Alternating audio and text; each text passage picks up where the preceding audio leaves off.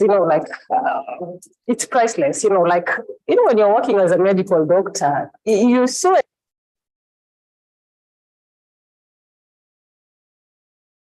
Good morning. Good morning once again. Nelson is my name. I'll be your host for today's session. Gracefully assisted by my co-host Fabian, who will take you through the housekeeping rules. Fabian.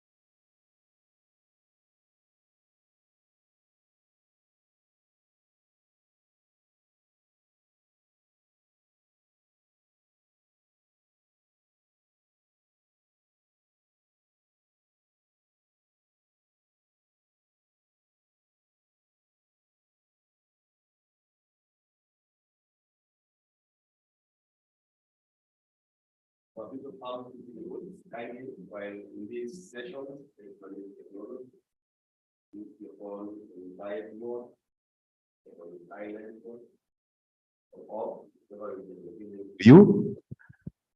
Secondly, it's about the health breaks. This building is designed in a way that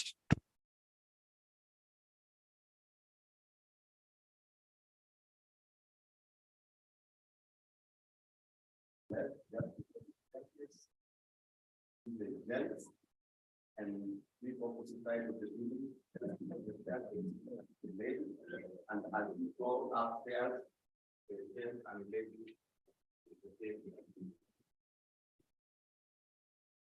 with regard to our bills, we will take tea from. Thank you. We will take tea from the marketplace. Marketplace is underground, so you go to the lower ground via either the lifts or the stairs that are right at the middle of this building. That space there is called the marketplace. So both the outer space and the inner space, that's where we'll be taking our tea from. Our lunch breaks and our lunch meals, we'll be taking them from Masai Mara Cafeteria, which is on the second floor of this building. So if you choose to use the stairs, they are right at the immediate ends when you take the exit. So you could go this way or this way, you still land at the same cafeteria. If you choose to use the lifts, you will go up to the end of the building and turn right. That's where the lifts are. Thank you very much. Welcome to this session. And we believe that we'll all have fun, isn't it? Isn't it? That yes looks weak. Should we bring some tea? Okay, tighten the belt and let's enjoy the ride. Mandela, take it away. Thank you so much, Fabian. So we are at the East Africa Health Expo 2023. Our theme this year is creating linkages for improved health. The Executive Dean, Strathmore University Business School, Dr. Caesar Mwangi, members of the Management Board present. Our main sponsor, International Finance Corporation, represented by Sel Cook Tanata, Head of Advisory Services of IFC's Disruptive Technologies. Our key partner, Kenya Healthcare Federation, represented by Dr. Tim Theuri, the Chief Executive Officer.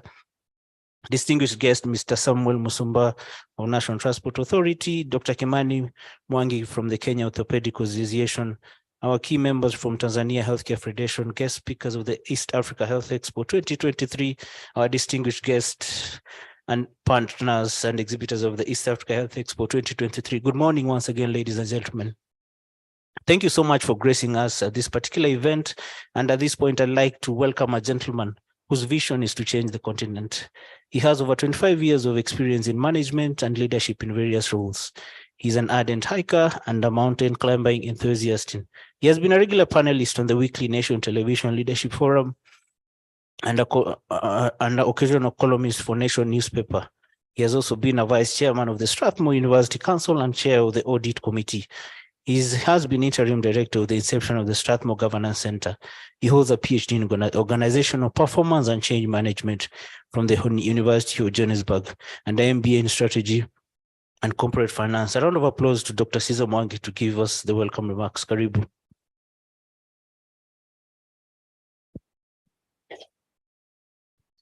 Thank you, Mandela. Good morning, everybody.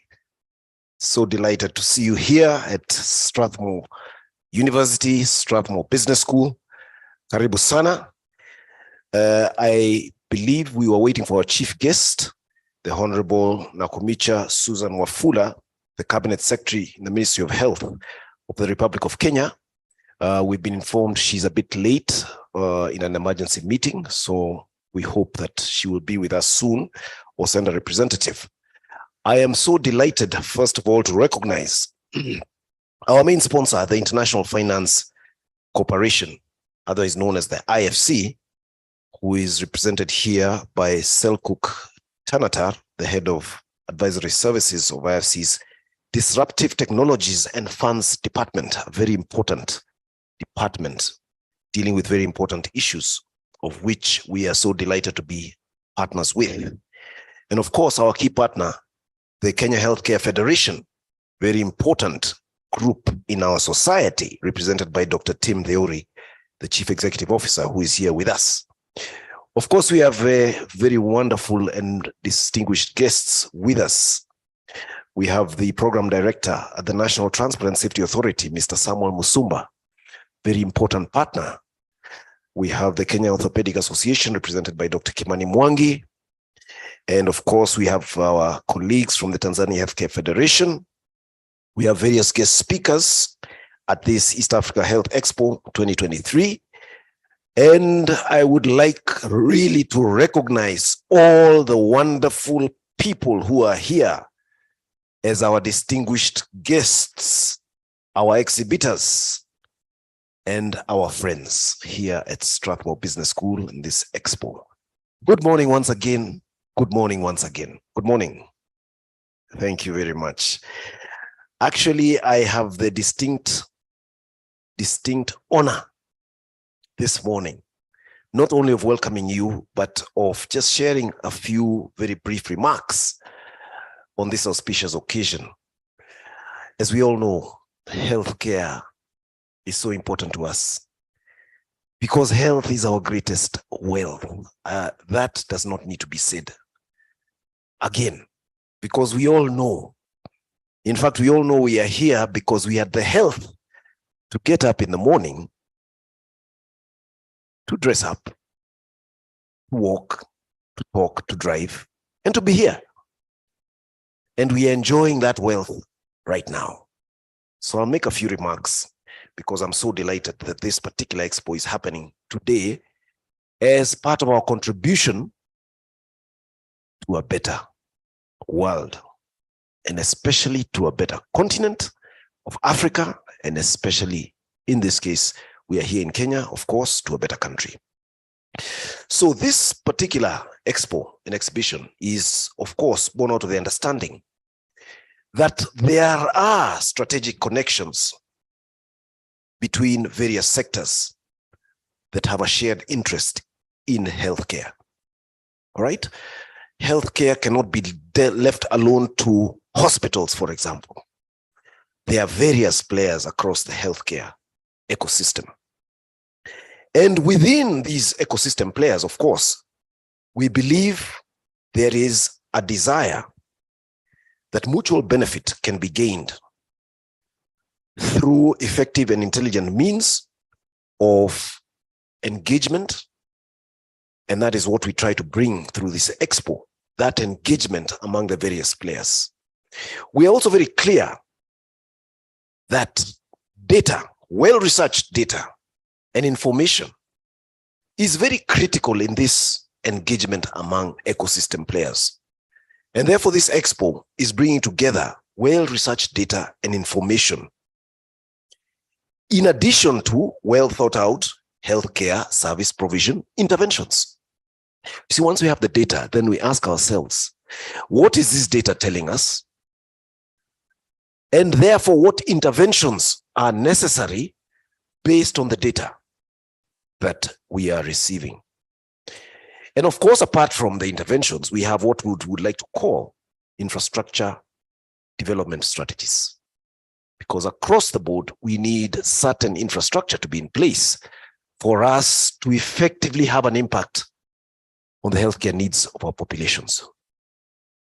This conference and exhibition also represents what we would call a one-stop shop for up to 6 countries, ecosystem players who include investors, development partners, and healthcare practitioners. Okay, those would be the main groups.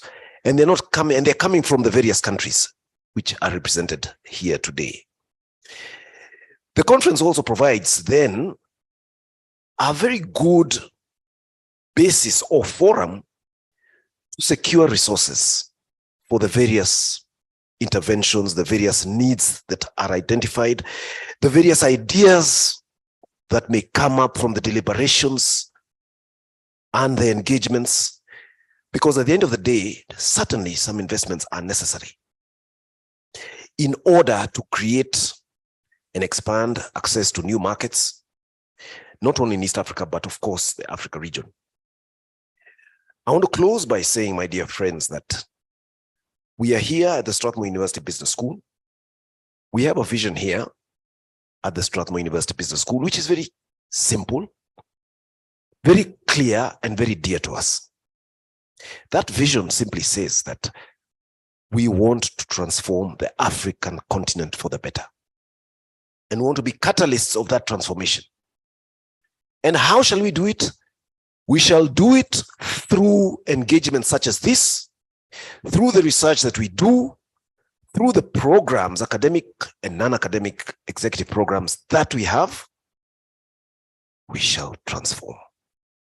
And why is this important to us, my dear friends? Let me kindly allow me to say that this is very important to us.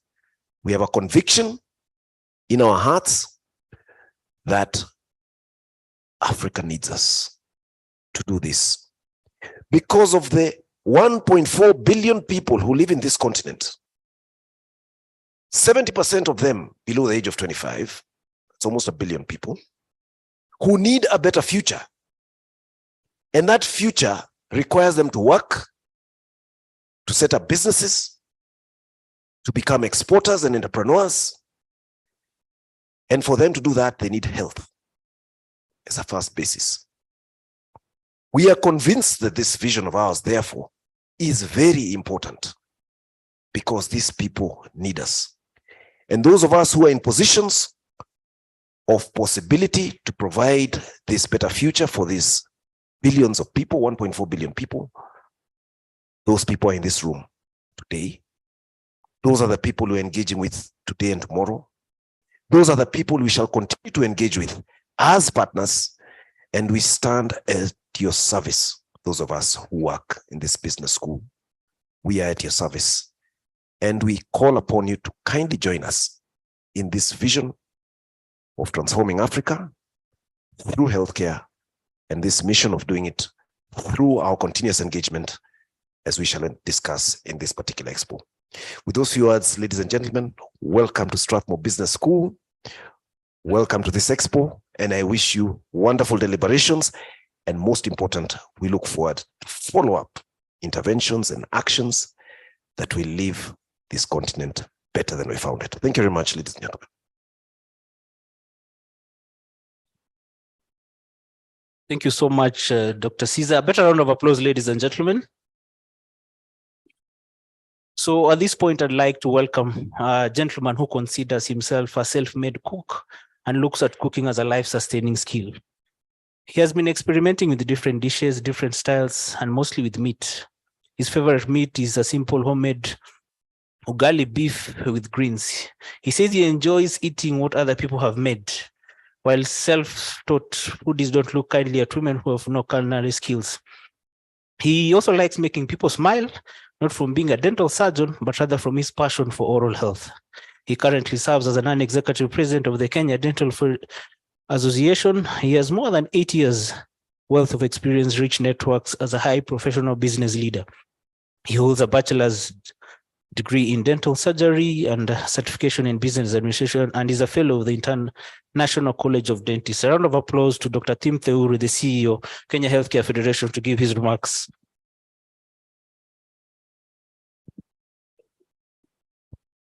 Thank you. I didn't know you have my bio, but thank you for that. So my name is Dr. Tim Theuri from Kenya Healthcare Federation. It gives me a lot of pleasure as well, just like Caesar said, to be here today and to welcome all of us. As we await our chief guest, Bonadine, and the team that has organized this, allow me to pass my sincere gratitude. We were part of the team that was organizing this, and I can say that we have a fantastic team that has worked together with us. To the people who are joining us online from the region, that is East Africa region, Tanzania, Uganda, Rwanda, and I think Southern Sudan. And we have an attendee who promised to join us from Ethiopia. I'd like to welcome you to this year's Expo, to the CS of Health as we wait for her. We hope that she's going to send a representative as well. To our distinguished guests from the Institute of Healthcare Management, NTSA, the National Police Service, receive our gratitude as you attend this. For me, I'm really happy and excited as well, because again, like the Dean has said, healthcare is one of those things that is like drainage, if I may say so. You only know you need it or it is necessary when it doesn't work. And when you think about it that way, a few years ago, I was asking myself, what are the things that you need in life? And I think I distilled them to 3 things. That is health, the relations that we have as human beings, because they constitute a huge component on how happy you are, and wealth, for lack of a better word, because I think money underwrites a good life. And that's all we are all after, isn't it? It's true. That's why we work. That's why we'll go to, you'll wake up, you'll have an incentive to wake up because you want to have a good life. You want to accord your children a good life, if you have any. So health being part of the things that I considered important, I've been asking myself, what is it that we need to do in the context of Kenya? We have tried very many models for financing healthcare, especially on the health service delivery side. But it is an entire ecosystem, and with partners like Strathmore, the one thing that has come that has consistently been in my mind is we must like ourselves a little more, especially as Africans. We must like ourselves just a little more, so that at the end of the day, in all that we are attempting to do, we are trying to confer this benefit to our fellow countrymen. The East Africa region has about 283 million of us. And the only thing that we think of is how we are going to make people healthier. But if you are to look at this year's Expo, we have tried to have a multi-sectoral approach to it. And we have people from sanitation, from the roads department, just to hear a little more on what is happening there and what that means for us. I think 3-4 weeks ago,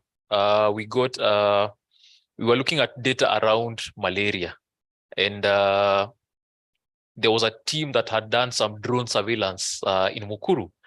And what they were doing was on looking at the drainage situation there under the Ministry of Water and Sanitation and Irrigation.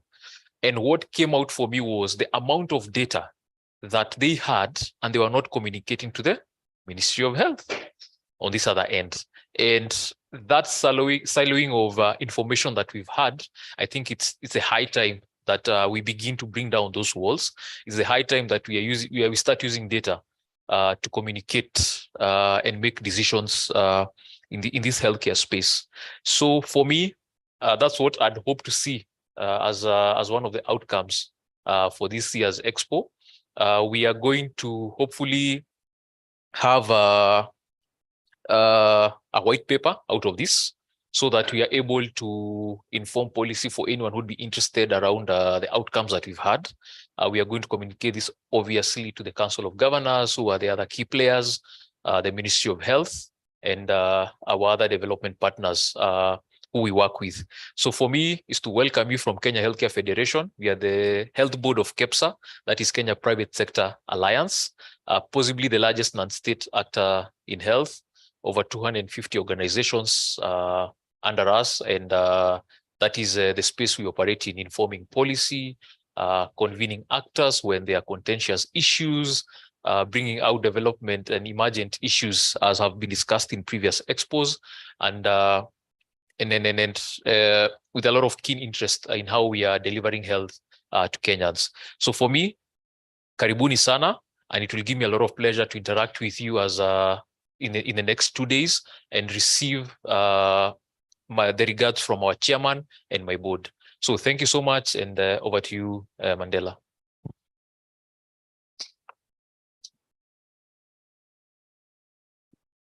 Thank you so much, Dr. Tim Theuri. I think he has served up a better meal, and he'll also serve it up more in his next session. So we are moving swiftly to the next presentation, where I'd like to welcome a gentleman who's an experienced leader in the hospital and healthcare industry with a demonstrated track record of exemplary service and clear achievements in top healthcare institutions, skilled in business planning, strategy implementation, quality operations, and change management.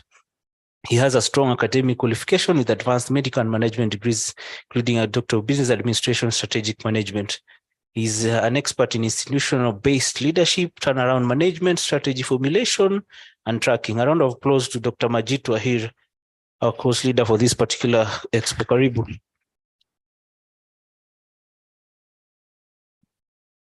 Thank you very much. I was tempted to climb up here like Tim, but I realized my age would not allow that. Karibuni, Dean, Strathmore University Business School, members of Management Board, main sponsor, other sponsors, exhibitors, participants, fellow faculty, students who are here. Karibuni. I want to give you a little bit about the genesis of this idea, how it came about. We were in a meeting with the Institute of Health Management. I'm looking for Professor Gilbert Kokwaro. Yes, Prof is at the back there. So we were in a meeting led by Prof, discussing what would be the theme for this session. And in that discussion, we said we cannot clean the floor, or we cannot mop the floor when the tap is still running. And Dr. Ben Goy, I think, is the one who contributed this specific point and said, we can improve healthcare by adding hospital beds. We can improve healthcare by improving supply chain. We can improve healthcare by improving HR for healthcare. But that by itself, however important it is, will not address the supply side. So we will have the best hospitals and the best facilities, but so long as we still have flood waters contaminating drinking waters every time it rains, and therefore a surge of cholera, we will not address the supply side unless we address the road traffic injuries. And we will not do that unless we understand what are the causes of the road traffic injuries. Is it socio-cultural? Is it the road design? Is it the vehicles? Is it knowledge and skills of those drivers? So this made us pause and think that healthcare doesn't stand alone. And healthcare is linked to all this myriad of other areas, what Dr. Cesar Mongi calls the ecosystem of healthcare. So we have to look at the entire healthcare. And if you look at SDG 3, Sustainable Development Goal number 3, which is related to healthcare, all the other 17 SDGs have linkages with healthcare outcomes, irrespective of what you look at, whether it is poverty reduction or justice, equality, whatever you look at, it has linkages with healthcare outcomes. And therefore, the theme of this came up. Oh, that's the genesis of the theme of this year. And then we partnered, as usual, with Kenya Health Federation to advance this further. And we have been discussing this and developing this concept. And that's why you're here today, to bring all this to fruition. So karibuni, welcome to this symposium, and I would like to take this opportunity, if Prof is still here. I think he's stepped away. Prof Kokwaro. Prof, please come and salimia wananchi. This is the head of the Institute of Health Management. It would be remiss of me without him saying hello to everybody. Mandela, I hope that is in order. Prof. Thank you, Majid. Thank you. Thank you. Good morning, all of us. I'm exercising delegated authority from my dean. So thank you very much. My name is Kokwaro. I'm the Director, Institute of Healthcare Management. And we are co-hosting this event. We are delighted that you are able to make it despite the challenges. I think this is very encouraging. I'll be meeting you in a more robust session in another 1 hour. Mine is not to say more than the dean has said, only to say that I agree with what he has said, and welcome. Thank you very much. Thank you very much, Prof. Mandela, I think that's it. Karibuni, and I hand over to the Master of Ceremony. So welcome to this symposium, and we hope to engage with you in the next 2 days. Please feel free to interrupt and interact with us wherever we are. Asanteni sana.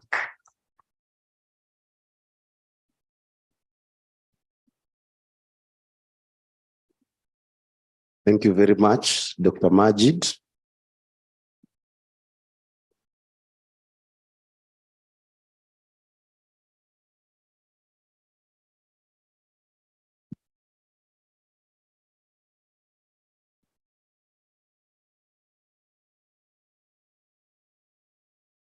My apologies. I know Prof is a man of many words. I've been wondering what happened today. So at this point, we would not be here if we did not for our sponsor, International Financial, excuse me, the IFC. So at this point, I'd like to welcome a gentleman. He has over 25 years global experience in advising multinational corporations as well as small and medium-sized enterprises in various sectors, including ICT, agribusiness, engineering, and construction. Prior to joining IFC in 2008, he developed and managed major programs for SME sector and industrial development in Turkey, and was in the managing team of technical consulting company, providing technology enabled services through Turkey, Eastern Europe, Central Asia, and MENA. A round of applause to Selçuk Tanata, the leading advisory services at IFC. Karibu.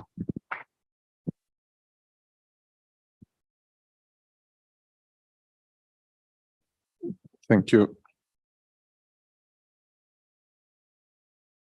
So IFC is known as a financial institution, but I'm not on the financing side. I'm a core engineer trying to do my work with the financing. And one of the things that we, of course, are looking at in IFC and representing IFC is the development challenges that we are seeing around the world. IFC, as you know, is a development financing institution, and we work and operate in the emerging markets and developing countries. And one of the topics that we are focusing on is health. And I think all of us, we know the challenges we face, and the challenges we face in healthcare is expanding. It's not getting better. Over the next decade, the combined population in Eastern Africa, the Kenya, Uganda, and Ethiopia, is projected to grow more than 60 million people, and putting a pressure on already existing healthcare systems. There is also the dual challenge that we saw through the COVID, and before COVID, we had the malaria, HIV, and etc. But on top of that, we're also seeing an increase in the non-communicable diseases. Like the non-communicable diseases like diabetes, heart diseases, and cancer, they're adding to the stress on the health systems, and the stress is increasing. In fact, in just a decade, it is expected that the non-communicable diseases is going to be probably the most, projected to be leading cause of mortality in Africa. As a part of the World Bank, we are working with the governments, and the governments are doing their utmost and utilizing the resources to improve the healthcare services. And our colleagues in the World Bank are helping governments to implement different programs. On the private sector side, we're also doing our part, but we also realize that the challenges are daunting, and it seems to be very difficult or impossible to resolve these challenges in a timely manner by traditional approaches and by business as usual. In this respect, we from IFC side, we believe that the private sector, we have a critical role. The private sector has a critical role to play in improving access to quality healthcare. In particular, in private sector around the world, we have seen that the private sector can bring innovation to the healthcare sector. We can design and introduce new business models of health services, introduce innovative health tech solutions, and bring much needed capital. Accordingly, as I said, while our World Bank colleagues on one side are working with the public sector in improving the public health services, in IFC, we are pursuing a multi-pronged approach. And that is why I like the theme of this symposium, is like it's not just one thing. And it always reminds me about when I was working in Turkey with a research scientific institution. This was in the late 90s. And there was a big discussion about Istanbul. We had one bridge over, and there was a discussion about should we have a bridge or should we have a tunnel? And I asked the professor, and I said, what do you think? And he looked at me and said, Selçuk, he said, do you know how many people travel across the Bosphorus per day? And I said, I don't know. He said, guess. He said, 500,000? No, he said, it's about 4.5 million in the late 90s. So he said, it's not a question about whether we should have a bridge or we should have a tunnel. We need 3 more tunnels, 5 more bridges. And this is the healthcare situation that we have. We need to do much more. And that's why when in IFC, we are looking at it from a multi-pronged approach. With a portfolio of about $3.5 billion invested across the globe, we are actively looking for opportunities to extend the financing, invent and introduce new financing instruments. And this is for the private, to strengthen and private sector healthcare, to also work with the public sector in Africa. So just as an example, in partnership with local financial institutions and medical equipment manufacturers in 2021, we launched what we call the Africa Medical Equipment Facility, which is a financing facility that would help small and medium-sized healthcare providers access and buy or lease medical equipment based on local currency. The facility, of course, aims to improve the private sector healthcare delivered by the hospitals, clinics, pathology labs, and diagnostic imaging centers to get access to the much needed equipment that can improve the quality and reliability of the services that they provide. But this is a program that works through the financial institutions in Kenya and in Nigeria and Cote d'Ivoire, and we are expanding this program to other African countries also. But we're also doing the direct investment. And as you may have heard last month, we announced a 12.7 million investment in Kenyan healthcare provider Avenue Group. And this is a financing package that we extended to help the Avenue Group to increase its patients reach by 20% at least over the next 5 years. But financing is not only enough. Secondly, we're also looking into how do we help on the advisory and bringing on the disruptive and technology side.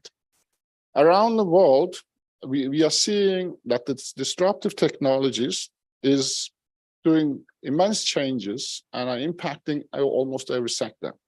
But healthcare is one of the health sector is one of the sectors that is being impacted most. But when we look into Africa, what we are seeing and the emerging market is that what we are seeing is that the adoption of these technologies is going very slow. And there is becoming a gap in the technology adoption and utilization between Africa and the remaining part of the world. And this gap is increasing.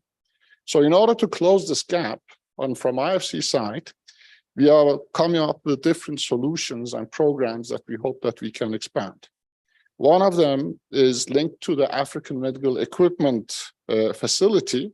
We are in partnership with the Kenya Health Federation We are offering advisory services to financial institutions, but also the SMEs and healthcare providers to plan the procurement and utilization of the equipment that they're going to purchase, and trying to minimize or mitigate some of the financial risks that can be a barrier to accessing finance. Beside that, we're also looking into close the digital gap in our different funds. We have two programs, one we call Digital Health, DigiHealth and DigiPharma programs, where we are extending advisory service to healthcare providers and pharmaceutical industry to set up and define a journey and roadmap and strategy for doing increasing and accelerating the digitization. Lastly, through our Tech Emerge program, for which I am here for actually today, we are also seeing that the adoption of technology, there is a lot of risks, not for a lot of healthcare providers, is that you never know whether the technology you want to buy or you want to introduce is actually going to work when the rubber hit the road and meet the needs of your population, which is specific. The Tech Emerge program is a program we started back in 2016, and we said, let's try to help and accelerate the adoption through not committing the buyers to buy the equipment, but giving them an opportunity to see multiple equipment and multiple technologies, and first field test them and pilot them and see how that goes, and later on decide on how that adoption is going to go. And with this program, we start with looking into what is the need, what are the challenges the healthcare providers have, and then we call for technologies and present a suite of technologies and provide the financial and advisory support in helping the healthcare facilities to pilot these. You will hear more about the Tech Emerge program of the Health East Africa program that we have been running for the last 2 years later today. Lastly, maybe also of our multi-pronged approach is that we think that there is a great opportunity, and we are strong believers in the public sector and the private sector should collaborate and cooperate to meet these challenges. Across the world, in Latin America, in Asia, and the Middle East, we have been advising governments to implement public-private collaboration or public-private partnership to meet the challenges. These initiatives, they have not only improved the accessibility and quality of the critical health services, but we are also seeing that on the longer term or medium term, they're reducing the cost of providing these services. And we are, actually in Africa, we are looking for opportunities where we can bring this expertise to the continent. With this, I would like to extend our sincere thank you on behalf of IFC, to the Kenya Healthcare Federation and the Strathmore University for inviting us and being a part of the symposium. But I would also like to extend our deep appreciation to the leaders that are in this room today of the East African healthcare ecosystem, and the talented innovators and the healthcare providers that have worked with us in the Tech Emerge program. Thank you.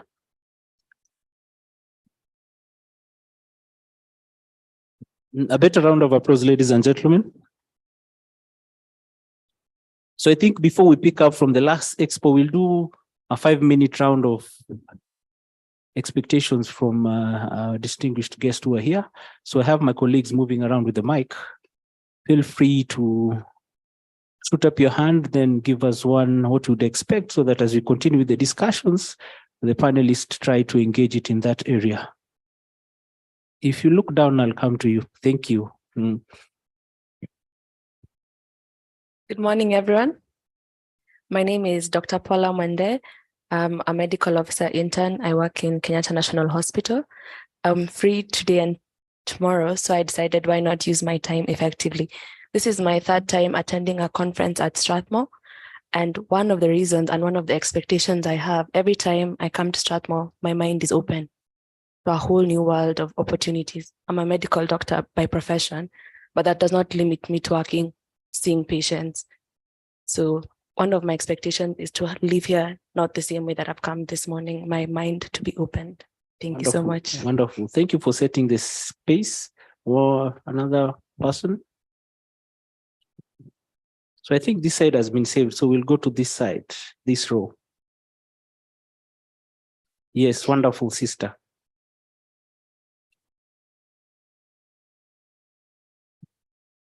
Morning, everybody. So one of my expectation is having come from a very small facility, a health center along Kong Road, I expect so much out of the developing partners to also develop with us so that we can also bring our facilities to a certain good level to serve humanity. So after this, we wish to really interact much more so that we can know how well we can go about our issues to support our patients. Thank you so much, sister. This side, a volunteer. Hey, good morning, ladies and gentlemen. Edwin Moses, I'm coming from healthcare space, currently focusing on reproductive medicine and maternal health. However, I'm also a student at this wonderful university, ongoing MBA at healthcare management. So my objective this morning is number one is perhaps to learn the current trend in the space of healthcare. Number two, to look at the areas of collaboration, especially in the area of maternal health and reproductive medicine. And number three, as a student also to use this opportunity to acquire as much as knowledge I can as far as my learning and on learning in class and out class is concerned. So thank you very much. And I look forward for a fantastic 2 days meeting.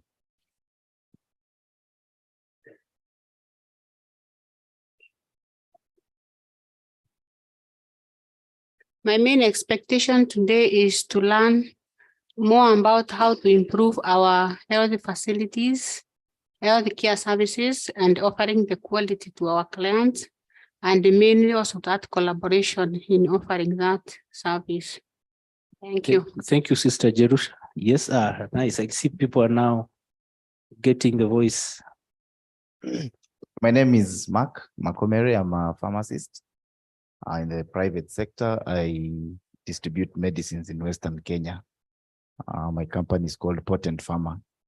My expectation, there are 3 strong points in the invite. One is that there are potential financial partners.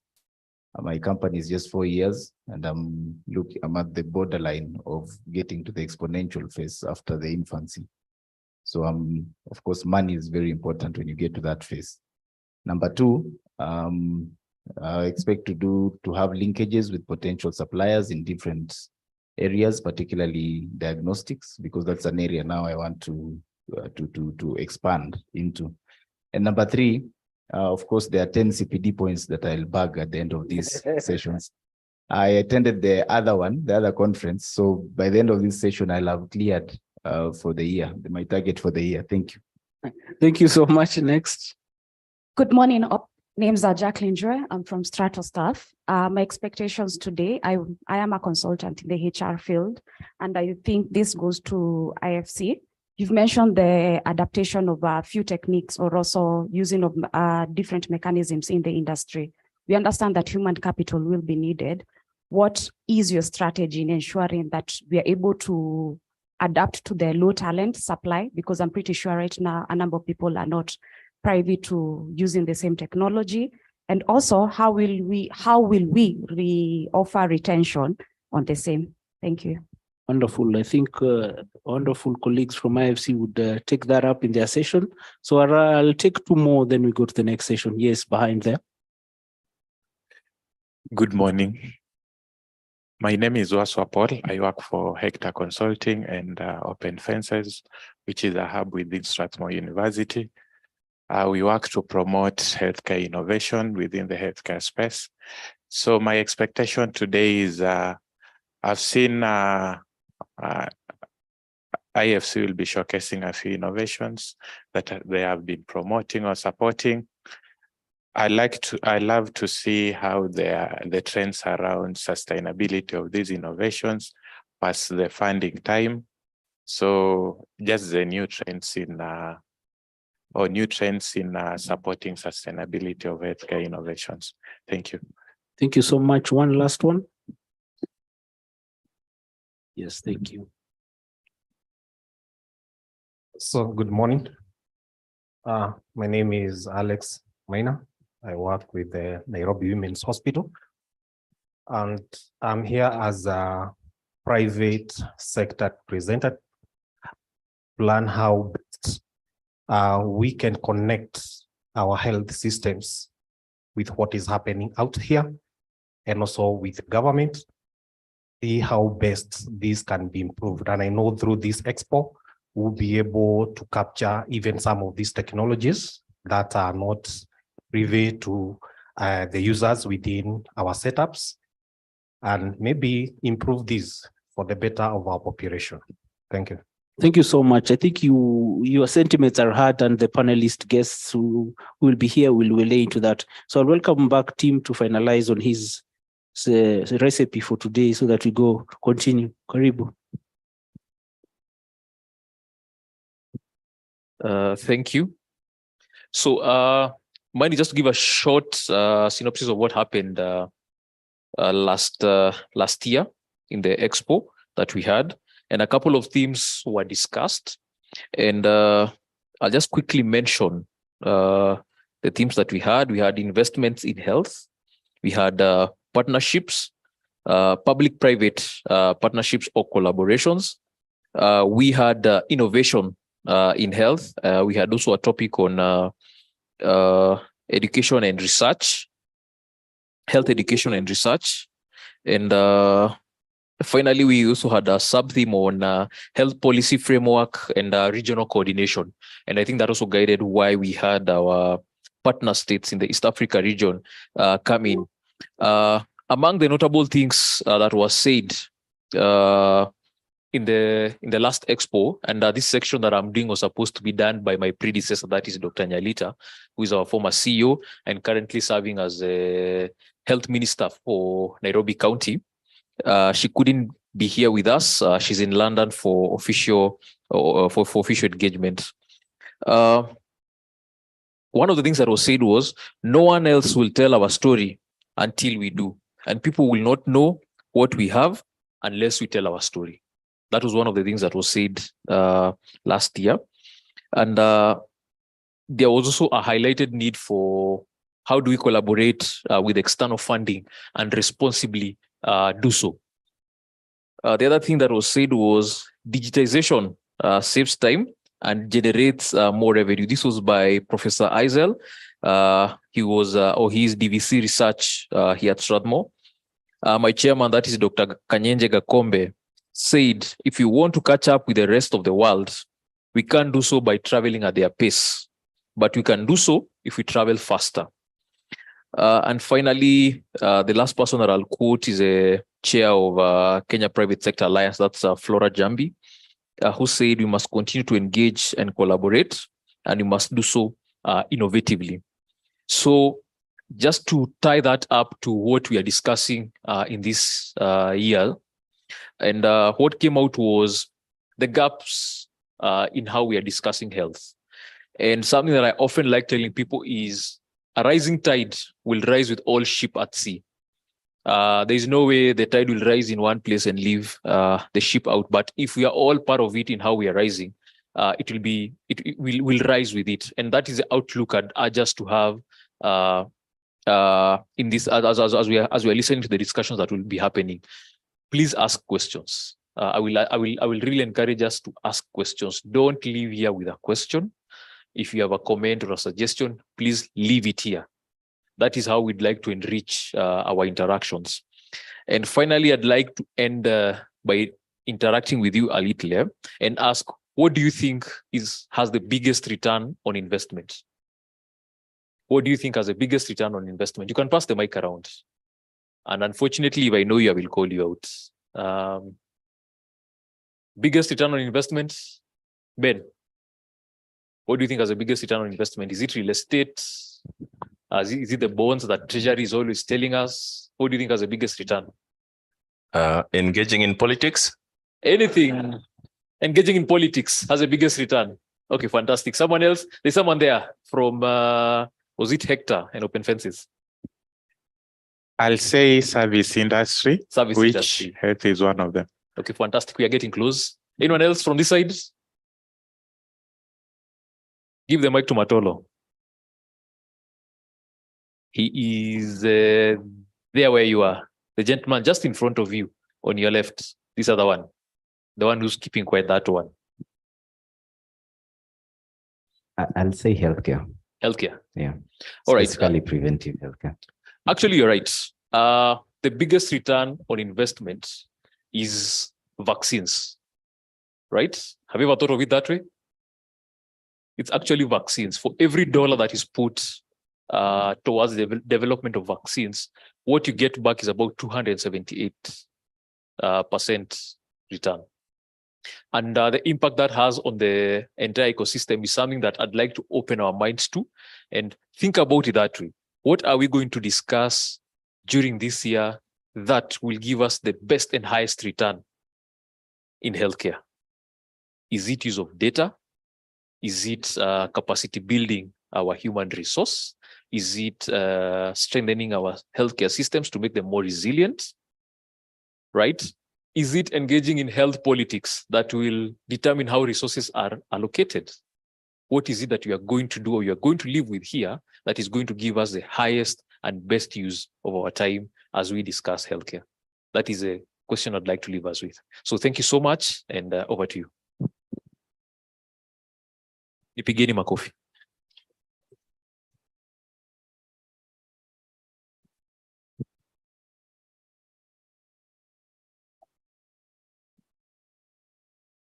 Thank you so much, Dr. Theuri. A better round of applause. We have known where we've come from, which is a fantastic thing. And we want to know where we are going. And just to allude to some of your expectations as you were shooting them from across the floor, you are here to be enriched, to learn more, as your interaction with this institution always opens up your mind. You're here to look for solutions for your inherent issues, and by so doing, you'll be able to serve and support your patients better, your clients better. You're here to look for areas of collaboration in areas specifically of maternal health. Someone mentioned diagnostics. You're here to network and meet potential partners for that matter, so that you can push your sector and the industry to the next level. You're here for professional development. Someone said the 10 CPD points. Rest assured you'll get them. However, attendance should be 100%. We'll be taking register every so often.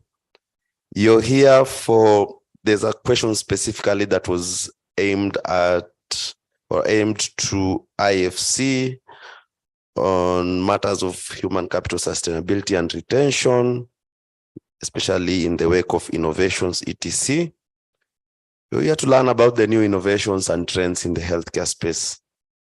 So, my dear panelists and my dear speakers who will come subsequently, this is our rally call to action. And if there's anyone in the crowd or in this audience who will feel that something has not been addressed, kindly stop me or stop Mandela and raise the expectation all over again. So ladies and gentlemen, around me to allow me, to introduce to this stage a gentleman who is a senior faculty in health, corporate and public sector strategy, decision-making, organizational behavior, and health policy, who has served as a director of faculty affairs, the Strathmore University Business School, and previously served as the founding director of the Institute of Healthcare Management, where our dear Prof. Kokwaro is transforming the society and the universe at large at the moment. And he boasts a robust research pipeline and has overseen training of hundreds, now thousands, of leaders and managers in the African healthcare space. He has also worked and consulted in many African countries in support of national and regional health interventions, programs, and applications. His current research interests are focused on strategy, health system strengthening, and leadership and management development. He holds a PhD in management sciences from Universitat Ramon Lal, or ESADE, a master's degree in research in public health and Organization Development from ESADE, University of London, and USIU Africa, respectively. However, he has trained as a clinician and a public health and organization development professional. His experience ranges through the cycle of project management that he's a guru at. You can almost guess the name as I continue. I'm about to finish. Don't guess too soon. From project conceptualizing, research mobilization, and business development to assessments and evaluations, organizational learning, and knowledge management. More recently, he's been engaged in technical backstopping and quality assurance of diverse national level technical assistance and capacity building assignments in health and specifically HIV and AIDS. Ladies and gentlemen, your hands together for one and only Dr. Ben Goe.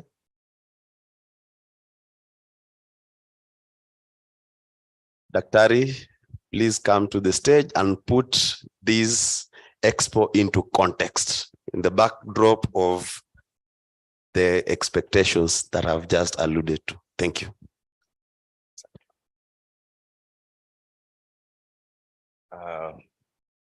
One thing is clear. The person who did that bio should be hired to do my CV for my next job. Either that or there are things about me that I'm unaware of, but it seems the institution has been tracking. Good morning. Okay, good. I am told that I have a very short brief because I'm standing between you and tea or coffee break. And to quite a number of us, that is more important than what we're going to talk about now.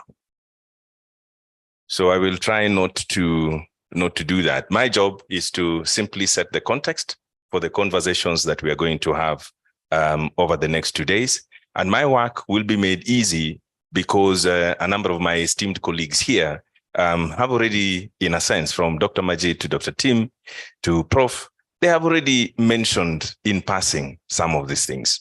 So allow me to just share with you, just a couple of slides. Okay, you are in an education institution. I mean, you cannot escape slides. So can we go to the previous one, please?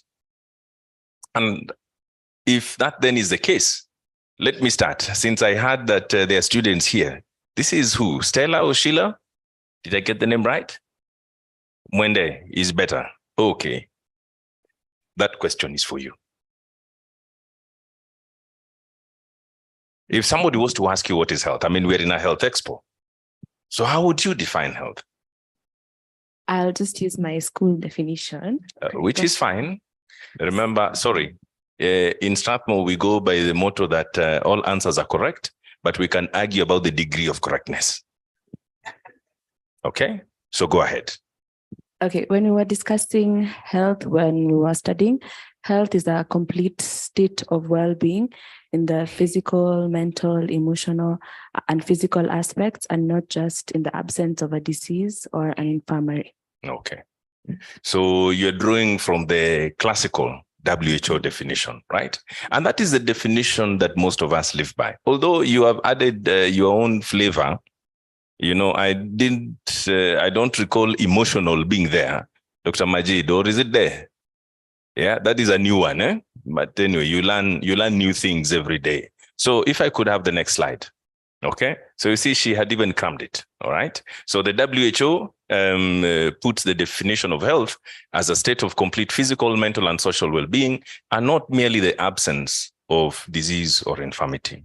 But I want us to go a little bit beyond this, because if you look closely at this definition, okay,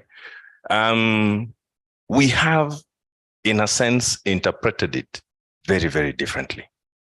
Okay, and I dare to put it to you that for many of us, our definitions fall along one or at most two of these lenses of health, if you will.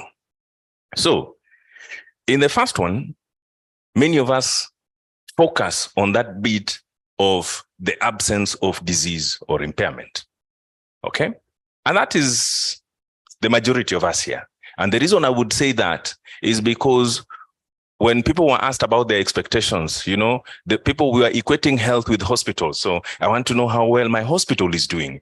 You know, I want to look for connections for my hospital. You know, there is this thing about the pharmacy. Now, what do you think would be the challenge with adopting such a definition, if at all? Any takers? What if I said you would be the first one in the line at tea break? Yeah? Remember, all answers are correct. Anyone, please. Do you see any challenge with that perspective of health? Yes, there's a...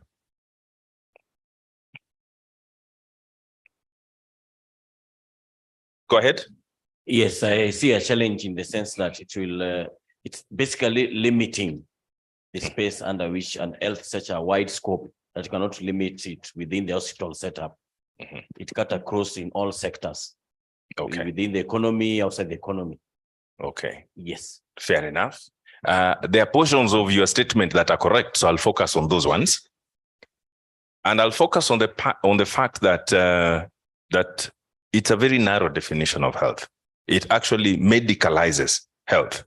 And by medicalizing health, it sort of means that there is somebody who then has a mandate to declare you healthy or not healthy, who declares that you either have disease or you don't have disease. And then on the basis of you having disease or not having disease, you're therefore healthy. So what I feel as an individual then doesn't matter. How I look then really doesn't matter. Whether I can function, you know, or not, then therefore doesn't matter. And it is sad to say that this is the definition that most of us actually have of health, because it is seductively simple. From those of us who operate on population health, you know, it is easy to have those demographics, doc, where we just say, oh, we have this year, we have so many cases of malaria. And of course, we therefore, the other percentage did not have malaria. And then we had these ones who had diarrhea, and then these ones did not have diarrhea. It is easy. We can therefore be able to work with those things. But it somehow misses the point. And I think that point is what the second perspective, in a sense, tries to address. And that is of health as a state that allows the individual to adequately cope with all the demands of life. Now, that definition, while a little bit better, also has its own, a few more issues. Yeah, but I like it because, in a sense, it is possible to have a situation where somebody has a disease and they don't know that they have a disease, where somebody has something in them, but they're somehow able to, or they have convinced themselves that they can be able to survive. There are situations where somebody feels ill, but they cannot exactly explain it to you, and you cannot find any proper physical manifestation. So the idea of coping, in a sense, begins to transfer the sense of health away from this party that we normally call a health worker, who is the determinant, the be-all and end-all of determinant of health, to the individual who is actually experiencing the condition. Ladies and gentlemen, allow me to take you to the third perspective. All of these perspectives, remember, draw from that, and which is health as a state of balance within oneself and from without.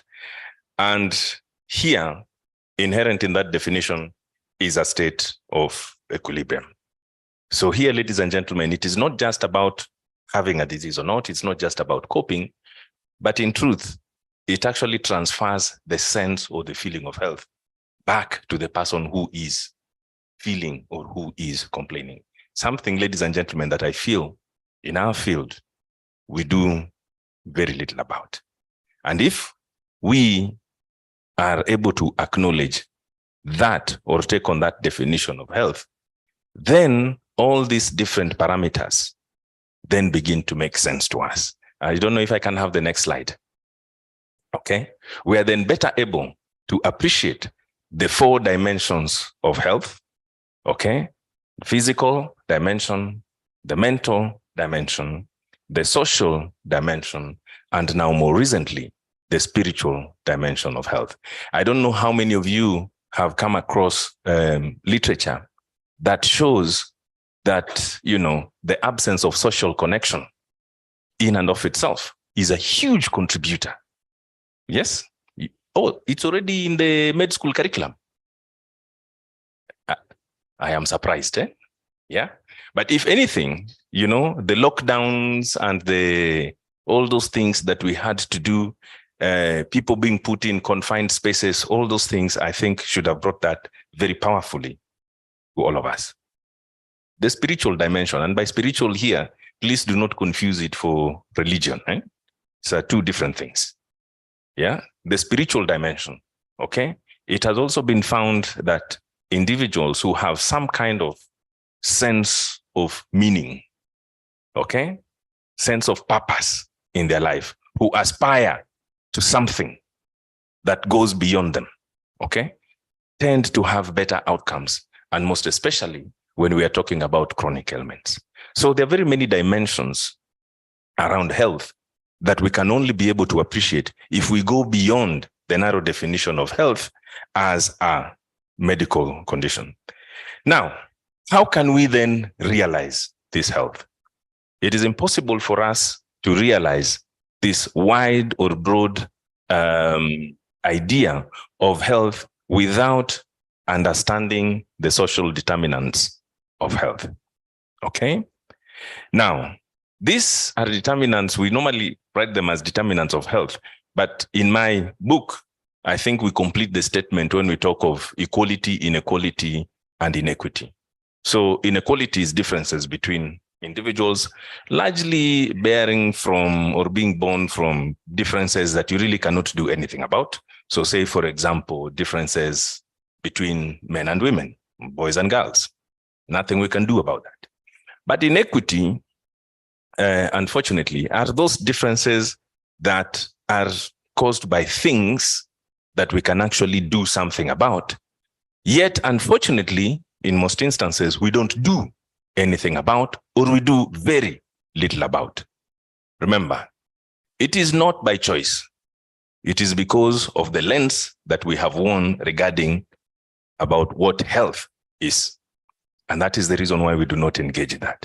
Now, if we move away from that, and I like really Dr. Tim's question on the return on investment, as you can see here from this, and I apologize for the lack of clarity in the writing there. I was trying to impress. So we have a colorful graphic, but nobody can read it. Okay? As you can see there, the socioeconomic factors, okay, that is education, job status, family and social support, income, community safety, and the physical environment, okay, which have nothing to do with the Anopheles mosquito, has nothing to do with the trypanosomes, has nothing to do, with Vibrio cholera, or the presence or absence of doctors and nurses and pharmacists and dentists, has nothing to do with those things. Yet the combination of those socioeconomic factors and the physical environment together will contribute about 50% to your health. Okay? Now, if we move away from that and then we tackle health behaviors, which is the other body. And so this is where you have those, individual lifestyle factors, tobacco use, diet, exercise, alcohol, these kinds of things. Then you add another 30%. So I don't know if it is clear to all of us that this combination of things, the 40, the 10, and the 30 would give me what, 70? You are still alert. Thank you. So it gives us about 80%. So tackling 80% of these things, okay, tackling these things will help us sort out 80% of the issues that beset us when it comes to our health. Now, where is hospital there? Where is, I don't know, a dispensary, pharmacy? dental clinic, pediatric hospital in the 80%. Where is it? It's in the 20%. Okay. And so we are spending a lot of time and effort in the 20%. In fact, it is because of this that I borrowed this quote, okay, where it has been said that because of the fact that a lot of the interventions that will help us to move the agenda of health lies outside the hospital or the curative system, then it means, therefore, that health is too important an issue to be left solely in the hands of medical personnel. And it is for that reason that we decided to refocus this symposium that we'll be having over the next few days to actually engage on these other contributors to the health system. Because if we could be able to address the issues of education, and I like the question from the lady there talking about human resource and human resource management. If we could address issues of jobs, okay, and income, you know, somebody told me, asked me once when I was still very active in the HIV field. So how can we deal with this problem? Okay, once and for all, you know, we should work harder at getting a vaccine, work harder at getting better drugs, you know, holy pills that you swallow once and you don't have to swallow again for another year.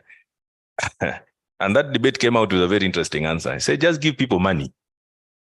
When people have money in their pocket, believe you me, they will take care of their health.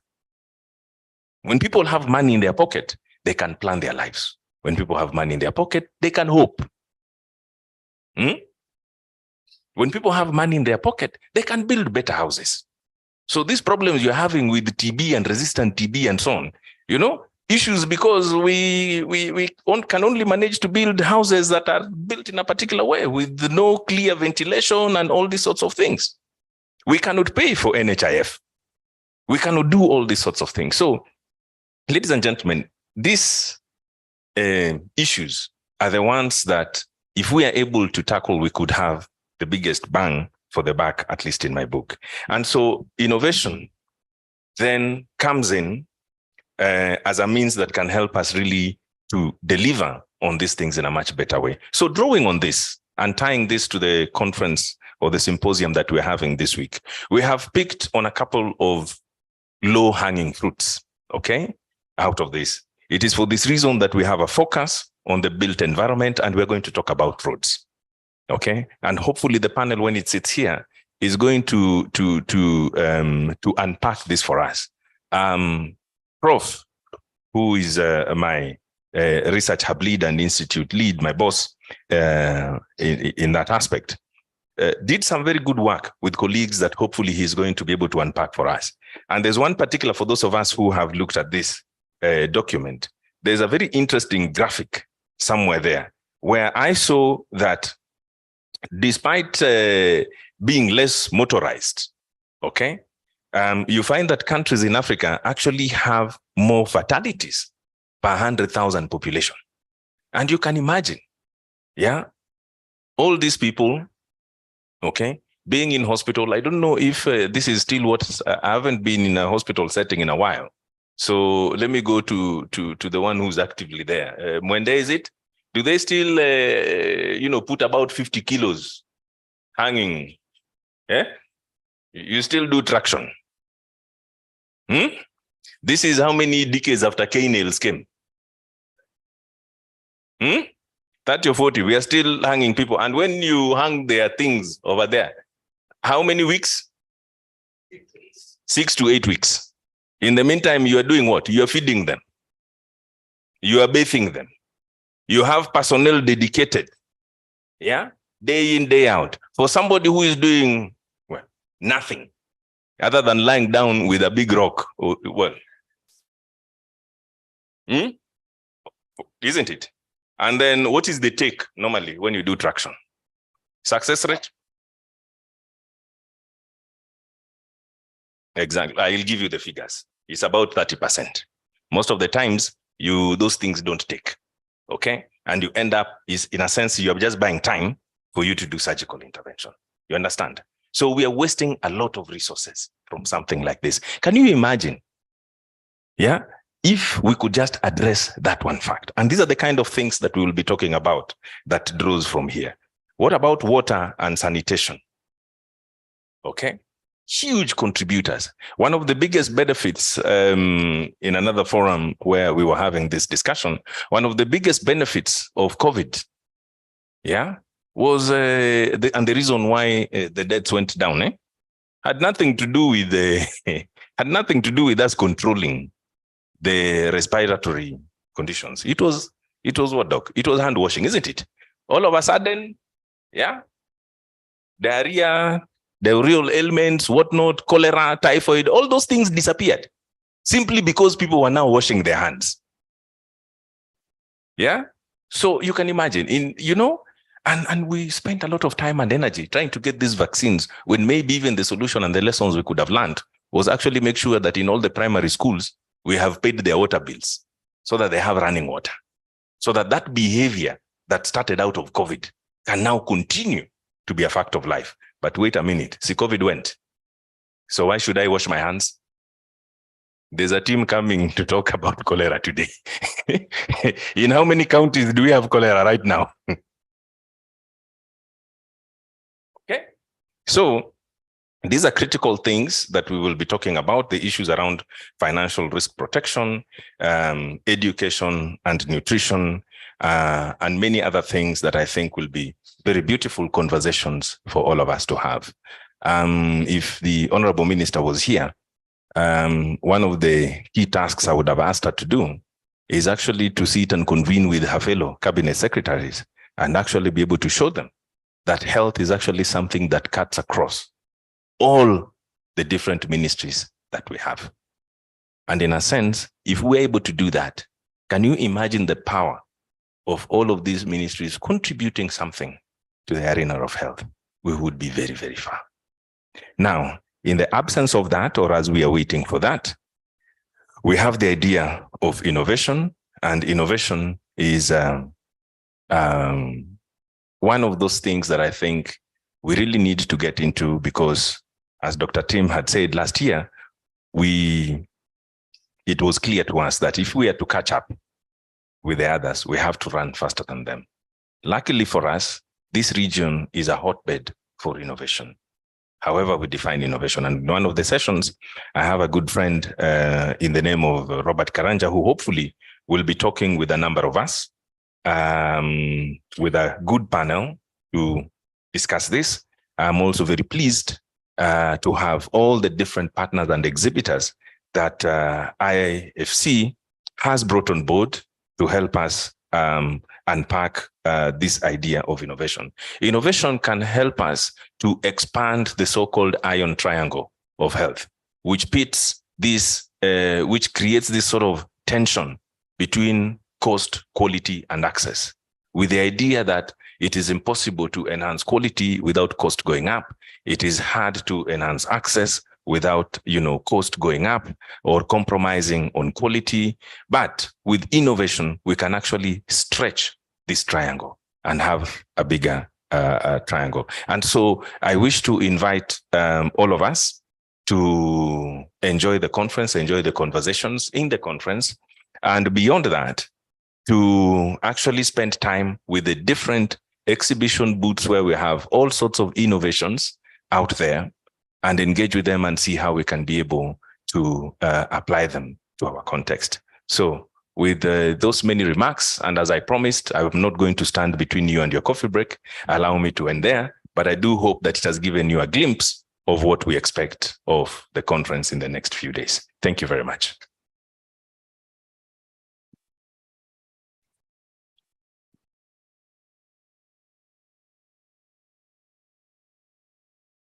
Thank you very much, Dr. Ari, for setting the ball rolling. A better round of applause, kindly. So we are 37 minutes behind schedule. We all know what we did in the morning. Do we all know what we did in the morning? Someone say we came late. Yeah, there were quite a handful when Mandela and I walked in. So I would like to negotiate for 5 minutes of your tea break. I know it should have been 15 minutes. Please take 10 minutes, have some tea, have some refreshment, and be here at 10:27, at 11:27, if I'm not wrong. 10:27, yeah? Yeah, 10:27. Is that okay? I'll also be coming back at around lunch hour so that I negotiate for another 30 minutes. And in so doing, we will all learn that tomorrow someone say we keep time. The only inelastic resource we have, yet the most important resource we have is time. Thank you very much. Thank you so much. So a few announcements. Once you take your tea and you finish the tea, there's a designated place where you'll put your utensils. So let's rush to tea. Tea is served at a place called Marketplace. Don't worry about the name. It's just a name. It is situated at the basement of the business school. So we'll direct you. When you enter the business school, there's and we'll have tea. So let's go for tea. Thank you. Your things here, they're safe.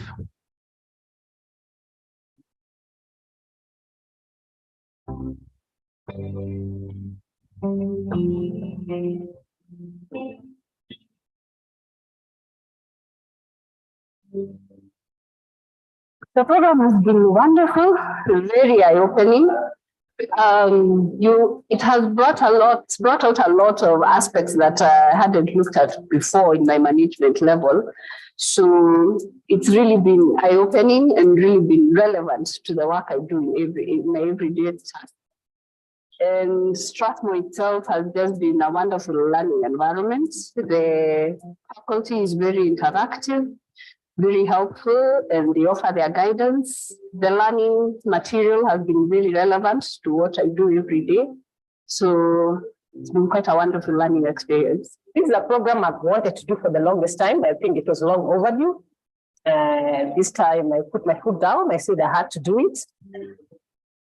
And I can only say what I've learned is priceless, it's priceless, when you're working as a medical doctor, you're so engrossed with your patients, you don't know what is happening. You don't even know what happens in administration, HR, you just hear those names, But I came to realize there's so much that happens that I need to know. It actually was an eye-opener. Like you say, there was a cloud in front of my eyes, which has just been dropped. And I'm seeing things so differently. It opens your mind, it opens your eyes. It's a mind opener. And I think looking forward, and it makes you look for different opportunities, which is what it is in life. To a big extent, yes, I've really gained. And this is one of the programs which I really feel should be actually rolled out even to the rest of the managers who are working the facilities, especially the hospital level, because that's the course that I was doing. And if you look at the way the management of hospitals are being done, I think this is one key area and aspect of their management should be brought to the fore. And I will really recommend most of the hospitals to come to the front, take their manager for this course, and because it touches on an aspect which we really manage in our facilities, but we don't have that capacity. And of course, our skill sets in terms of our management is a bit different when you don't have this kind of training. So for that reason, I would really, it's highly recommended for most of the facilities, especially the government facilities. It has brought out a lot of awareness from me. I've come to learn how everyone plays a role in our day-to-day activities, how important something as IT that I would never have looked at twice before has played an important role in the healthcare we provide. Procurement processes, HR management of our own resources, understanding the funding that we need to have, understanding how we need to allocate resources, looking at the healthcare provision in terms of our GDP, in terms of our annual budgets. It's also shown what I can do, how I can play a role in setting things right with our healthcare system? I think this course has, like I said, given me the tools to be more of a manager, not just a regular doctor who's out there and treat patients. It has made me to understand that healthcare is a dynamic thing, is something that encompasses different groups of people that you should consider. And the management part of it is something that I really appreciate. Healthcare is really key, and how it is managed. It is more than just that drug being given to the patient and them leaving. The whole process from how the patient comes to the facility, how they are taken care of, everything that's involved in the patient's journey, the outcome of the treatment. I think it's very crucial in building great leaders in healthcare, which is one of the key things we really need.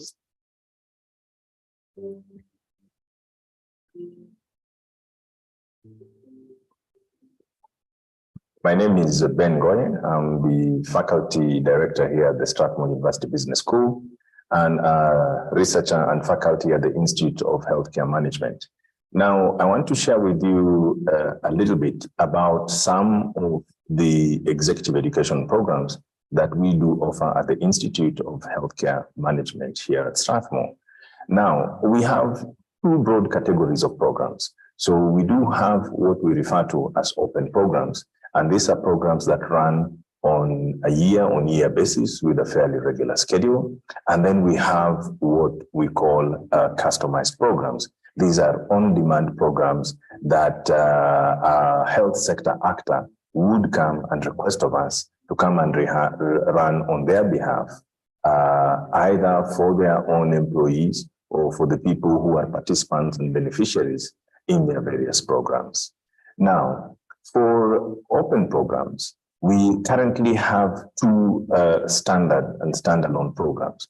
One is referred to as LIHO, that is the leading high-performing healthcare organizations.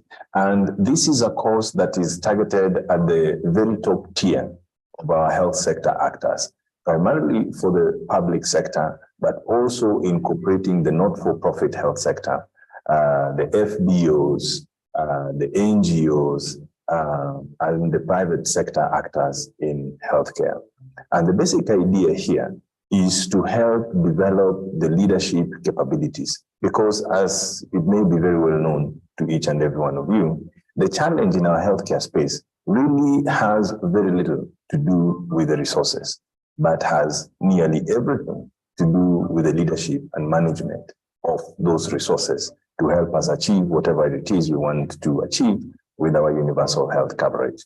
For the other program, this is the Managing Healthcare Business Program.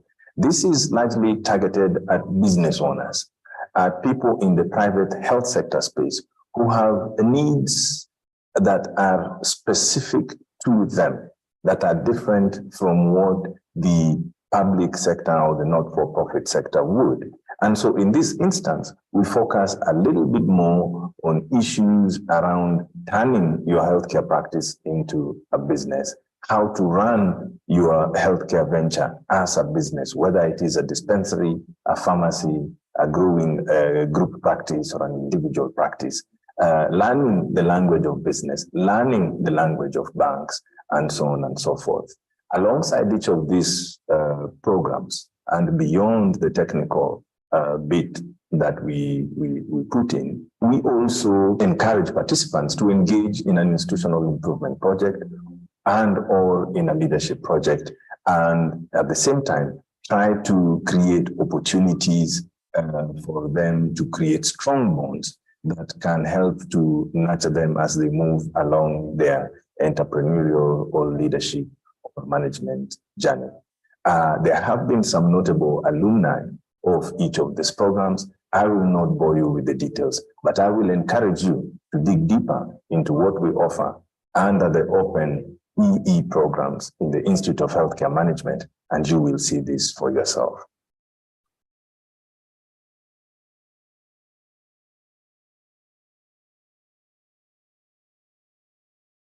Leading high performance health organization, LIHO in short, as the first name goes, it's about leadership and it's about leadership in healthcare. The approach we have taken is a responsible leadership, but we are saying leadership is not a noun, it's not what you are. Leadership is a verb, it's what you do. The approach we take in LIHO is you as a leader create the atmosphere for people to solve their problem. You as a leader, if the problems were easy, they would already have been solved. So by the time you're coming in to address a problem, we recognize that it is a difficult problem. And difficult problems require learning, they require a new way of thinking and a new way of doing things. This is called the adaptive leadership approach. And the LIHO program is based on that philosophy. My name is Dr. Willie Safale. I'm a medical doctor by profession. Currently, I'm a special advisor to Kenya's End Malaria Council, and I also serve as the chairman of the COVID vaccine task force. Now, one of the things is I reflect back to the time when I started my career in medical profession as a medical officer, 2 to 3 years after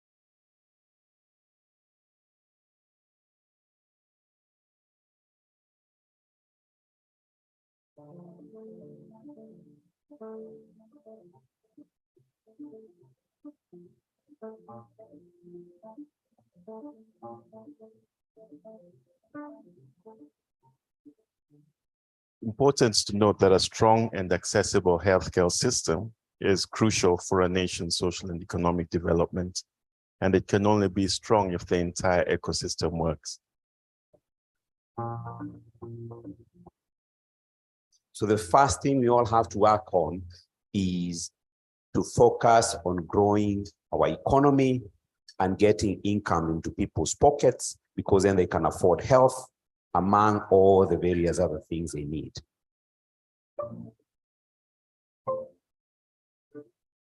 And the biggest that we've been working on is health financing. We have been restructuring the health financing model. As you had the president 2 days ago, come 20th of November, there'll be a social health insurance for all in this country. We need to look at health in a multi-sectorial so that we have a whole of government approach.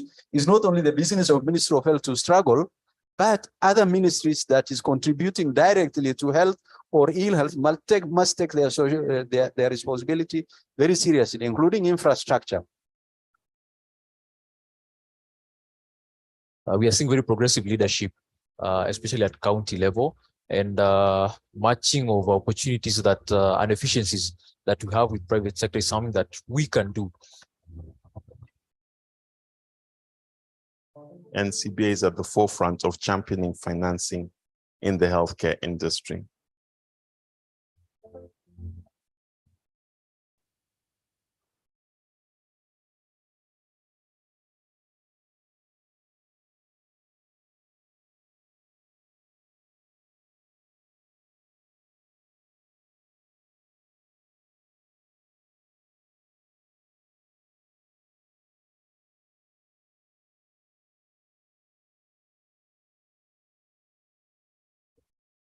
Mic check, 1, 2, 3. Mic check. Good morning, ladies and gentlemen.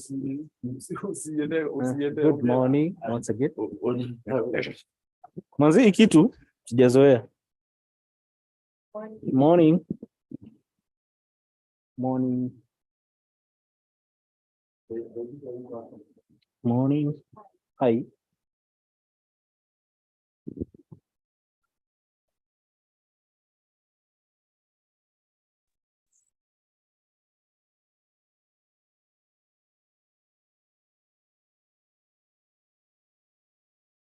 Hello.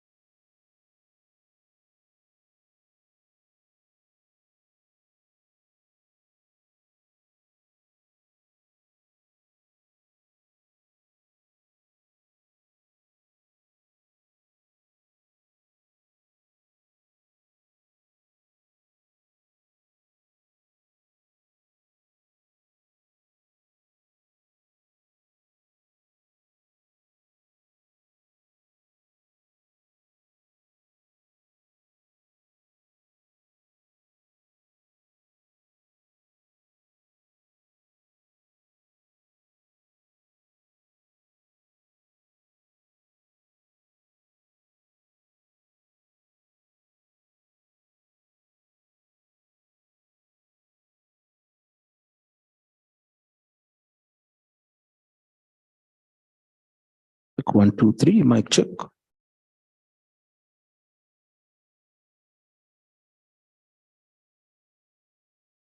Mic check 1, 2, 3, mic check.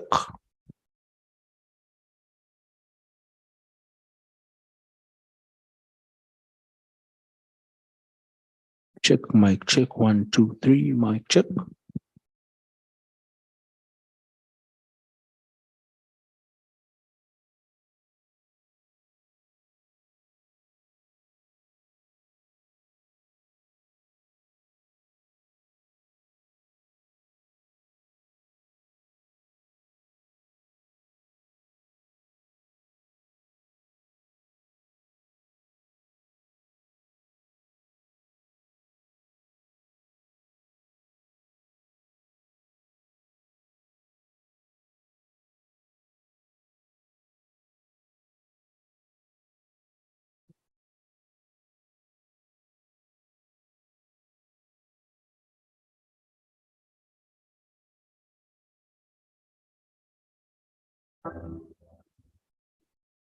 We are seeing very progressive leadership, especially at county level, and matching of opportunities that and efficiencies that we have with private sector is something that we can do.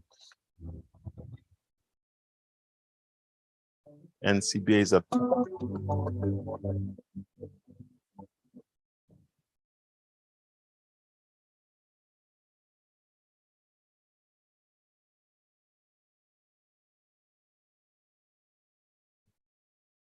My name is Dr. Stella Wairimu Bosiri Otieno. I'm a medical doctor by profession. I'm currently pursuing a master's in business administration from the Strathmore Business School, and I'm the incoming CEO, the Chief Executive Officer of Kenya Medical Association. I call myself a ghetto girl because literally I'm a ghetto girl. I was born and bred in the slums of Kibera. I remember studying my leadership journey from the slums. I have been either a chairperson, a treasurer of the youth groups or the committees in the slum, either funeral committee, most of the time they are funeral committees. Even in the streets, at one particular point, I was a street child. Even as a street child, I would still take up the leadership role in ensuring that the rest of the gang, the group, that we are safe. We had a source of food or something, and I have been taking care of my family since I was in class 6. Coming from my community, there was not so much luxury, as you can tell. I'm in the slum area. So you had to become a fighter. You had to fight for every position. You had to fight for every role. You had to fight for survival. And part of survival is being able to put yourself out there for opportunities that present themselves to you and take them up. First time I put myself up there, I was getting a bursary from my high school. I put myself out there. I got a scholarship, an international scholarship to do medicine. I put myself out there. I got management position in Avenue Healthcare, and I'm still putting myself out there. And right now, I've just gotten to be the CEO of the Kenya Medical Association. I think one of the things that I have learned, and I continue to learn, is that interpersonal relations is a very powerful tool towards being a good leader. And how you relate to first your own self, how you visualize a lot of issues, perceptions toward the situations around you, how you relate to other people when they are low, when they are high, when they're celebrating, when they are crying, how you're able to look at people's abilities, how you're able to pick up a strength and a weakness from someone who is around you and make the best out of it. Number 2, I've learned to, as a leader, you must always listen. Proper leadership is not based on talking. A proper leader listens more and speaks less, because the people that you lead have a lot. They're the people who, either if it's an institution, they're the ones who are running the day-to-day activities, they're the ones who are the operational activities of the organizations, they're the ones who partake. Another key important thing I've learned is to always seek for advice. They say no man is an island, no man can stand alone. You look at yourself where you are, that's not a vacuum, a position that has been in a vacuum, has existed in a vacuum. You look at the people who have been in that role and you sit with them and ask them, so how has your journey been? Even if they've left, how has it been? How did you handle people? How did you handle the operational activities? How did you build this place to what it is now? You cannot understand the business model of healthcare if you do not have a training. So for me, was to be able to identify an institution that can be able to build that resource in terms of me to help me look at healthcare differently. And I chose Strathmore Business School. I'll tell you this, for example, my class for strategic management, one of the key things as we're closing up the module that our lecturer, Dr. Gola, brought it up very clearly, you have to define what kind of a leader you are. And you have to know what are your execution strategies to any objective that you have.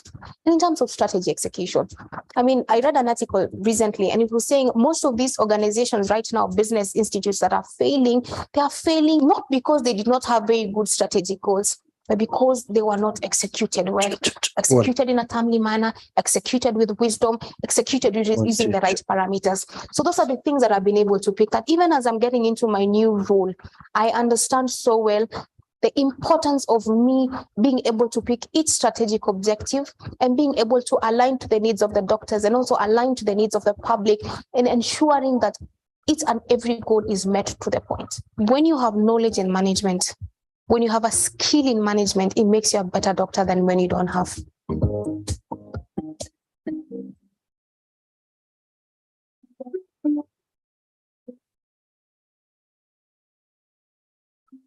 My name is Gilbert Kokwaro. I'm Professor of Health Systems Research at Strathmore University. I have been teaching and doing research for the first 30 years, and the last 6 years of which I've been at Strathmore University. We are actually focusing on health systems, and we are doing health system in a more holistic way. So we are ranging from infectious diseases, non-communicable diseases. And one of the areas is the area of road traffic accidents. Every year, about 1.4 million people die from road traffic accidents. The majority of those people are actually in developing countries, including Kenya.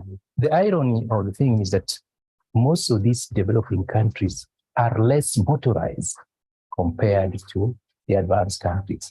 So why do we have most of these accidents happening? We looked at the current research that is focused in this area. A is mainly done in the developed northern countries. The few that are done in developing countries in Kenya, what they are focusing on is too limited, in our view, to actually solve the problem. Our approach is really derived from the health system.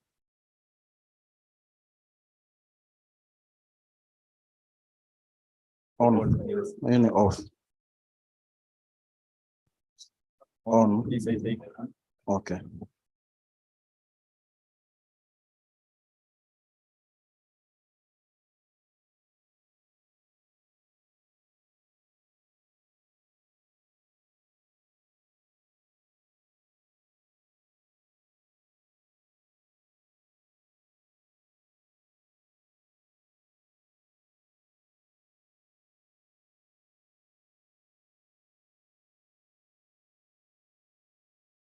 My name is Dr. Stella Wairimo Bosire Otieno. I'm a medical doctor by profession. I'm currently pursuing a master's in business administration from the Strathmore Business School, and I'm the incoming CEO, the Chief Executive Officer of Kenya Medical Association. I call myself a ghetto girl because literally I'm a ghetto girl. I was born and bred in the slums of Kibera. I remember starting my leadership journey from the slums. I have been either a chairperson, a treasurer of the youth groups or the committees in the slum, either funeral committee, most of the time they are funeral committees. Even in the streets, at one particular point, I was a street child. Even as a street child, I would still take up the leadership role in ensuring that the rest of the gang, the group, that we are safe. We had a source of food or something, and I have been taking care of my family since I was in class 6. coming from my community, there was not so much luxury, as you can tell. I'm in the slum area.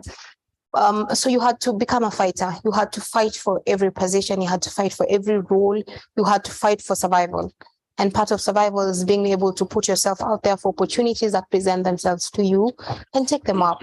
First time I put myself up there, I was getting a bursary from my high school. I put myself out there. I got a scholarship, an international scholarship to do medicine. I put myself out there. I got management position in Avenue Healthcare, and I'm still putting myself out there. And right now, I've just gotten to be the CEO of the Kenya Medical Association. Welcome back. I think one of the things that I have Welcome back, distinguished delegates. Interpersonal. Please settle in. Tool towards being a good leader, and how you. Please settle in. We're just about to start the next session.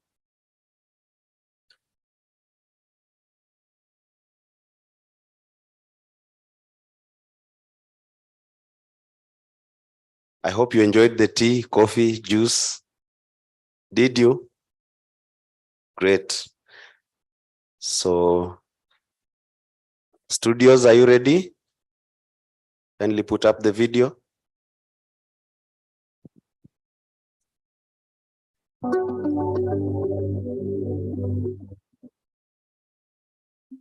My name is Gilbert Kokwaro. I'm Professor of Health Systems Research at Strathmore University.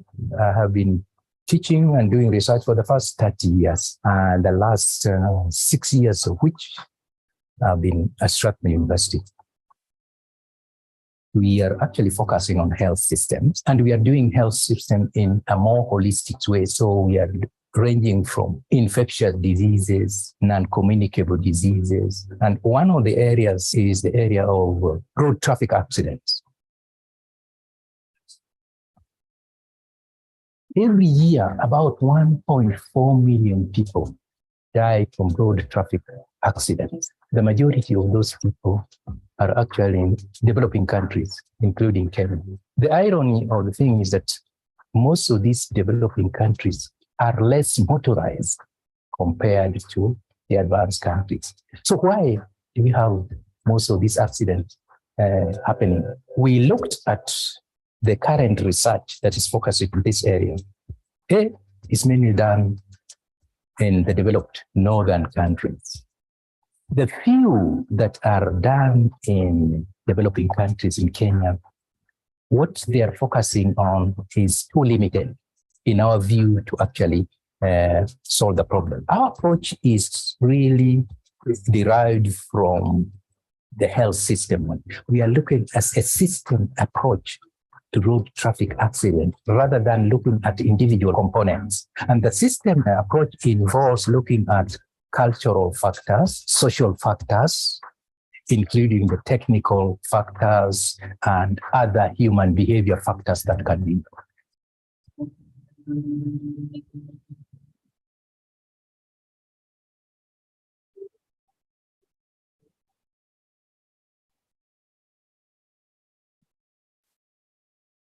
We have put in place very, very robust and new and innovative ways of actually investigating the causes of road traffic accidents. We have acquired a driving simulator. It's a very versatile machine. It has got a lot of things that it can do in terms of design of safer roads, and also can be used for training. And that has given us some insights that were not there before. For example, we have found that culture and some belief really have got an impact on road traffic accident. And these need to be recognized and taken into account when formulating policies on road safety. The other thing we found is that the design of roads is usually not an inclusive process in Kenya. I think it needs to be more inclusive by taking into account feedbacks and suggestions from a wider sector of road users.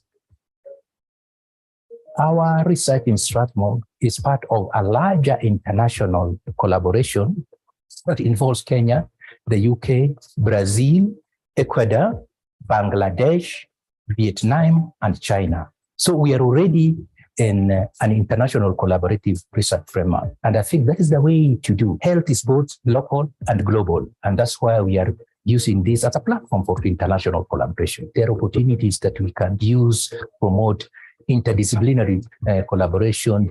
And for Strathmore University, we can actually exploit that and bring our schools of engineering, law, and business together so that we are able to have a common platform where we can get contributions from all these different disciplines.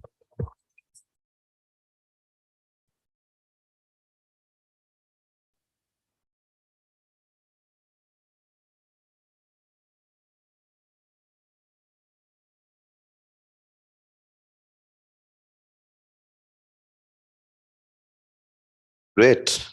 Those are great insights about the upcoming session on road safety and health. Before we go right into the session, I'd like to welcome on stage a researcher who has published more than 100 articles and abstracts in international peer-reviewed journals on clinical pharmacology and health systems. He has co-authored a book chapter on health institutions governance. His research interests include health of African children and mothers, with a focus on malaria and HIV/AIDS.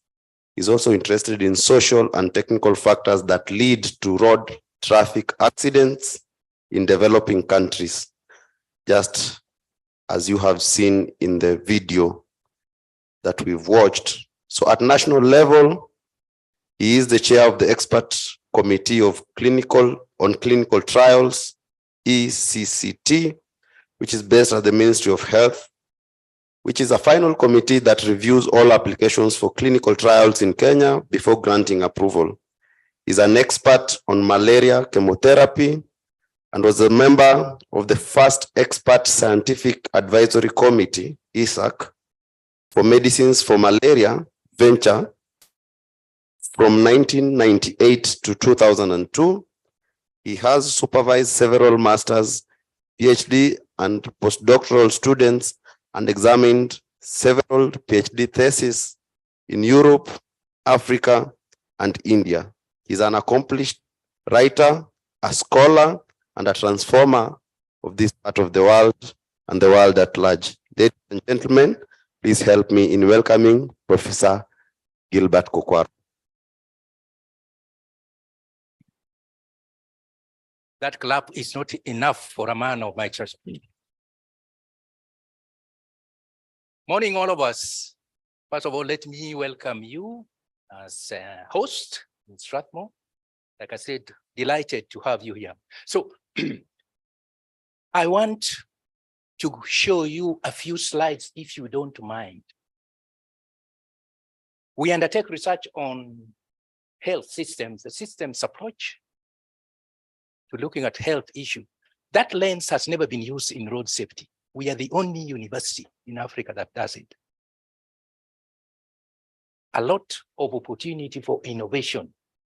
So allow me, I'm not going to tell you about research, but I'm just going to lay down the foundation where we come in. My colleague was saying that he's compiling a list of attendees. I want to go beyond. Please, if you don't mind, take your pen and paper and participate in writing. I request you. It will help you. Take your pen and paper and participate in. This is how we do it in Strathmore. And I'll give you a few questions to answer. Don't tell us your answer. So the first question, I hope you have a pen and paper. Give me a definition of accident. It is important. You can't discuss it if you don't know the definition. Your definition.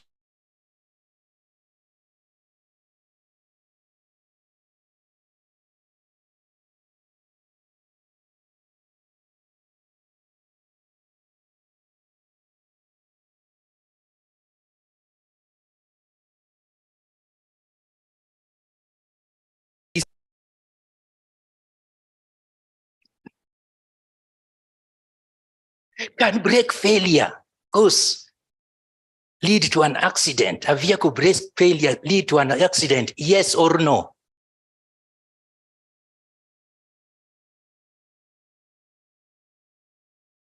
Or I don't know. It's okay. You can also answer that. Some people are determined not to write.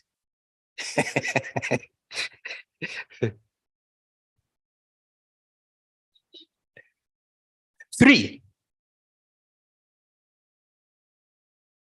What, in your opinion, generally leads to road accidents?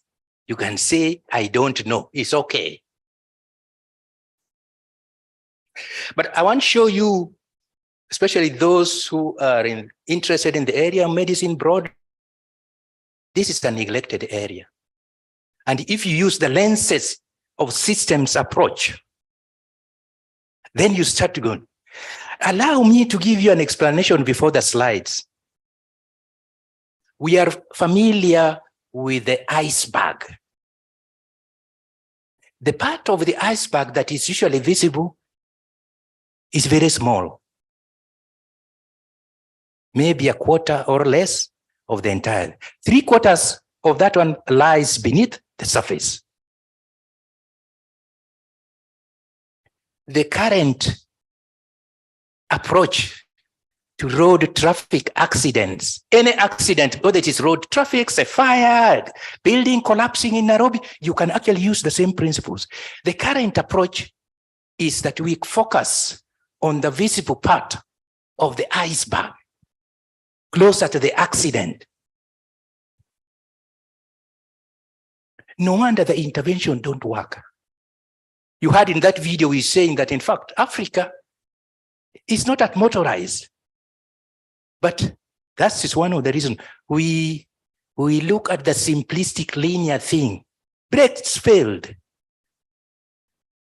If the brakes failed, would you still call them brakes? Yes or no?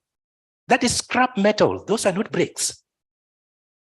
That is the way the system works. In other words, the conditions that create or lead to accident lie beneath that. And unless you go there and look at beneath there, you will never. This is the kind of thing. This is the systems approach. Those factors are beneath, and you need to go beneath the surface. And they're complex, and the relationship is not linear. That is the systems approach to road safety. With that introduction, which will lead to one question at the end of the day, and allow me to show you a few slides. Now, this one is just setting the space so that we can then participate in the okay. So next slide. Next slide, please. That is a typical accident. And people will say, oh, the signals were failing. When I look at that, I just switch off the television to go to sleep. There's nothing useful that's going to come out of that discussion. And I persuade you to follow suit after I've given you this. Are we together?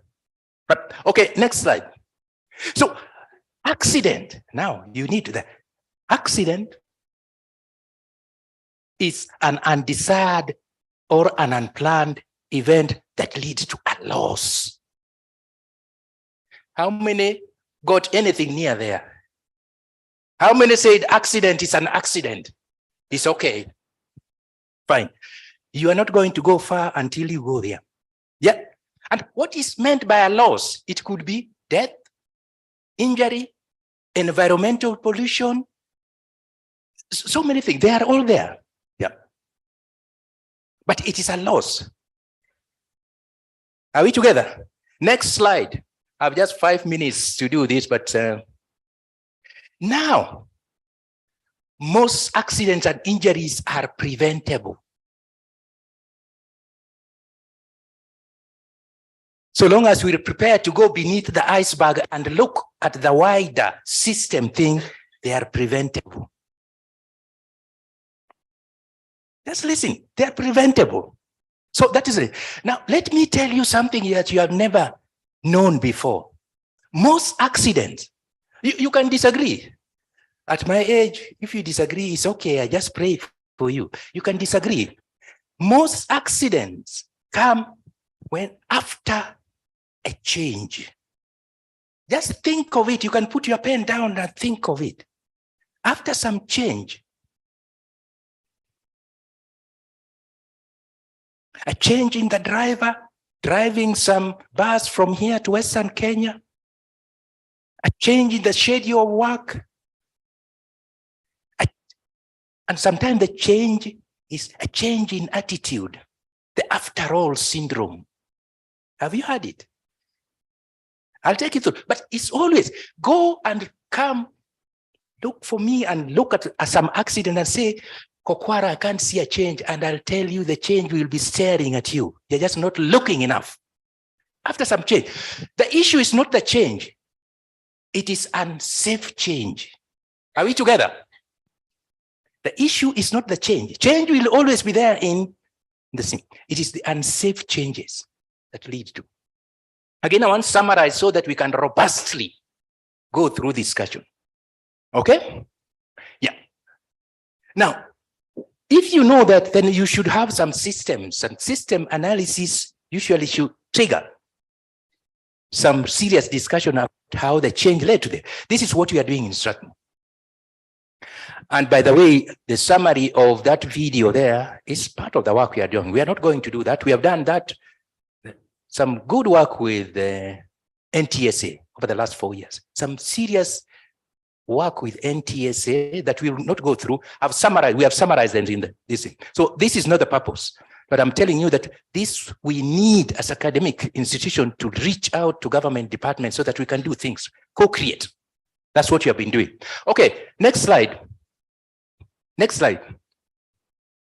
Okay, so this is a common reason where unsafe changes is risk re-evaluation. After a period of few or more losses, people begin to say that, oh, they said that we should be using the footpath to avoid accident, but we have never seen accident. Let's start crossing. You see that one?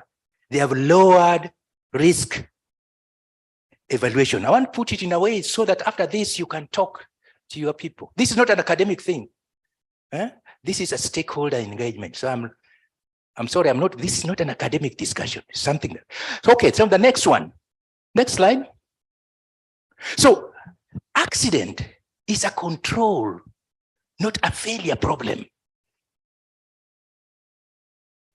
Some system control did not do what it's supposed to do. Those who go to it after failure looked at accidents so that you can prosecute people. No. You can prosecute this person, then the next person until the prisons become full. You are not solving, you are just doing prosecution. You are not sorting the problem. This is a control problem. It is not a failure problem. Changing minds of people is difficult, but I'm trying to do that. It's a control. So losses involve interaction between human, physical, that kind of, and culture. Next slide. So the controls are the ones created to prevent accidents, but when they don't work, then they lead to this. Okay, next slide, very quickly. No, next. Now. This is the last bullet point is important. We want to change our minds from blame. Who? The driver was speeding. Oh, that's blame. Brakes failed. So are you going to jail the brakes? No.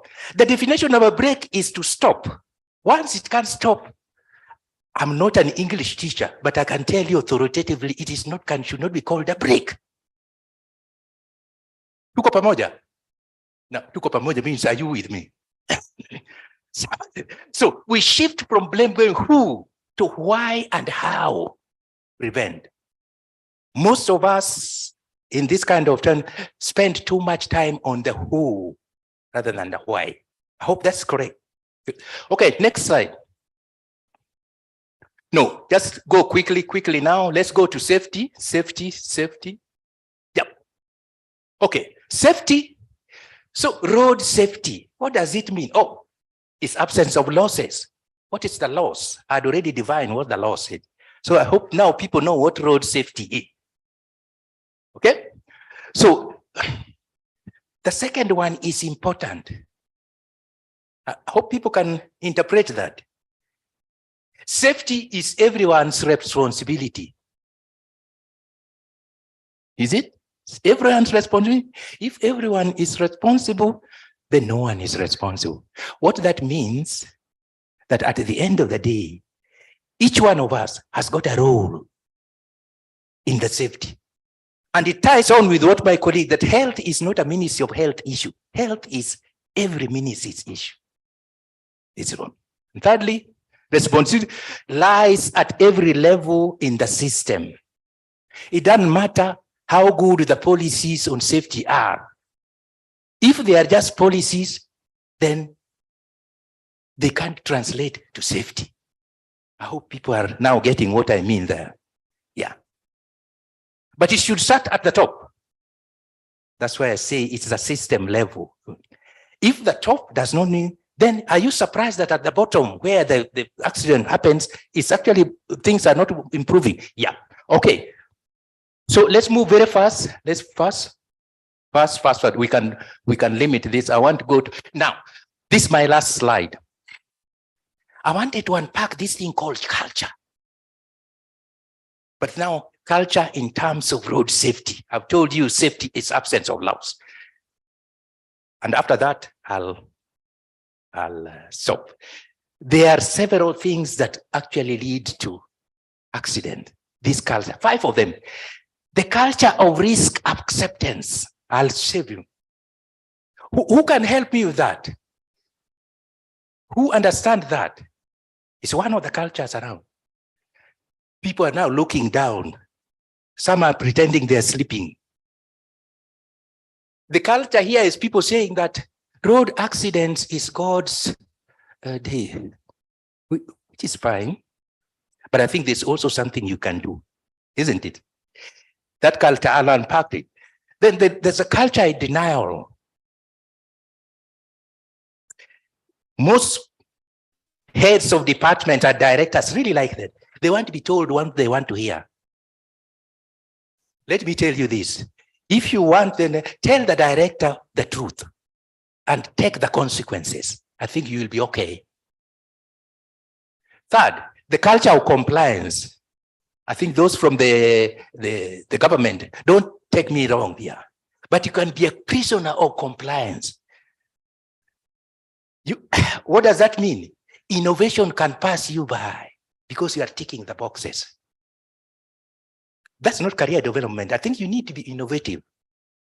Protect me, Chair, if I'm wrong, but I think I'm trying to align this one. Compliance is good, but compliance with the system, knowing that the technological and innovation coming, and we need to see whether compliance is still aligned to innovation, period. Right. Paperwork culture, very common in the public service. Ticking the boxes. Bang, bang. It leads to what is called paralysis of inaction. Those two. Have you heard that? You people, paralysis of inaction. You can innovate because your job description is to comply and tick the boxes. Not very good in innovation. And then the culture of swagger. This is a typically male thing. I'm a male. Now I want to tell the other males here that that's a bad culture. Let me unpack this. The next slide. So the culture of risk acceptance. Next slide. Next slide, please. Yep, this one. It's based on assumptions that accidents are inevitable. There's nothing we can do. All we need today is to take everyone to be careful. How many of you here have told your 4-year-old daughter plus the house help to be careful? Because something, I think you can do better. Yeah. 4-year-old to be careful? That's, yeah. They have accepted that. Yeah. No, that's not good enough. Accidents are considered to be the price of productivity. We are willing to. No, not in 2023. Not in 2023. I think that group we put X. Next slide. Culture. In this culture, the risk assessment is set unrealistically low. With credible management only wants to hear good things. The focus is on showing the system is acceptably not in identify ways to make it safer. Status quo culture. I can see some people now don't want to look at. Yeah. Again, the third one, just give me 3 minutes. The third one, the culture of focus is on complying with government regulation. It's not bad to comply with regulation. All you need to do is that I think there should be room for innovation. Are we together? Yeah. And regulations are not always applicable throughout the ages. That's basically. So the underlying cultural belief is that complying with regulation will lead to acceptable growth. No, it doesn't. So we put an X. And the last one, the culture of paperwork. This culture believes that producing lots of documentation analysis, paralysis of analysis. All I can say is that move from analysis to action. Last slide. The culture, just the last slide. This one is difficult to deal with. It's the matatu culture. It is also the border culture, typically male culture. Can I request you to go and observe male and female drivers in Nairobi at the traffic lights? Those who will be impatient to go, 3/4, not all 3/4 are likely to be male. Swagger. This kind of thing, very difficult to deal with. The after all syndrome. This is something that, all I'm saying is that this should form, and these are areas for innovation moving forward. We are losing far too many people from these kinds of things. I had John, I'm not stopping, I had John there. And hand over to you. Thank you so much, Prof. You may have a seat just to tell us more about this really, really pertinent issue. I pick that absolutely. I'll be inviting them on board shortly. So for us to deal with this issue of road safety, we have to change our thinking from linear thinking to systems thinking. Linear thinking used to solve problems in the, I think, 17th, 18th century. We didn't exist. So in the lives that we live in, linear thinking is a thing of the past. And I think, Prof, that swagger culture is also linear. And there is a very bad habit of, God forbid, an accident has happened. The first people who rush there are people who either want to obtain or take photos or videos so that they circulate on social media. Some of them even take selfies. I think that is too linear. So we welcome on board specialists and experts who will help us digest this issue further. I want to welcome on stage a road safety expert who deals with road safety programs and data at the NTSA, in full National Transport and Safety Authority. He's currently in the final stage of his PhD at the Jomo Kenyatta University of Agriculture and Technology, Christian J.Q. Watt. He has an MA in Project Planning and Management from the University of Nairobi, a BA in Sociology from Moi University, has various certificates in road safety, road transport safety, and engineering management. His areas of interest and expertise are as follows: projects and programs management, road safety, road transport safety and engineering management, peace and conflict resolution, public policy development, implementation and public administration, coordination of performance contract management and implementation, resource mobilization for projects, donor contract management. He's a trainer of trainers on road safety and management. Ladies and gentlemen, I want to welcome on stage Mr. Robert Msumba from the National Transport and Safety Authority.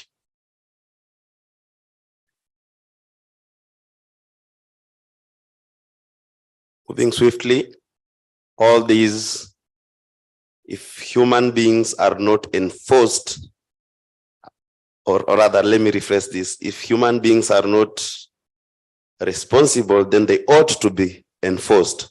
So I want to welcome on stage an officer who has more than 18 years of police work experience, especially on national security, data collection, and crime analysis. Road safety, the other side of road unsafety is equal to crime. Actually should be listed as crime against humanity because very many lives are at risk because of that irresponsibility. So under his 18 years, he also serves at the National Police Service. Ladies and gentlemen, I want to welcome on stage Mr. Peter Odhiambo.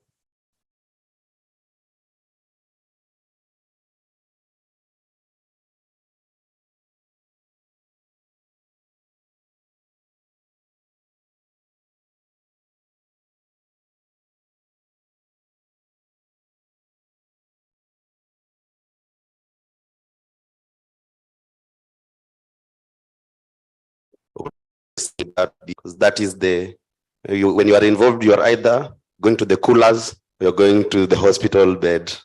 I may use that language. So I want to welcome on board a specialist, an experienced orthopedic spine surgeon with a demonstrated history of working in the higher education industry, skilled in spine surgery, orthopedics, clinical research and teaching, strong healthcare services professional, with an AO spine fellowship focused on spine surgery, seems this is his most concentrated specialty, trauma, deformity, degenerative, and infections from the University of Cape Town. Ladies and gentlemen, I want to welcome on stage Dr. Kimani Mwangi from the Kenya Orthopedic Association.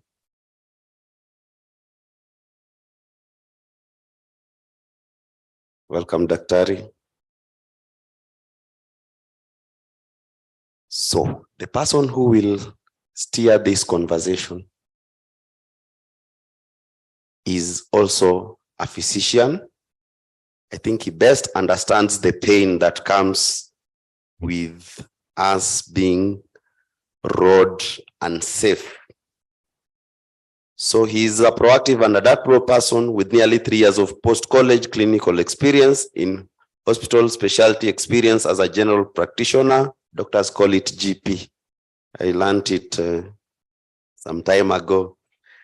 This includes prior experience caring for patients with infectious diseases, non-communicable diseases, cancers, and trauma, among other diseases. Currently offers treatment, specialist referrals, and patient education.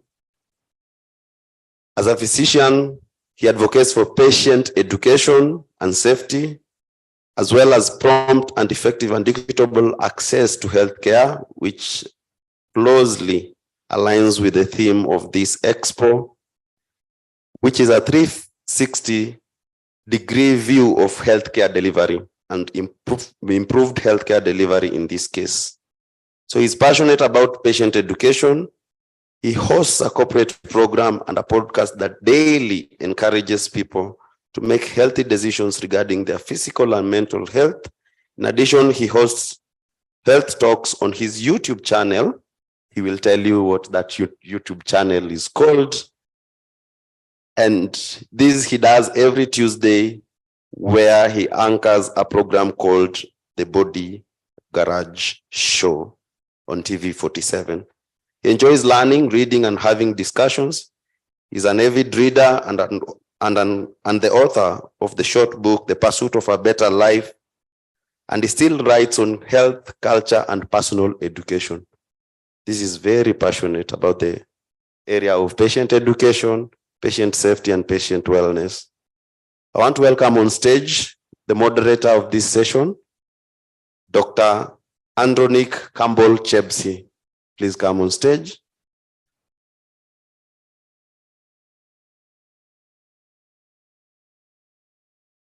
So, ladies and gentlemen, as this power panel takes stage, I want you to really interact. Feel free to ask as many questions as practically possible. Let's interact and share knowledge. And from these, let us be better citizens Let us encourage systems thinking as opposed to linear thinking. Over to you, Dr. Chebsi.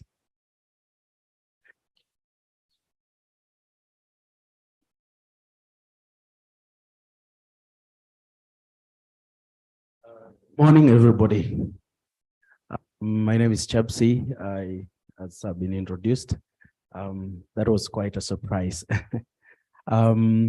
I have this humble opportunity this morning to be able to help us together with our guests here today to be able to achieve one of the objectives of this expo to understand the connection between road safety and health. And I had at first it was confusing, just like I think most of us might, but we have a range of different experiences with us here today to be able to help us understand that, and for the purpose of improving the healthcare system in Kenya. So without further, let's get in.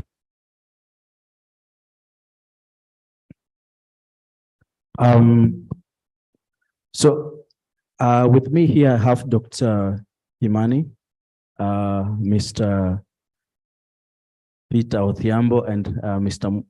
Musumba, and Professor Kokwaro. So we are going to start first with the opening remarks, and I'll ask a few questions. Feel free to interject in and be able to contribute when we are tackling different aspects. So road safety and health. I would like we start from Mr. Peter. I would like at this part, Professor Kokwaro will complete this first session for us. So Mr. Peter, as serving over 18 years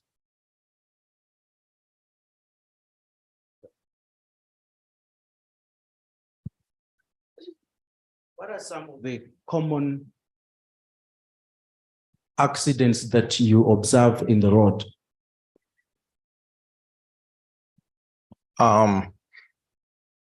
Thank you. Thank you for inviting me. I'm here sitting in for my commandant, who is Madam Mary Omari. Now, as much as I would want to first start by answering that question, allow me to give a base. I like what the prof presented here, and it was a very good way of looking at this whole road traffic accident issue. Normally, we've always given it a very narrow view. And I like that he did not sort of do what we normally do, apportion blame. It's because of drunkenness, it's because, of corruption, it's because of this, it's because of that. He gave it a very broad view and started looking at things that cause road traffic accidents. And there is a word he used that I ask that I adopt: culture. Despite being less motorized, we experience more accidents. Why? It's our culture. It's the way we look at things. It's our assumptions that things, there is something also learned, the way we downgrade the risk level.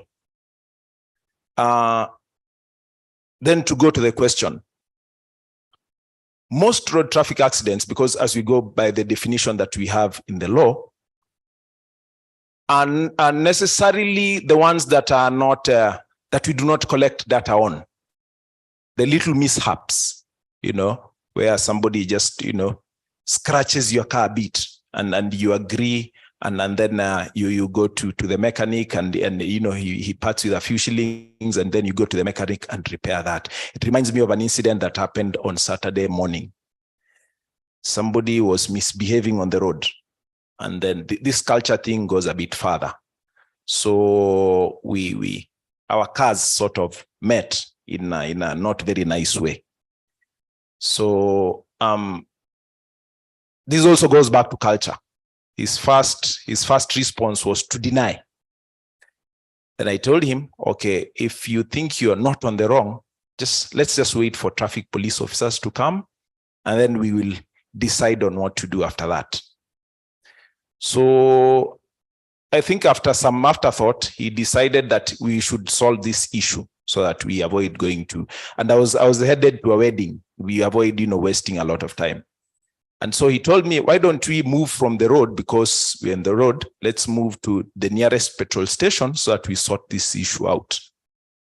But that was his way of making sure he gets an opportunity to get away.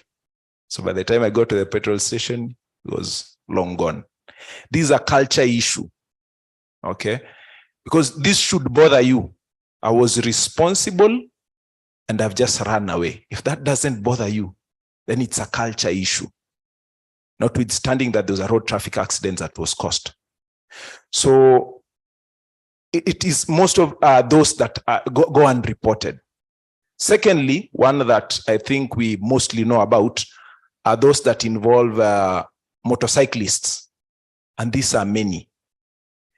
And of course, it's because of the way they behave on the road.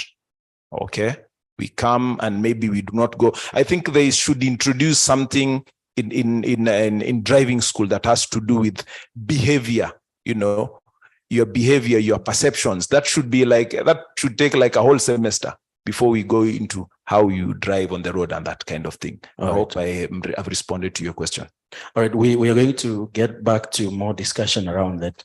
So let me ask Dr. Kimani, in your practice over the years, you deal as part of the patients that you attend to include patients who have suffered road accidents in different ways. What are some of the common injuries that you do see? Thank you, Doc, for having me here. Thank you, Strathmore, for inviting me. I work both in the public sector and the private sector. In the public sector, I'm based in some county hospital under the university. What we've seen over the years is that first, the number of motorcyclists, the number of Nduthi accidents, as we call them, where we work, the first thing we ask the patient, "Ne Nduthi?" Is it? The first thing you see a patient, you say, "Ne Nduthi?" and they say yes. So over 90% of the patients now we're having with road traffic accident victims are from motorcycle accidents. Okay. And it creates a very big burden to our admission wards. And we also seen that the complexities of these injuries have increased in terms of they're coming with more limb fractures. In the past, you'd have one isolated femoral fracture, maybe isolated tibial fracture. But now you're coming, someone has a femoral fracture, tibial fracture, and another complex upper limb fracture that, we only used to see them in books, the ones which used to come once in a year. And you had an expert coming from the US telling you this is how we fix it. Now we should be sending the experts, we should be sending ourselves to the US to show them this is how we fix our complex fractures here. And we also seen a lot of open fractures, open being that they come with soft tissue injuries, which gives us a big burden in management because these are patients now who will stay in the ward longer. And remember, the type of population we deal with is not you and I. It's, can I call them the correct low social economic? I don't know how to call them. I'm not a public health official, but I know these guys who can't afford financially. So you also have to look at the financial aspect to it. Yeah. So these complexities have increased, the number has increased, and we still can't deal with them adequately because we are not adequately resourced in the public sector. Yeah. In the private sector, it's different, but it comes at a cost. Yeah. Okay, sure. Thank you. We are going to do another round where we're going to get into the details of that. Mr. Robert, as you work with the National Transport and Safety Authority, all right? What is the mandate of the NTSA in the road safety. And in line with that, I think there are 5 pillars of road safety that NTSA stands for. Will you please just elaborate to us about that? Thank you, Dr. I wish to just correct that. My name is Samuel. I don't know where I got the Robert. I almost thought it's the swagger that Prof was talking about. My apologies. Yes. All right. Thank you so much. Yeah, the National Transport and Safety Authority is a government agency. We are not so old in service. We came into being in 2012 through an act of parliament. And why we were formed was for the simple reason to look at the coordination and management of road safety, particularly road transport safety in this country. Because before we were formed, a lot of these issues around transport were actually domiciled in different agencies. You would see motor vehicle inspection was being undertaken by just an office somewhere, licensing issues and all that. Now that in government arrangement means a lot of lapses, a lot of also blame game comes in. If an accident was to happen here, now who do you hold responsible? Who do you hold accountable? And I think that's where government in its own wisdom found it necessary to just have a one-stop shop of an agency that then would look at coordination of all these issues. Also, while we were formed was the push, which was international. Then around 2011, we all understand that the UN Assembly did look at road safety being a very serious challenge globally, way above many other issues that affect the human population. You know, diseases, malaria, HIV, I think they have been sort of managed. But now road accidents were really coming up so fast. The tune of 1.3 million people dying every year, that is a big number. And so around the same time is when now the UN Assembly did come up with a global road safety action plan, which recommended that countries actually work towards reducing road deaths by 50% at least. But then who will do this? That countries must come up with agencies that would actually coordinate and manage road safety. And we signed that protocol here at KICC, and then we were formed based on that. Now, if you look at the challenge we have in this country, road safety is a big challenge, friends. Particularly if you look at the numbers. The numbers are growing exponentially. We've been talking about almost 3,000, but now we are talking over 4,000 already. Last year alone, we lost 4,790. My colleague from the police will confirm that. What a huge number. Easter alone has costed us almost 2,000 lives. I mean, where we sit now. And it really shows you the magnitude of the problem. It's a serious, serious challenge. Now, our interventions, we're a bit holistic. We are looking at this problem, which is systemic, so to speak. And our interventions are based on 5 pillars. These are pillars that are international practice, best practice, recommended to us. And as a country, we have embraced this to address this challenge. One of the pillars is road safety coordination and management, which ideally talks about sharing this responsibility. So at the end of the day, it's not one agency that can manage this. It's no longer pointing fingers at the police, NTSA, or whoever, but it's all of us in it.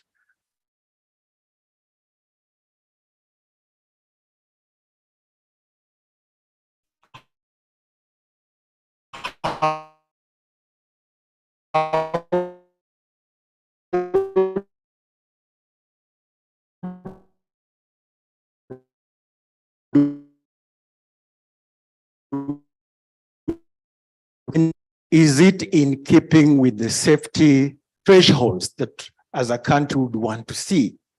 We're implementing what is called a safe system approach, which looks at roads that are meant to help us move from point A to B. They should not be killers. They should actually be quite forgiving quite accommodating, even for our mistakes that we make, because we shall always make mistakes anyway. But can the roads be forgiving to us? The infrastructure we have now, should it kill us or should we, survive?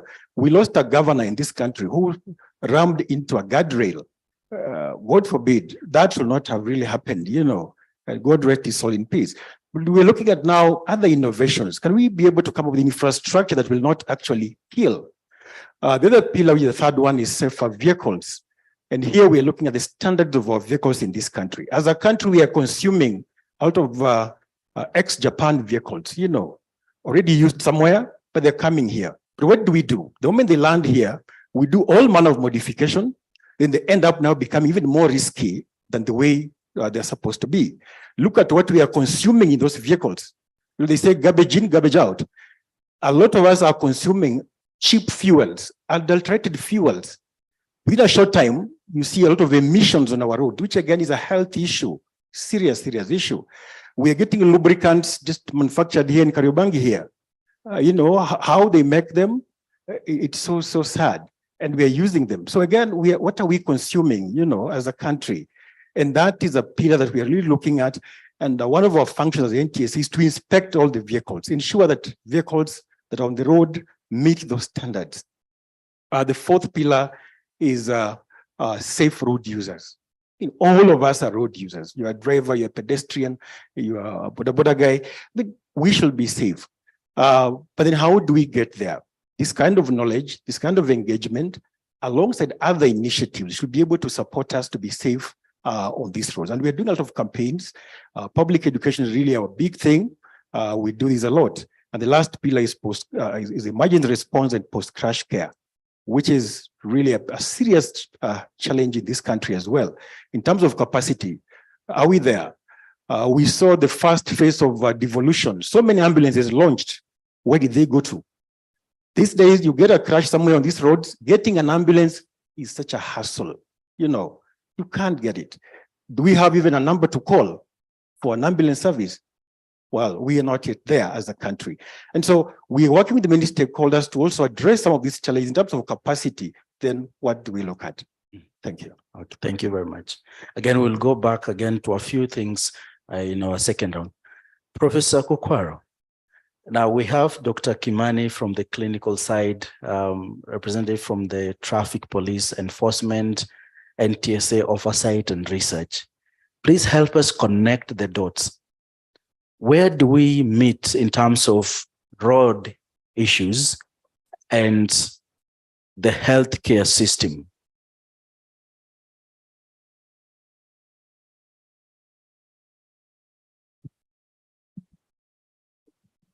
So thank you. Where we meet is that we don't want to lose any Kenyan to unnecessary accidents. All of us are agreed on that. The second area where we meet, and all my colleagues have said, is let me explain to you the main challenges with the health system in Kenya. There are two: insufficient funding, because health has to compete with it. The other side of the coin is inefficient use of available resources. Now, the numbers that Daktari described there, what are they doing to him? Look, they are overstretching the facilities down there. They are taking time away from other things. We are not saying they should not attend, but the impact, the practical impact, that they are now overstretching the resources there. They are overstretching the resources of the traffic policemen. I'm not saying they should do that, but the time spent there is the time could have been spent elsewhere. Yeah, they are also overstretching their resources. This inefficient use of available. So, what is the magic word that conveys it? Indiscipline. Right. Indiscipline. Just ask some of these people, and some of them. One of these drivers, if you were to teach one of your children how to drive, what will you teach them? If you yourself,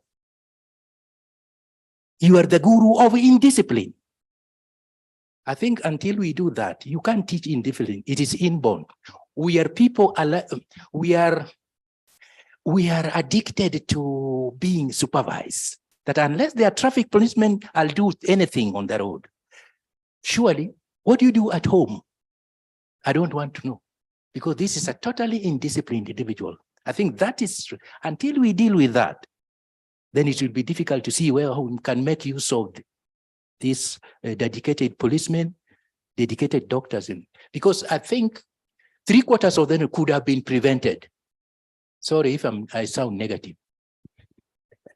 Thank you, Prof. Back to Dr. Kimani. Let's talk about the impact of the road traffic injuries, accidents on the burden we have on the healthcare system. From your side, primarily as a surgeon, you receive patients, you attend to them. There's the issue of healthcare costs, hospital stay, consuming of supplies. Let's talk about the implants and everything. How has your experience been around that? Yeah, I've been in this practice for many years. And for one, is that we're looking at orthopedic, the bone side of things. Majority of our theater lists are consumed by these road traffic accident injuries. Where we work, we have 2 major lists in a week. And I can tell you for a fact is that the road traffic accident victims are the ones who take priority. You come with other issues like, that's in the public sector, you need a total hip replacement from osteoarthritis, you will not get it. We'll book you 2-3 months from now, and then we tell you, but when it gets there, it will depend on whether we have a slot for you or not. You see. So every day we have to take care of these road traffic accident victims. And it's not because we only have 2 lists, not because that we want to have 2 lists, it's because also the infrastructure does not enable us to have a list daily. Hospitals have other disciplines that do surgeries, ENT, ophthalmology, obs-gyne, so all these other competing disciplines want their day in theater. So you end up having long lists, and so you end up costing more to the patient. So you talked about finances. Did you ask about finances? Yeah. So we end up delaying care. There's a friend of ours did a research when he was at the Regent Business School. He's actually now the chief medical officer at Nairobi Hospital. He looked at the cost of care in our institution in terms of non-operative, because that's the way we used to do it in the olden days. Put a cast, put you on traction, or we take you to theater. And overwhelmingly, it just showed that if you operate on them, the moment they come in, it is much cheaper than if you put them waiting, or if you treat them non-operatively. So we end up using a lot of resources, nursing staff, medical staff, occupational therapy, deal with these road traffic accident victims who, if we could have lowered the numbers, to have helped. And if we had resources immediately to deal as they come in, there's some countries where people practice trauma is a constitutional right. Wherever you have the trauma, you are taken care of, government, no asking of cost, because even in the private sector or in the public sector, you still have to buy the implants because most of them will require implants. Who will foot the cost? No county at the moment is footing the cost for these implants. The patients themselves buy the cost. So on average, if you're doing and we call it open reduction term fixation of any fracture, even in the government sector, it will cost you a minimum of about 70 to 80,000 if you're being subsidized for the rest. Very few people can afford that, you see, at a cost. Yeah.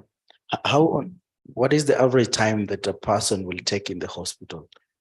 That's okay. That's tricky. At the Kiambu County Hospital, on average we get about, can you say 70 to 80 admissions per month? If most of them will end up being treated non-operatively. So femur fractures, if you're doing non-operative treatment, those guys stay in that bed for minimum 8 to 12 weeks because they're on traction. So if you go to the wards, even if you go to 6th floor in KNH, you'll find 2 or 3 patients per bed. They've been on traction. That is on average when you have isolated femur fracture. If you got in and had your operation on time, let's say you got injured today, everything was running the way it should be, you had your operation the same night or early following morning, within 2 or 3 days, you should be at home, you see. Yeah. So you see that discrepancy is very big. All right. Yeah. Okay. Thank you. Let's Mr. Peter and Samuel. When we come to healthcare system, I think at the site also there is the part of healthcare. And Mr. Samuel mentioned part of it, the emergency response. I think when we're in Nairobi, you realize that in the morning, if you leave your house late and you have, there's an accident somewhere in the road, you're probably going to delay like 3 hours even. Where are we in terms of emergency response from your perspective? Okay. First of all, for us to get the response that we need to everything that is happening in our roads, we need to quantify the effect in monetary terms. And I'm quantifying even in terms of time. Road traffic crashes are costing us something to the tune of 5.6% of our GDP, something to the tune of 200 billion a year. Now, in most cases, the first responder is a police officer. Okay, and that is in instances where the person coming there is coming there specifically to respond to the traffic accident. Okay, and those are in instances where there is the loss is of a higher magnitude, where maybe they will want somebody else to respond. The people there would not know what to do. So in terms of response, when there are minor traffic accidents, it's the people around who will respond, or the people involved, because even those small scratches, it qualifies to be a road traffic accident. Okay, because according to the law, that qualifies. So that is normally the people who are involved that will respond. If there are fatalities and injuries, it would be maybe the people around. But if it's one that the magnitude is a bit higher, it will be the police. And of course, it takes away so much of our resources when responding to this, to emergency response. But it's very key. It's very key. I am not a health person, but I know that the first person who responds to anybody who is injured determines whether that person is going to get well or the injury is going to worsen. Right. So it is good. It's good that we are all trained, even as police officers, as members of the public, on how to respond to the emergency. All right, thank you. Mr. Samuel, please. Thank you. The issue of emergency response and post-crash care, I think as a country, we are not yet there. And I say this looking at the capacity that we have and the examples of response that we've seen whenever an accident takes place. Sometimes it takes too long for you to get an ambulance service. And the guys who respond now, even before the police arrive or an ambulance service arrives, actually are the locals around there. Many times it's the border guys, because they're everywhere and they respond. But then look at their capacity to even handle a case like that.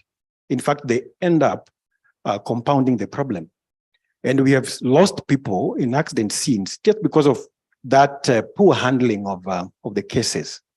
And sometimes we have even seen some ambulances arrive, particularly those ones from the counties, where we expect that we get very good services. One time, actually, I saw an ambulance that arrived on the scene with nothing on board.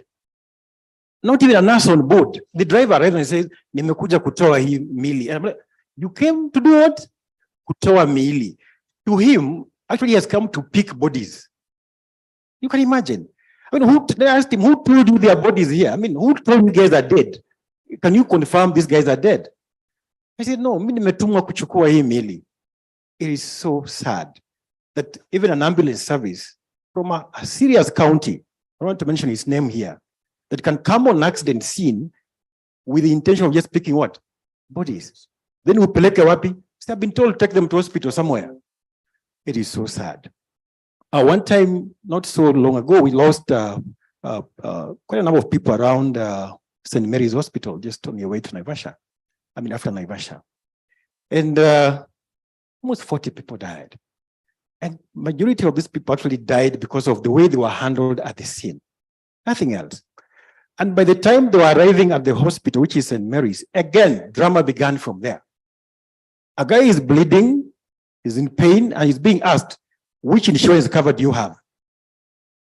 Honestly, now, I'm in that state, at what point will I tell you which insurance cover do I have? And who want to you if you have NHIF? Now the drama begins even more. You start telling you, oh, NHIF, oh, we can't see you, this and that, or we have sent a message, we can't get the communication, and you are dying, imagine. So I would say that as a country, I think in terms of whether we are prepared, perhaps we are prepared in terms of paperwork, like Prof did mention earlier.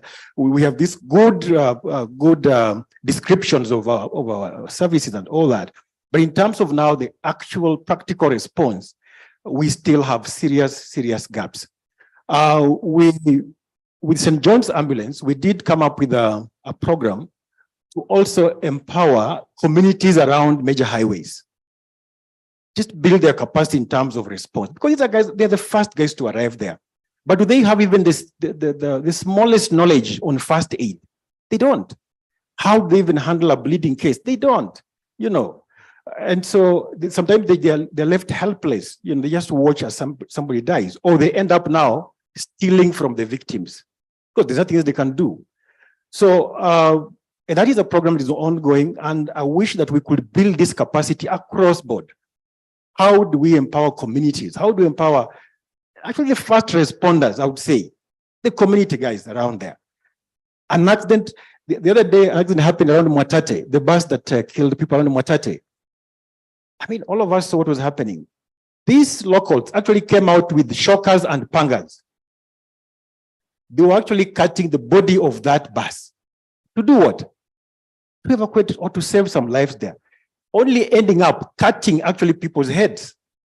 We lost lives there because not that these guys died in that vehicle during the crash, but actually they died in the rescue process. So by the time the ambulance is arriving, already your head is off. Somebody's hand is off. You now have gone into other complications, spinal, whatnot, because these locals can't do anything. They say, watch out, tumtoe, and they're pulling you out. Because they have no knowledge of what to do. So they end up now doing the most rudimentary thing of just watch out, tukate, to watoe. And that is what's happening. They have no gloves, nothing on them. They're just picking bodies, touching blood, and I mean, we know all the, it was so sad. So I would say that where we sit, there's much more to be done. And I think this calls for really a lot of this partnership, a lot of this engagement, that we build even capacity of the communities down there to be able to even respond. Thank you. Thank you so much.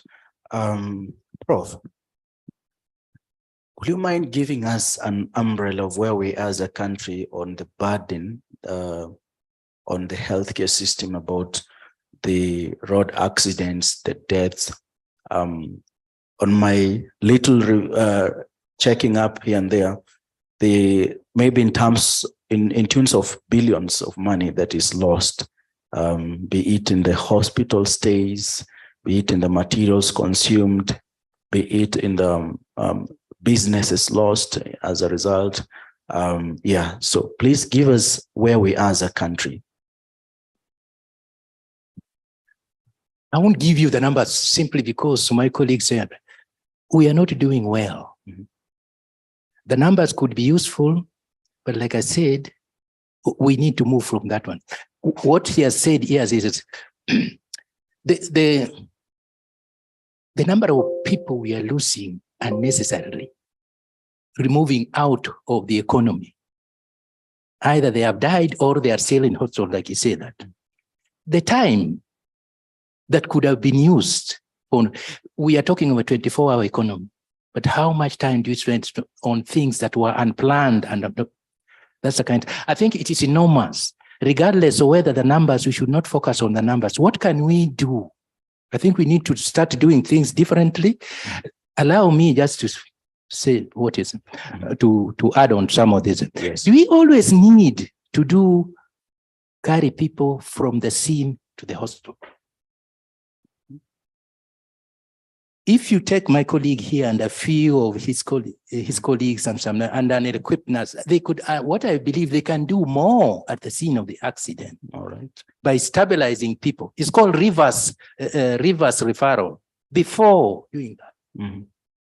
I think we need to be, I don't know when, we need to be innovative. When resources are scarce, even at home, you are innovative and you survive. We can make better use of our colleagues, first of all, giving the police some additional training. If you have that team, when they go to the scene of the accident, that's first group, plus these people, they can actually decide on now what needs to be done. That's one thing. Secondly, I think we need to move from just planning to just dedicate a few facilities, because some of the thing is that even the nearest facility may not have been prepared. It may not be a tertiary facility. It may be just a rudimentary. Then you overwhelm.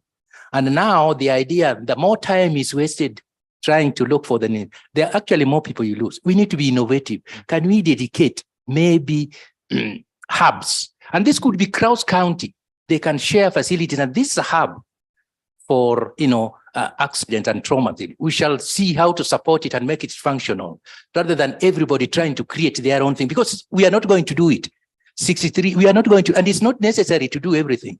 Counties are for purposes of, making things, but there's things we can share, hubs of excellence, and where we can share resources, and so that people don't have to run around. And I think that's what I would say. All right. Yep. All right.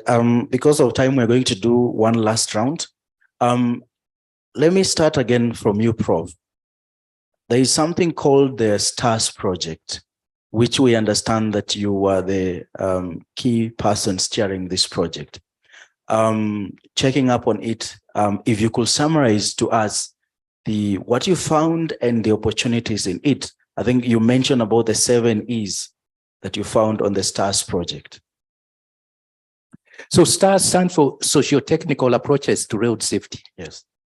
So basically what you are looking at, that's over and above the traditional education and those kind of things. There were a significant part that social and cultural issues play that need to be taken into account.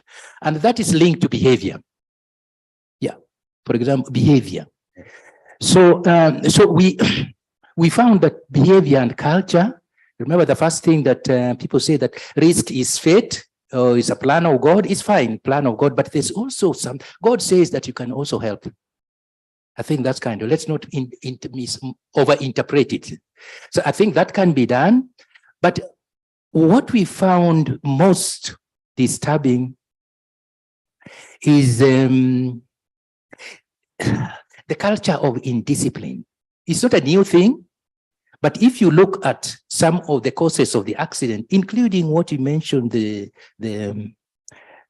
one of the governors there, we analyzed that at a case study, and you could get beneath and found that somewhere you could point to an area of indiscipline, not around the scene, but if you went backwards. So I think this is something we need to do.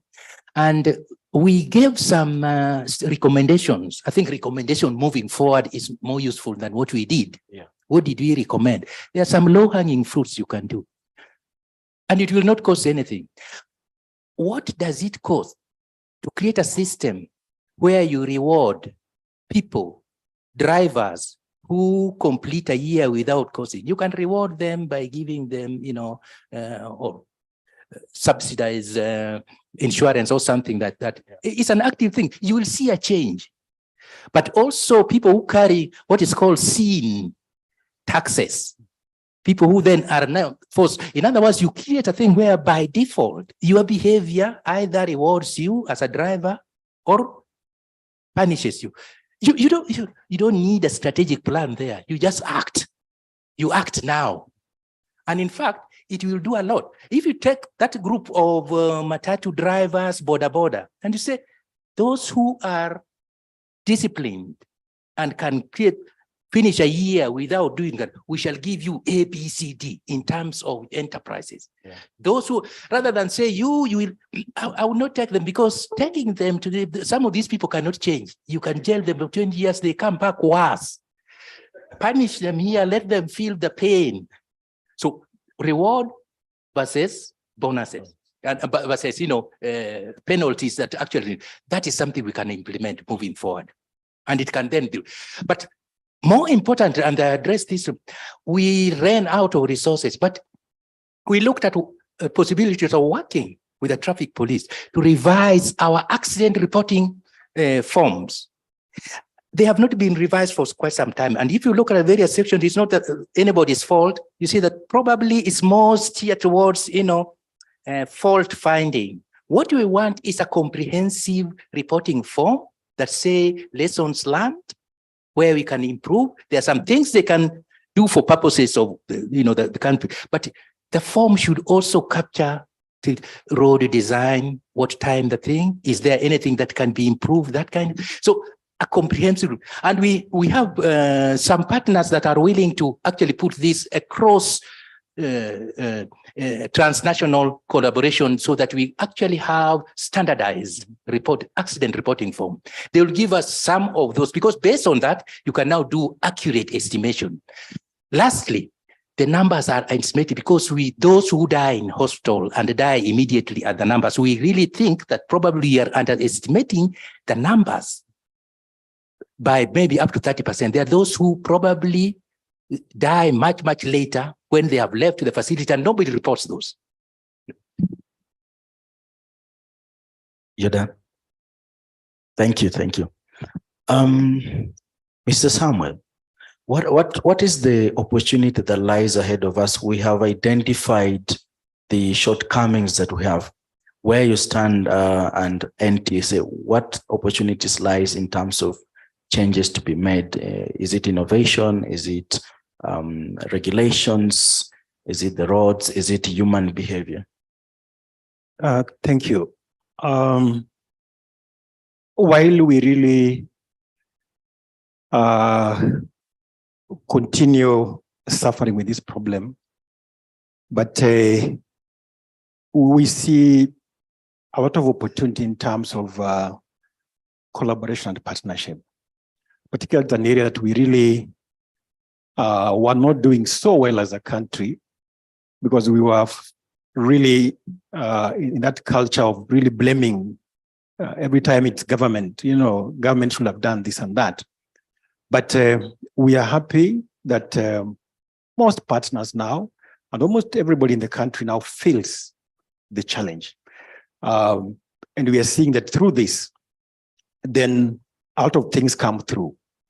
Last year, we had a national conference on road safety where we pulled in all the partners to come on board, different road safety actors and partners to come on board. We intend to also do it again this year in June. What came out of that conference, you'd really see that people out here have solutions to the challenge that we have. People have ideas. They're very innovative ideas out here. We all need to tap in and change the course of things. There are serious projects out here people are doing. People have written papers out here. And we would see this coming through at the conference. And where we sit, we're saying, yeah, we need to leverage on this. This is such a big opportunity. Now, moving forward, I think in the next conference that we're going to be having, we will be seeking out now to more of these solutions We'll be seeking out more of this partnership, more of this engagement, so that we work towards improvement. An area, for example, where Prof has mentioned data, quite a big challenge for us.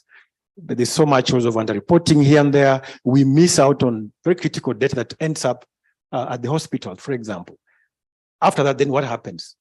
So we may not be making perhaps sometimes very right policy decisions, because if you don't have the right data sometimes, then you miss out on certain things.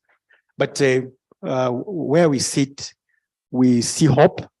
We see people coming on board now. There's goodwill everywhere, including even the big boys in government. At least now you can hear statements on road safety, something that was not so common.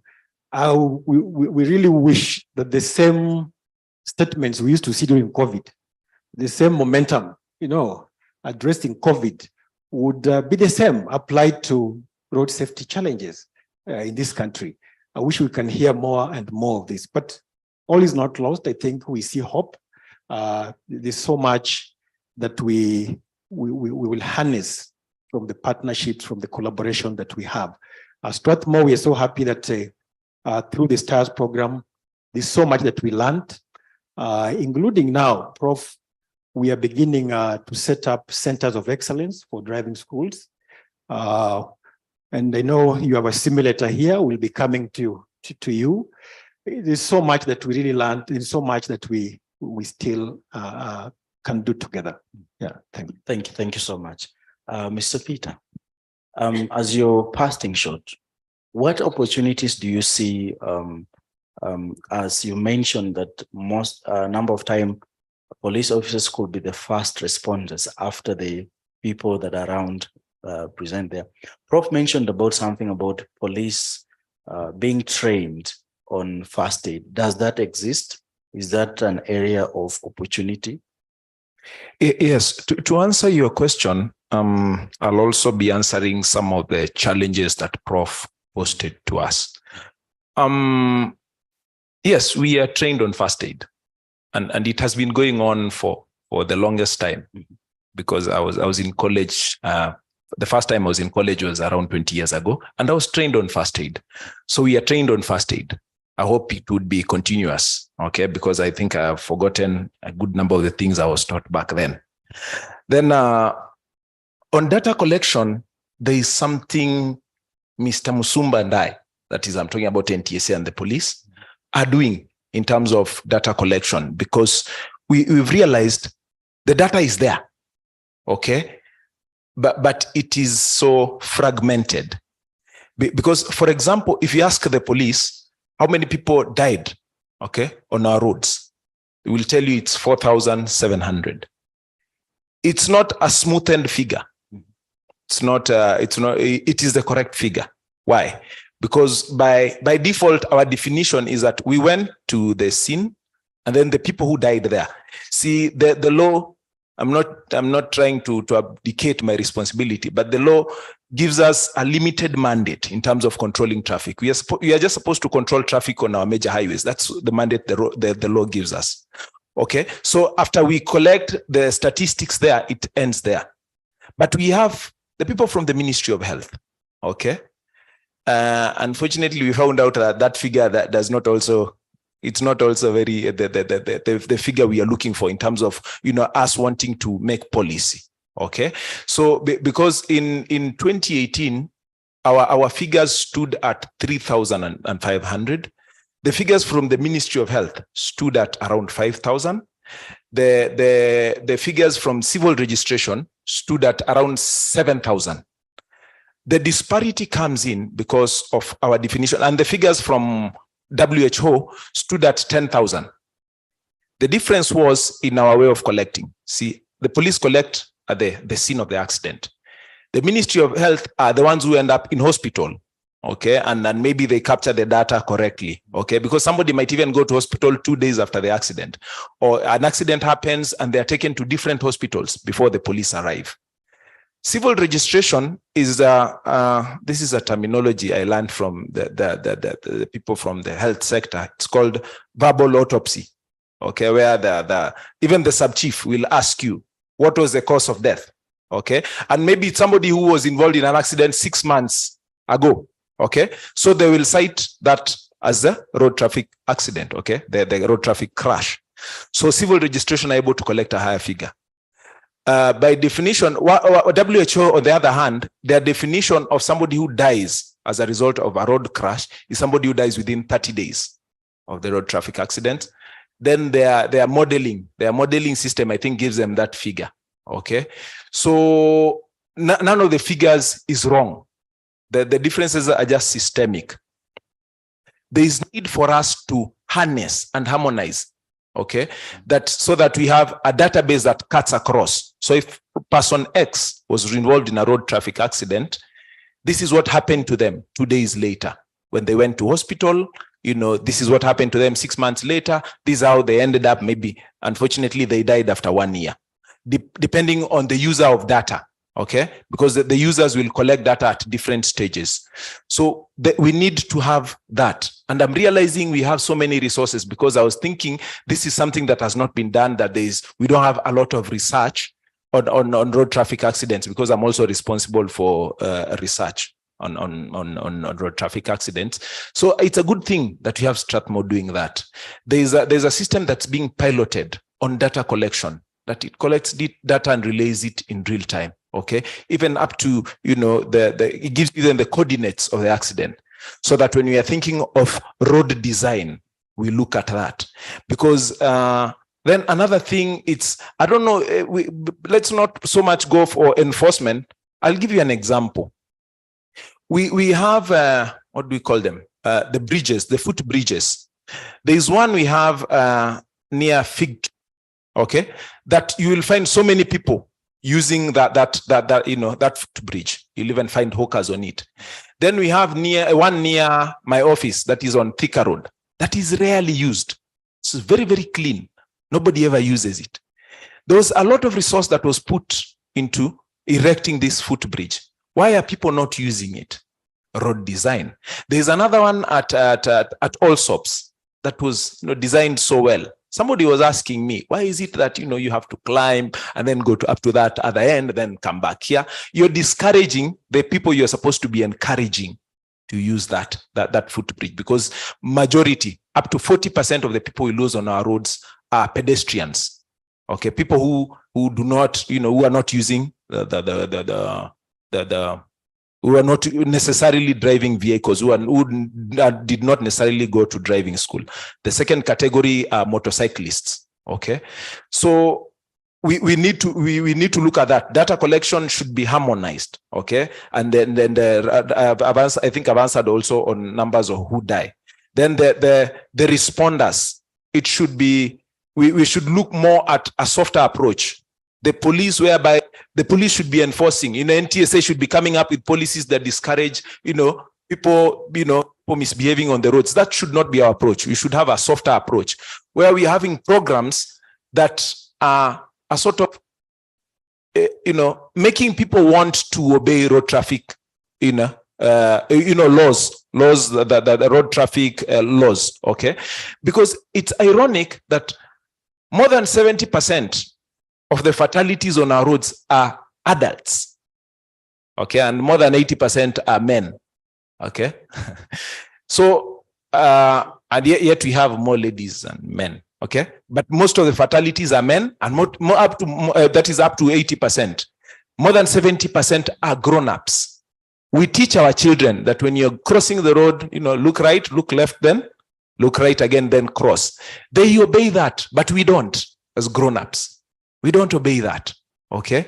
So, and then there is the issue of you also mentioned of the reward system.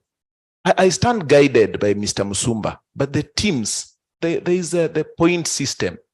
I think that we look at rewards, even not necessarily, they don't even have to be monetary or that kind of thing. But if you are going to recognize that Professor Rukwaro has, for the last 5 years, not been involved in any accident, and we mention his name, it will encourage him. It does not necessarily cost anything. And then these programs, I remember when I was growing up, we used to have this very many programs on KBC. Yeah, on how to behave on our roads. We even had musicians coming up with music but the type of music they're coming up with these days. I wish we had, chunga maisha and that kind of thing. Yeah. and we need to be innovative, change the tune and that kind of thing. Make it sound, make it appealing to the youth, because they are the ones who listen to music more. Make it appealing to the youth, but let it pass on the message. Okay. That would be my response. And then the training on first responders, it should not only be contained to the police. Let's, like Mr. Musumba said, let's train everybody on how to respond. Okay, let's train everybody on how to respond when you get to the scene of an accident. My submissions. Thank you so much. Dr. Kimani, from where you sit, are there opportunities of improvement? Are you willing, as Kenya Orthopedic Association, to go ahead and train the police and the other people? Are you willing to allocate an orthopedic surgeon to accompany an ambulance to the site of accident? It's been a very interesting session from Professor Kokwaro's initial the introduction was very good on safety. I never thought of it that way. And even right now, I think we are still touching on the tip of the iceberg. We are the end user, or can we say that? The patients come to us. We are the end user of this thing. My dream is to have less patients coming to hospital. And that can only be achieved if these different arms work in tandem, in collaboration. What will prevent NTSA from saying, as part of our driving licenses, you should have undergone a basic first aid course, especially for the motorcyclist, isn't it? I don't know. In terms of the hospitals for us, the government went out of the way to classify hospitals from different levels, level 1, level 2, level 3, but they did not classify them as trauma centers, as Prof was saying. We need to get hospitals in different countries where we have centers of excellence. We have level 1 trauma centers, level 2, and the public must be aware that if something happens here, it's trauma related. The next place you should drop the patient is that hospital. And this should be communicated to everyone who lives around there. And now the resources must be availed to these different hospitals. In that, as you say, Surgical Society of Kenya, in collaboration with Kenya Orthopedic Association, a few years back, under the able leadership of Professor Said, he unfortunately passed on. They came up with a very basic research. We wanted to look at the trauma prevalence and the causation, and the aim was to come up with a national trauma registry. It died a slow death because there was lack of funding. For us in the medical field, we think a trauma registry that is supported by legislation would be very good for us. So it gives you, like Mr. Peter says, you have different death rates. Police, NTSA, civil rights. That can come up under the National Trauma Registry, where you have your 0-day mortality rate, 30-day mortality rate, 90-day mortality, and we'll give you different causes for the mortality, which now will also guide in the management in decision making. Yes. Yeah. Thank you so much. There's a lot to talk about, but because of time, allow us to stop there. Thank you so much, Professor Kokwaro, Mr. Samuel, Mr. Peter, and Dr. Kimani. It's been a pleasure having you here. I think I can see the MC is already standing up. Once again, my name is Chepsi. I work as a GP. I also work with the media house TV47. And today is Thursday. Our show airs every Thursday, 8 p.m. And this is part of what we intend to do, to connect health experts to the people. So if you have a program you want to create awareness on, please reach out to us and we will do that part free of charge. Thank you so much and God bless you. I will let the MC take over. Could you also tell them your YouTube channel where you do the education and sensitization? Not big so far, but as my name is Dr. Chepsy on YouTube, social media, Facebook, Instagram, and LinkedIn. I'm more active on LinkedIn as opposed to the others, but we are building and right now working with the Cape Media through the TV47. We are creating more awareness on about health and safety. Okay, thank you. Keep up good work. Keep transforming the society. So I would like to allow questions from the floor to the panelists. Someone please help me pass the mic. Good afternoon, I think. Thanks a lot for those for the insights. I've always known Strathmore has this program, but never really went in depth to understand exactly what you've done. So congratulations for these innovations.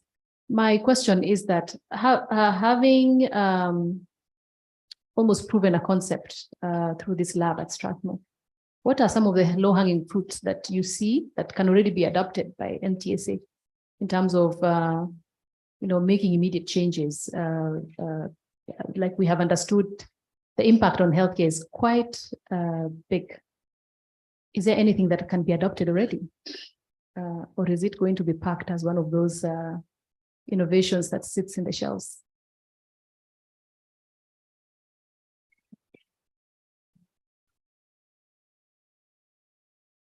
No. Luckily, with my colleagues here, we believe in action. Nothing that we say here is going to be packed unless we can't get enough resources. Yes. And what he said here, and my colleagues added, centers of excellence. We have, our simulator is the only one in Africa. The only one, even in South Africa, is a versatile machine. We can actually create that section from Eldoret to Nakuru, all those blood, we can create it here. And the gentleman, we can create it there. Exactly. And then what you can now try to do is to say, if we did this in terms of improvement, what will happen? And we can actually work with them. What we need to do is to train drivers here. And part of the thing we were doing was actually training there. So we can train them in some cases which are not safe to do that. We can create fog, we can create rain, we can vary the number of traffic so that they are able to do that. And I think one of their policy thing is actually to also include some simulated part of driver training. We are far from when we are training, just reverse and go. And I'm told by my local border man that he had training for 25 minutes. 25 minutes. And he wanted to give me a lift. I had to pay him the full. Let me just tell you, I had to pay him the full lift just after 5 minutes. I said, no, I'll pay you the full lift, but I don't think this is part of it. The thing is, he ended up going through some shop because he had forgotten how to stop the thing. I think these are the disasters we do. We can train these people to add on, that's low-hanging fruit, centers of excellence, improvement of the reporting thing. I'm really glad. That is important because decision we need to continue based on data. And I'm glad that is started. That is something that I'll follow up with him. We will follow up and try and see whether we can get additional resources just to bring it up to speed. Yes. So it's time for action. Good to go for conferences, but too many conferences with no action really should be banned. With a light touch. Sister, you had a question? You could go next. Thank you very much for the insight.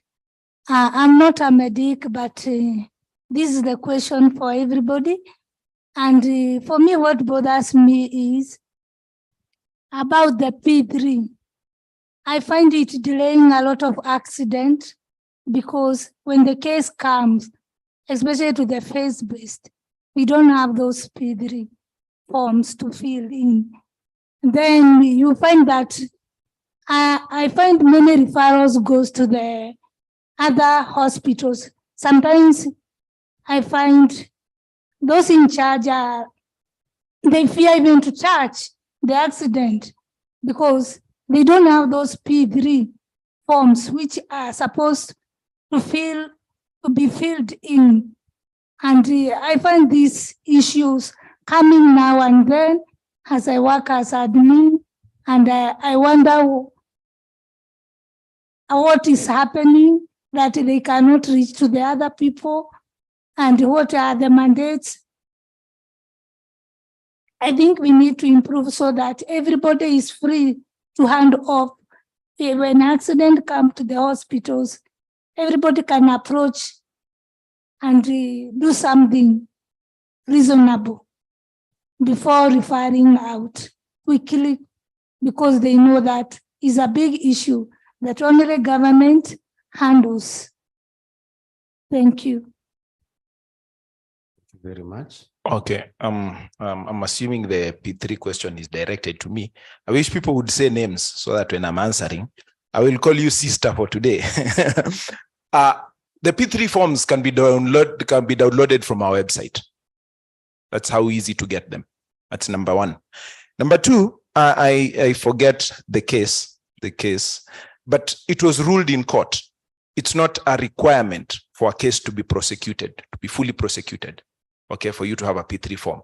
It helps to gather the data so that the person prosecuting the case has all the information they need. But then again, the P3 form is really easily downloadable. And you get in touch with me, I'll give you as many P3 forms as you require for the rest of the year, free of charge. Yeah, but they can be downloaded from our website. I'm Edwin Moses. So I have 2 questions. And number one is on is based on the National Transport Safety Board of under US government federal law. That when companies are constructing, for example, Boeing, the plane, they are supposed to submit the documentation, including the airplane, the routes, and all that, so that in the event of an accident, that's the first document they rely on when they're doing their investigations. So my question is to NTSA. In our design of road network within our country, do NTSA demand this document in terms of 2 areas? How the road is going to be designed vis-a-vis the user of those roads, including the drainage system. A good example, during the construction of expressway, and especially majority of the guys who are living those side of Syokimau, there are quite a number of cases of accidents related as a result of poor design of the road, because somebody did not thought of those people, the users of that road, when they were coming up with this project. And therefore, investigation becomes more complex. And yet, we are looking for how to get the correct and assured data as far as the number of casualties is concerned. Number 2 question is on the road ethics. And I think, Prof, you put this very well. That we have the culture of paperwork and the culture of risk acceptance. And the question is, I mean, even in the design of the footpaths, again, vis-a-vis the road design itself and the usage, is there a possibility or is lack of capacity that NTSA can have a sensitization meetings along those places to sensitize people on the benefit and the need to use those? Instead, what we are seeing is allowing hawkers. So you find in the same place where you are supposed to pass, there are hawkers, there are motorbikes also using the same place, and you are here as an individual who is trying to also use the same place. So how do you separate this? How do we change this culture from the regulatory or from the safety board authority aspect or point of view? Finally, Daktari, again, the cases, many of them, and it has been many years, but I remember a time I was in Thika level 5, and I was shocked that there's a place dedicated for motorbike cases and thousands of them. And they're crying left and right, and some of them does not even know, their relatives are not aware they are there. So my question is, any opportunity in terms of education? Because I'm a believer that behavioral change is something which can actually be practiced. And we saw it during the COVID, where people were literally forced that you can't step in a supermarket if you have not sanitized yourself. And so it was a question of, don't sanitize yourself, you can't step in the supermarket or anywhere. We saw it with the late Michuki when it comes to the safety of our roads, when he said all makangas or all matatus must have the speed governor. I don't think there was a policy on this. I don't think there was a debate, a political debate on this, but it happened. So my question, is there a possibility of perhaps coming with some strict in terms of training them, and then the ones who are not able to participate, in the event that this happened to them, then definitely we don't even go to the NHIF. If they cannot afford, I mean, if you don't appreciate your life and it's due to your negligence, what else can we do? Because that's a culture and that's an attitude. And I believe changing an attitude is so difficult than empowering people and maybe giving them skills to protect themselves. But attitude problem, I think it's a culture of denial, it's a culture of acceptance of the risk, it's a culture of paperwork, we just have papers and document. So we have to change the attitude by maybe coming with some strict rules which help us in this. So many questions, but thank you very much. Thank you. Some response from the panelists. Thank you, Edwin. I will take the first two and then Dr. will respond to the last one. Now, in terms of road designs, construction up to maintenance, it's actually the work of the road agencies. That is Kenha, Kura, Kera. That is their mandate. Ours as an agency, we only plug in like a software. We come in to do audits of some of those roads, particularly in terms of safety aspects. And then we are able to make recommendations, which sometimes they act on them, sometimes they don't, based on perhaps budgetary issues and all that. But we do that a lot. There's very good working relationship between ourselves and the road agencies. In fact, now we are under the same ministry of roads and transport. So there's so much that goes in doing road audits and making sure that particularly the provision of non-motorized transport facilities are actually there. And you'll agree with us that if you look at quite a number of roads now, there's no road that's coming up without a provision of some sort for the non-motorized transport. We were so happy in Nairobi County when NMS was there. I think Major did some good work. Today you can walk from community up there all the way to CBD, isn't it? Because there's some provision for you, unlike there before. Around the markets, these days you can actually move through very, very easily. You go to very congested areas like the Eastland areas, they're now opened up. There were days actually you could not drive through parts of Eastland. You could not access. But that now is changing. We are seeing a lot of development coming up. It has been a journey for us even to have the engineers accept some of our recommendations, because then we did not have engineers in NTSA. And the engineers have a way of thinking. They think like lawyers. Lawyers say, if you are not one of them, then you're not learned. They can only take it from a learned friend, isn't it?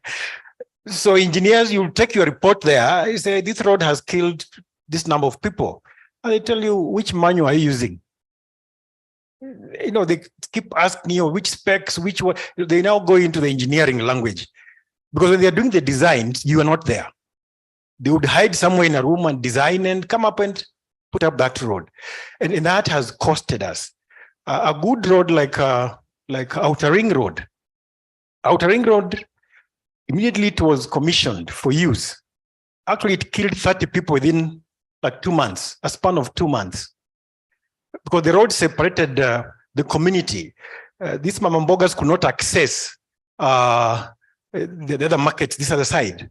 And you could see the struggle they go through for them to go over a guardrail, and she's carrying a whole sack of mboga. It was too heavy for them. And this is fast moving traffic. And we would push this, but the engineers will not understand. They say, but you wanted a road. This is now easing traffic. For them, it's, can we ease traffic? Can people move? But people moving at what expense? Losing life? I think that is not acceptable. But at least over time now, they're understanding road designs from a safety point of view. That every design now must factor in that component of safety. And we're happy that that is actually happening. Now, whether the users use that facility or not, it is really a big debate, because road users are very interesting, particularly pedestrians. You create a facility here today, they will move to the next part where there's no facility. And you ask them, but that's a footbridge. They tell you, no, but I can move through here. They always look for the shortest route to get them to the other side. I mean, that is us Kenyans. We are wired so differently. And that's where we see even people dying under a footbridge, and you wonder what really happened here. How would you die under a footbridge? I mean, it is sad. So again, it's behavior. It's the culture that we are talking about here. And you can't legislate culture. You can't legislate every behavior. If you are to do that, then we create some robots who have to move through some space, which is not normal for a human being. But we must accept that human beings shall always make mistakes. But how do we create infrastructure? How do we create space that would accommodate even some of the mistakes they have to make, you know, at some point? Because like Peter says, you can't enforce, unless you have police everywhere. Then it becomes a police state. From your door, how are you moving? Arrested. Why are you looking the other side instead of looking right? Arrested. So then we'll arrest everybody because you would see those things a lot. I remember one time when we were doing, just to wind up, enforcement along Mombasa Road before the expressway. And around the Maradaima there, I would tell people, please don't cross here. You'll die here. He said, there's somebody who died yesterday. That was his day. Huyo ni siku yake. I mean, they take those risks and they tell you openly, hiyo ni siku yake. That is his problem. Me, I'll cross through here. And actually, before you know it, they will go through against fast-moving traffic, and that's it. So that is us, Kenyans. That is how we are. We are wired so differently. Look at the newest road in town, the expressway, isn't it? Meant to ease traffic from the other side of town to the other side of town. Mombasa Road now, a bit of that traffic is eased. The developers of that road, their thinking was, actually, you can do less than 15 minutes or thereabout from Oyaki Way all the way to Mlolongo. And to the airport is even less, meaning making things a bit easier for you. But what are Kenyans doing now? And they have even put a speed limit there that it's 80 kilometers per hour, isn't it? But which speeds are we doing? 120, 140. Then you ask this guy, I mean, why are you doing 140 up there? And you're all alone. And they will come praising themselves in drinking places. You know, I just used less than 5 minutes to Mlolongo. And you think that is credit for you? Can you imagine? And they are proudly saying it. Leo, I did less than 10 minutes. The other one now will try to outdo him by doing less than that. It is unfortunate. And that's where we have even lost lives on the expressway. Can you imagine? Now it has sent us thinking, do we put bumps on the expressway? Because that is the level we shall go, because that is how, if Kenyans will force us to go that way, then that's where we shall go. We did with the police, there was some enforcement on speed one weekend. Trust me, we arrested serious names who had done very worrying speeds. You look at that speed and you're like, hey, boss, you're the one who did this. Yeah, I want to get to Mombasa. How do you get to Mombasa? It's not possible. So again, we are saying these facilities are there, but the users have this problem of either, I don't know, interpreting the use of that facility very differently. Because a road is meant to ease traffic for you to move from point A to B, but then now you want to break a record. Very soon, I won't be surprised to see some people on KICC or on top of Kempinski, flying actually to Kempinski very soon at this rate that we are moving, very soon. And that may force us to now put bumps, to even do enforcement on the expressway, which is not supposed to be the case. Look at the footbridges that we have now occupied by hawkers. They have been turned into small markets. The street children are there and all that. Again, it behoves all of us as a country, really. Why should we take our trade up there? Why should we change a footbridge into a small market and proudly say, leo nimeuza this. Go home happily and say, leo nimeuza. Look at the risks that we are taking. You sell very close to the traffic and you go home saying, yeah, I've made some business.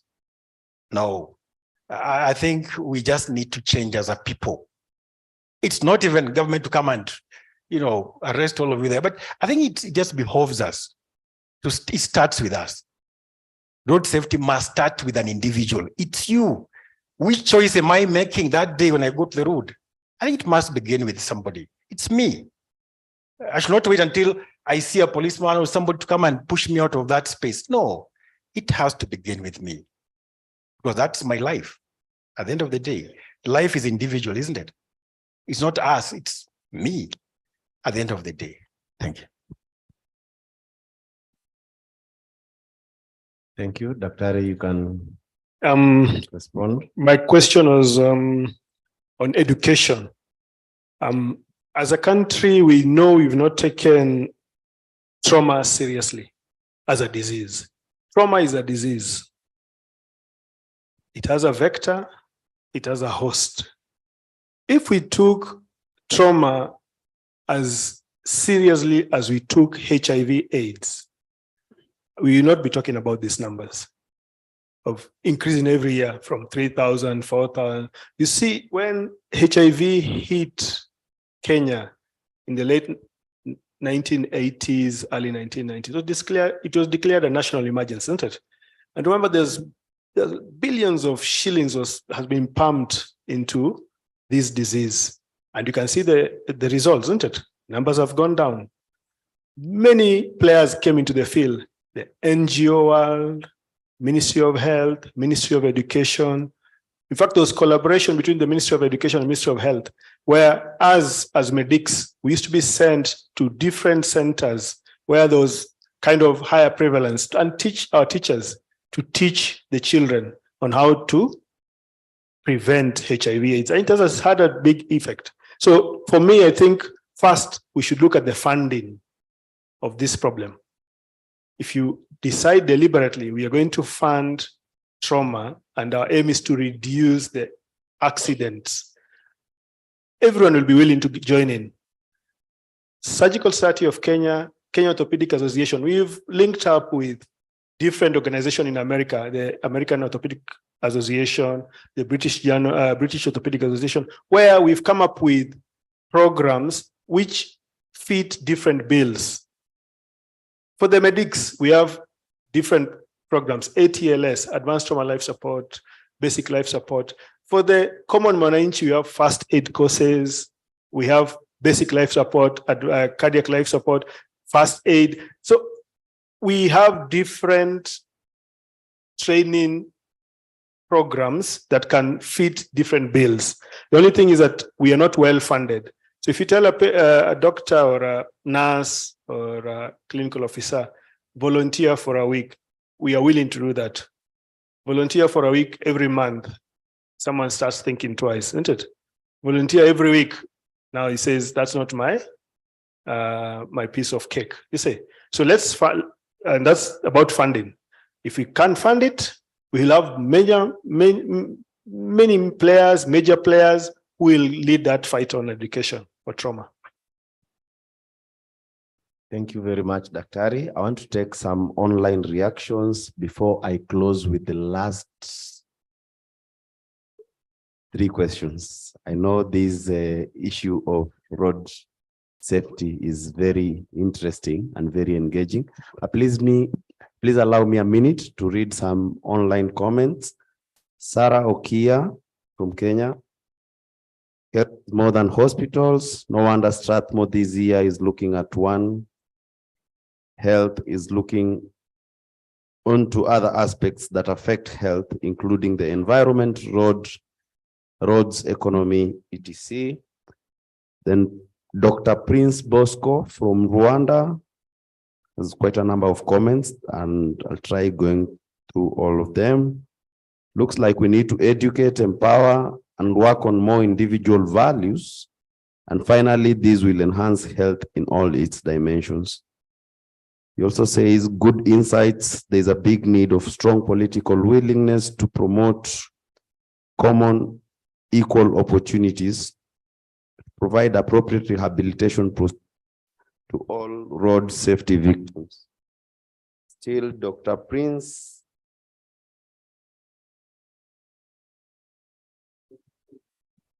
Still, Dr. Prince. In low and middle income countries, personally do not like this description of the world, but we will transform this society. Although some public education is in place, usually is no education at quick levels for the students on the road traffic incident.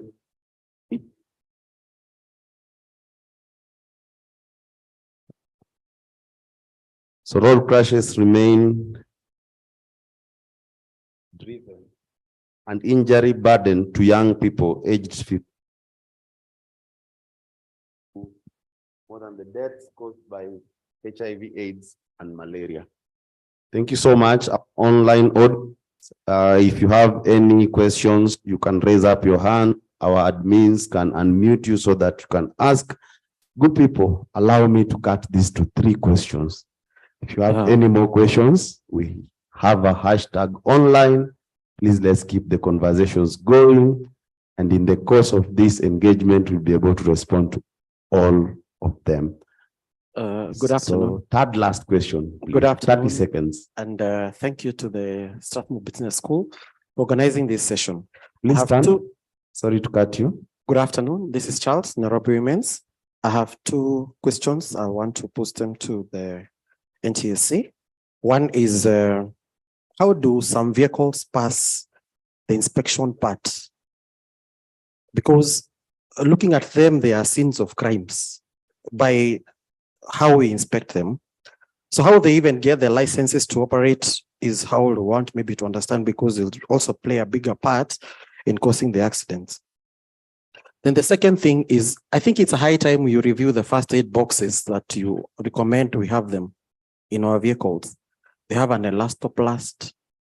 I don't know what they're supposed to help in. Perhaps, yeah, maybe you can comment on that. Second last question. So thank you to all the wonderful panelists. My question goes to Samuel. Do we have like a tracking tool for border riders, so such that we can be able to know as the citizens, before you board, you can be able to verify this person is actually licensed, this person actually is maybe insured or is in a circle? Thank you. Last question, and we close it. Excuse me, my name is Jackie. I am a techie, I would say. Has the university and NTSA and thought of bringing techies on board, especially on road safety and first aid, using gamification for, road safety education and basic first aid?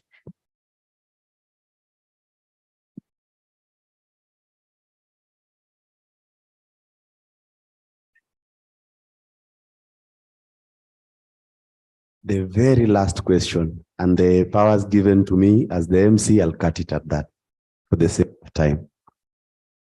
Hello, everyone. Thank you for the great discussion that we've had. My name is Dr. Jeremy Getao, one of the founding directors of Emergency Medicine Kenya Foundation. For me, it's not really a question. It's actually just enlightening us on some of the work that we've done around the road traffic safety. And one of the things we've done is actually we've managed to map all the emergency departments in the country.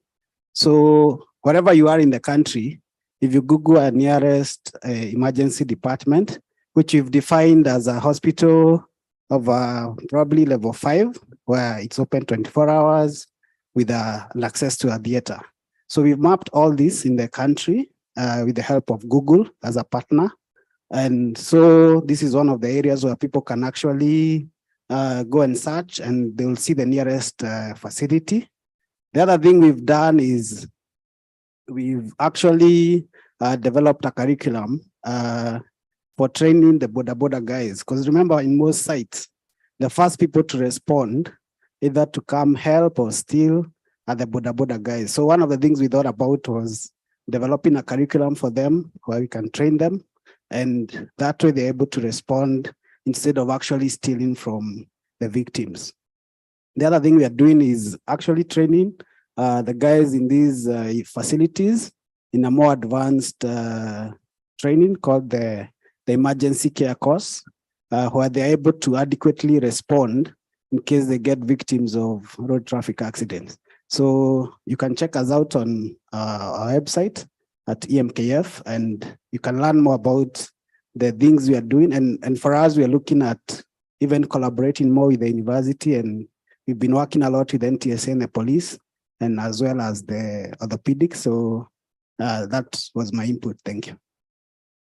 Thank you very much. Can I get some quick responses from the panelists? Thank you, Charles, for your concerns. Inspection of motor vehicles, yes, we do that for a certain class of vehicles, not all the vehicles, particularly vehicles involved in the public service transport, carrying of goods and other services. But now we are reviewing our law, which is actually now at Parliament, to have motor vehicle inspection also outsourced to the private players in the industry. So very soon we'll be coming to you, invest in this. But of course, we'll be checking the quality of the inspection. Why we are doing that is in the spirit of managing the volume of numbers that are going up. Today, as we sit here, we're talking about close to 4.7 million vehicles on our roads. You can imagine, it's not easy. So within the law, again, we are hoping to rope in also the private vehicles for inspection. Because like you rightly said, sometimes you're on the road and you're following a private vehicle that is emitting smoke, and you wonder, who will ever check on this vehicle? So we are doing that, and very soon you will seeing that happening, including the motorbikes. Inspection will also be done for the motorbikes as we privatize the inspection.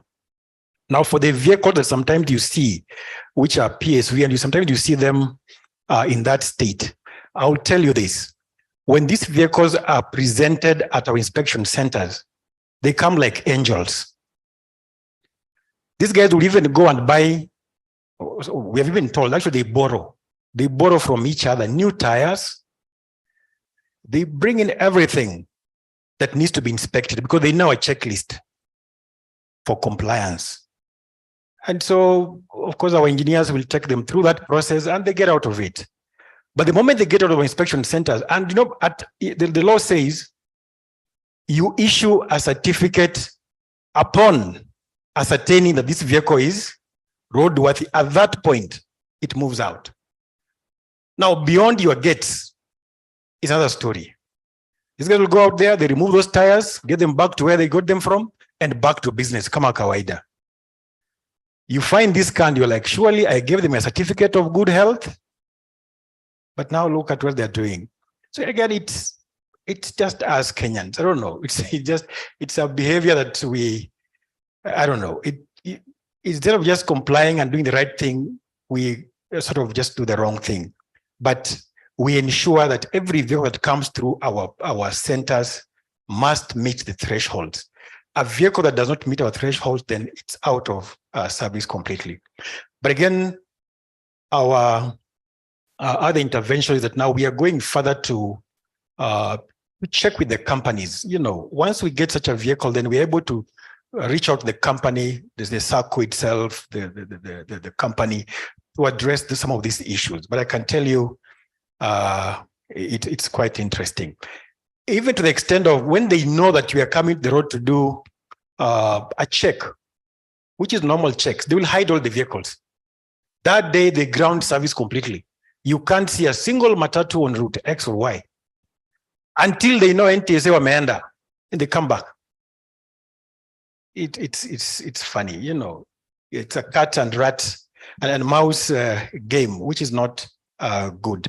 But we are doing all our best to address the first aid boxes. I agree with you. You get injured in a vehicle, and you'll see if you'll ever get even an elastoplast. It's not easy. They're empty. We saw one that had tissue papers inside, nothing else. It has never been opened. They even don't know how to do it. And it sent us asking ourselves, I think the way we introduced the first aid boxes in the vehicles, perhaps the approach was what was wrong. Because we made it like a compliance issue. You know,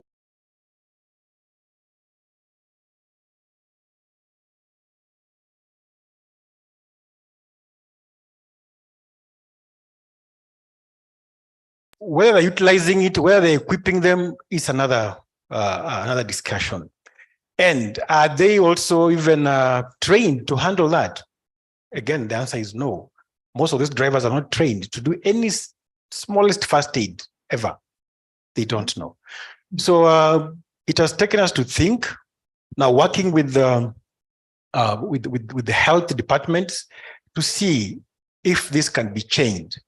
Perhaps now more education for these drivers.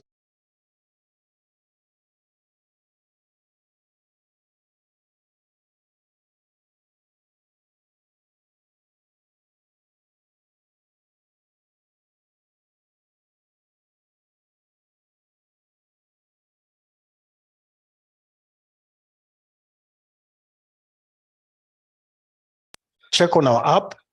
If that vehicle is has a valid inspection sticker, if that border is valid, please just check in our app and you'll be able to see whether their license is valid. But we are doing our best to put them into circles, into groups which are manageable, so they can now operate under certain procedures. Otherwise, they have been operating just like that. But we learned our lessons, and now we are pushing them into forming circles from mashinani, kabisa, from mashinani, the grassroots level. That way now we'll be able to have them all licensed, all trained, and operate well. We are happy with the online service providers, the taxis who are now coming up as well, and they are taking this up, which is a good thing. So today you can actually order boda online. If you are not very sure about the one you are meeting on the road, please do it online. It's more secure, and we can track that in case of an incident. Thank you. Just a quick one. Yes, and we'll make this active. There are about 4 or 5 calls on road safety proposals, and I'll be reaching out to my colleagues here. I think we need to do this collaboratively. And the lady who said that gentleman, you can give him your contact. I think we would want to include in that. I think the more collaborative, the more the chances we can actually have of getting, a grant to address resource issues, to address some of these things. I think we need to collaborate, and we are going to send you this in the next 2 or 3 weeks. I hope you are happy. Thank you, Prof. So for those questions that I cut out in the interest of time, please pardon. You can reach out to this great gentleman during our lunch break and ask the questions in person. For the online audiences, Kenya, Rwanda, Uganda, and Cameroon, we really appreciate your attention and your participation to this far. If you have any questions that I might have cut out, kindly also post. We send responses your way from our studio team. So at this point, we would like to appreciate our making time. Studios, this mic is failing me. We'd like to appreciate our panelists for the great knowledge, insights, experiences, and even statistics that they've been able to share with us. We hope that from whatever this knowledge has elicited in us. Let's remember to be good citizens. Let's be disciplined. And let's remember to be the change that we are all speaking here. And remember, blame game is one form of linear thinking. We have to transform it ourselves. So I would like to welcome on board the academic lead for this expo. Give our panelists a little token of appreciation for their time and effort that they have put in this expo.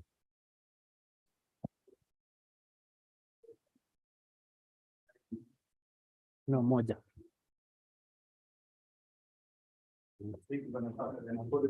Check, my check, 1, 2, 3. My check, 1, 2, 3. Good afternoon.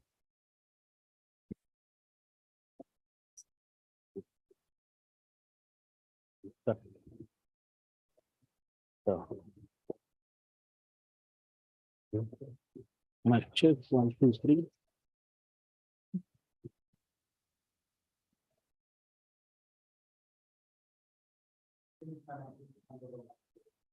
Thank you very much.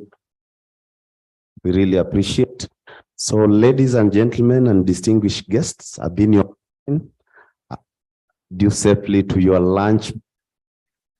I hereby take a pit stop. You'll see me again sometime tomorrow.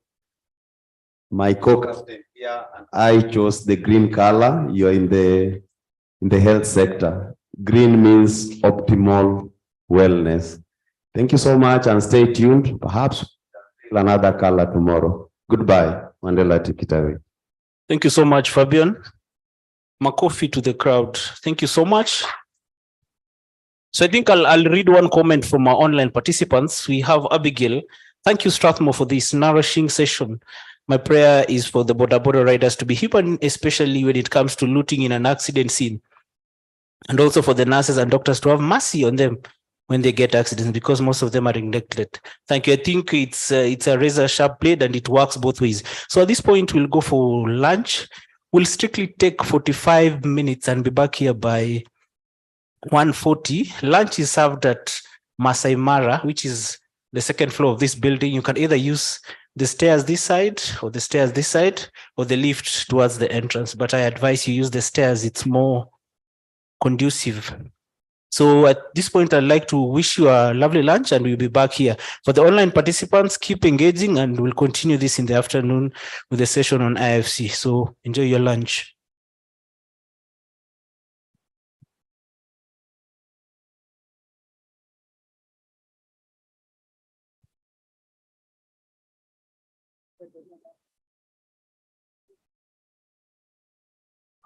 I give you my email.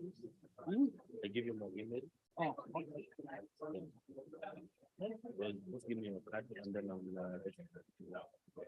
in regards to the roadside.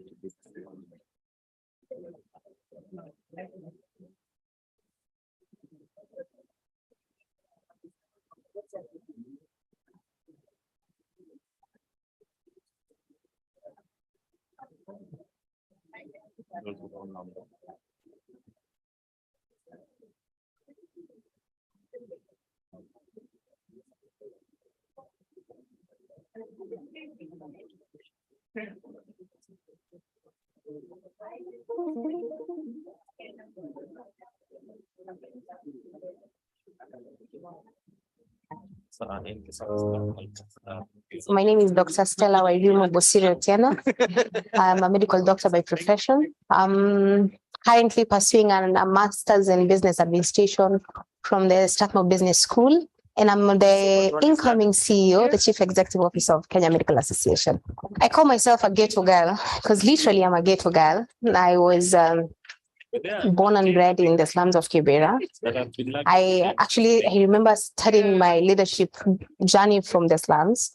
I have been either a chairperson, a treasurer of the youth groups, or the committees in the slum, either funeral committee. Most of the time they are funeral committees. Even in the streets, at one particular point, I was a street child. Even as a street child, I would still take up the leadership role in ensuring that the rest of the gang, the group, that we are safe. We had a source of food or something, and I have been taking care of my family since I was in class 6. Coming from my community, there was not so much luxury, as you can tell. I'm in the slum area. So you had to become a fighter. You had to fight for every position. You had to fight for every role. You had to fight for survival. And part of survival is being able to put yourself out there for opportunities that present themselves to you and take them up. First time I put myself up there, I was getting a bursary for my high school. I put myself out there. I got a scholarship, an international scholarship to do medicine. I put myself out there. I got management position in Avenue Healthcare, and I'm still putting myself out there. And right now, I've just gotten to be the CEO of the Kenya Medical Association.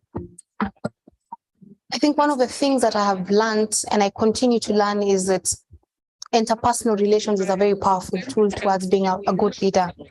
And how you relate to first your own self, how you visualize a lot of issues, perceptions towards the situations around you, how you relate to other people when they are low, when they are high, when they're celebrating, when they are crying, how you're able to look at people's abilities, how you're able to pick up a strength and a weakness from someone who is around you and make the best out of it.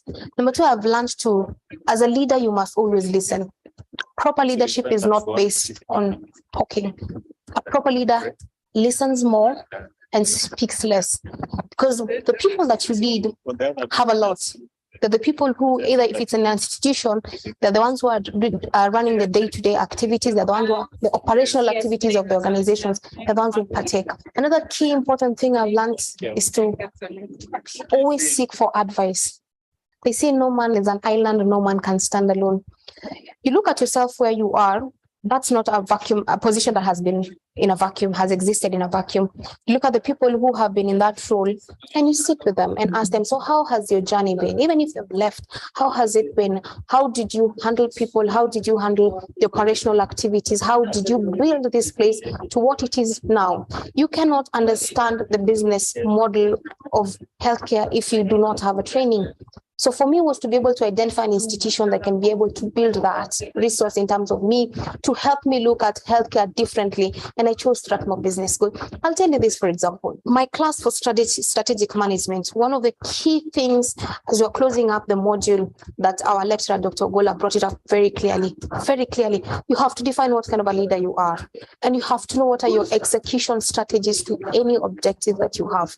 In terms of strategy execution, I mean, I read an article recently, and it was saying most of these organizations right now, business institutes that are failing, they are failing not because they did not have very good strategic goals, but because they were not executed well, executed in a timely manner, executed with wisdom, executed using the right parameters. So those are the things that I've been able to pick up. Even as I'm getting into my new role, I understand so well the importance of me being able to pick each strategic objective and being able to align to the needs of the doctors and also align to the needs of the public, and ensuring that each and every goal is met to the point. When you have knowledge in management, when you have a skill in management, it makes you a better doctor.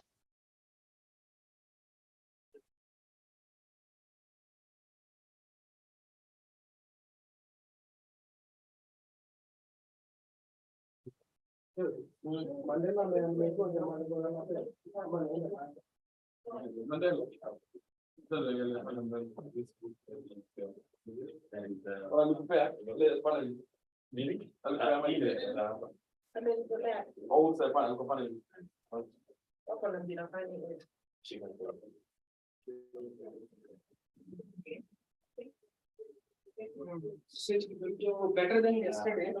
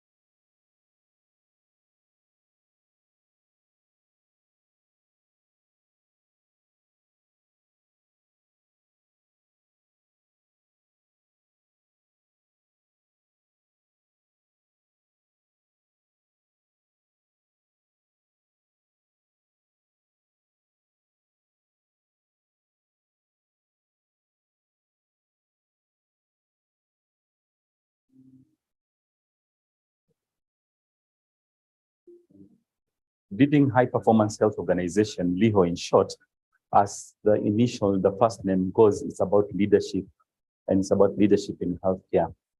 The approach we have taken is a responsible leadership, but we are saying leadership is not a noun, it's not what you are. Leadership is a verb, it's what you do.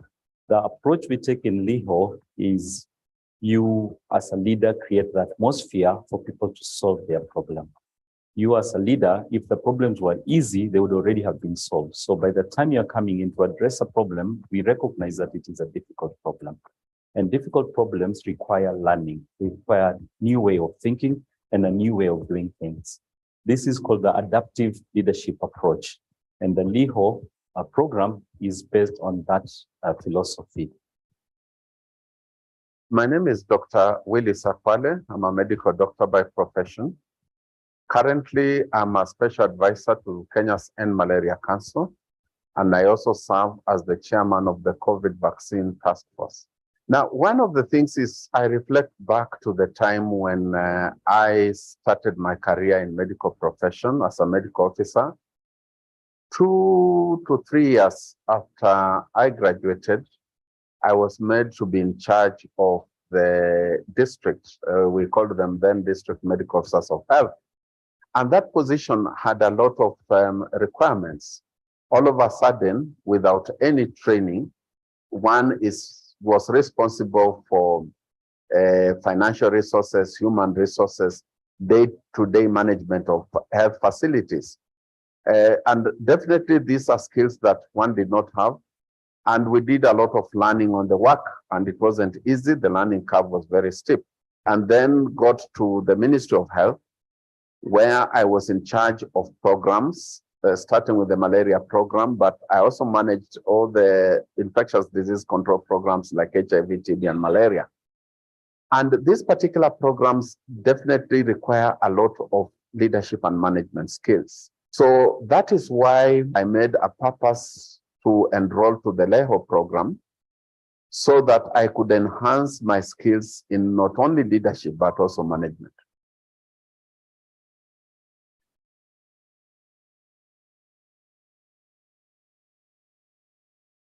After we've taught you about leadership, then we go further and situate your leadership practice. So we start broadly by looking at the global scenario. What happens in the rest of the world, and how does it impact your clinic or your hospital or your dispensary or your pharmacy? From there, we look at the global players. We look at WHO and other United Nations organizations. We look at CDC. We look at the global organizations and how they impact you, and how can you collaborate with them in addressing your local leadership issues in your organization. From there, we come narrower and we look at your industry, your local environment. How are you in relationship to the government, county government and central government?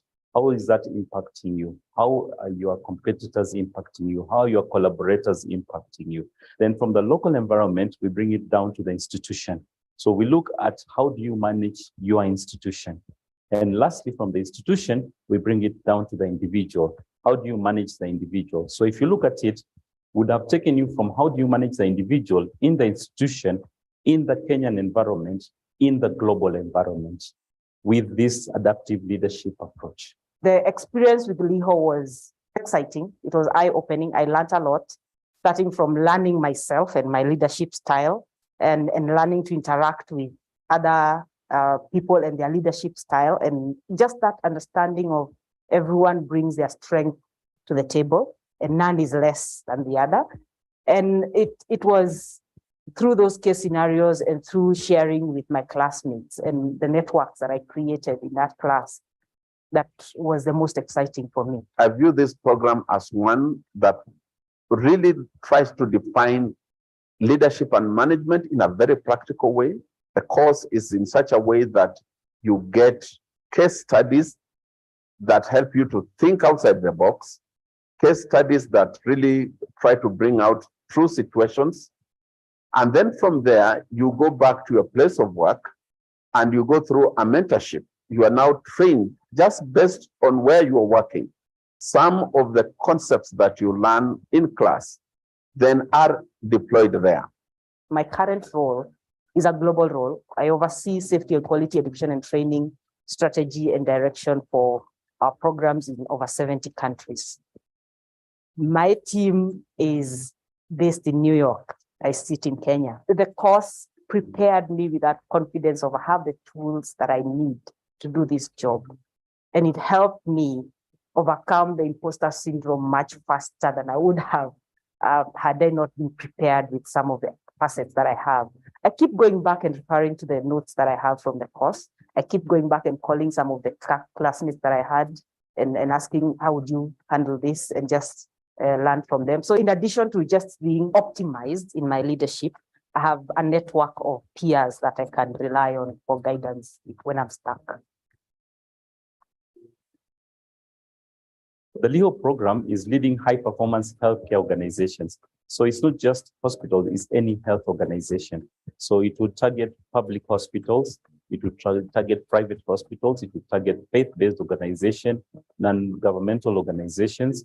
In fact, the usual class is a mixture of doctors, nurses, pharmacists, people working with the UN, people working in the NGO. So it's a very nice mix that enriches the class.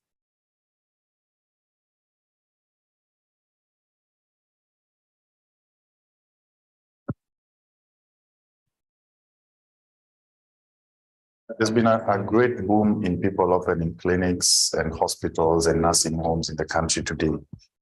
At least because of the packaging that we found in NHIF, they've seen people who started small are growing, and people are just going into it blindly. And one thing I've learned is it's not just opening a clinic. It's not just opening a hospital. It's not just opening a nursing home. There's much more that goes into it than just the healthcare part of it. And so for somebody who really wants his business to grow, I think MHP is a very good course to start from, where it would give you an insight on how you're going to manage your business, how you're going to manage your employees. In one word, I would say the program was awesome. It was such an eye-opener for me. There are so many things that I ignored previously, and that course made me see the importance in learning the business. Farm access comes in to fill a very critical gap in the area of healthcare provision. And I say that based on my experience as a healthcare provider, clinically knowing how to take care of my patients, but not knowing how to run a business. Healthcare management solutions comes in to fill that gap in terms of transitioning clinicians to viable business leaders so that they can actually run viable and sustainable businesses and provide access to safe care. To catalyze this movement, we offer scholarships to support healthcare providers in accessing these courses as it ties to strengthening their healthcare businesses. SBS, that's the Strathmore Business School, and particularly the Institute of Healthcare Management, ideally gives you what you don't get from the medical schools or what other institutions do not offer. What I mean by this is that in Strathmore Business School, we actually provide you with the leadership concepts, we provide you with the leadership knowledge and the business principles and business concepts that essentially helps you to grow the business. We actually work with you to grow yourself as a professional in your own field. We had a very friendly and welcoming faculty. It was not just the classwork, but it went even beyond the class in that they were willing to listen to us and attend to some of the questions we had about our businesses. Even after the class hours, some were even willing to come and coach and mentor us in our businesses. The importance of this program is after one goes through it, you find yourself changed. You change in so many areas, the way you handle your clients, a way of marketing, the way you handle your finances, to channel them to the right directions. In my place, we didn't have second floor. And in second floor, we didn't have enough space for a lab. Also equipments to do all we can in terms of the tests. We are doing the basics, but right now we can now follow immunogram, we can do biochemistry, yeah, and we are trying to see that we go further.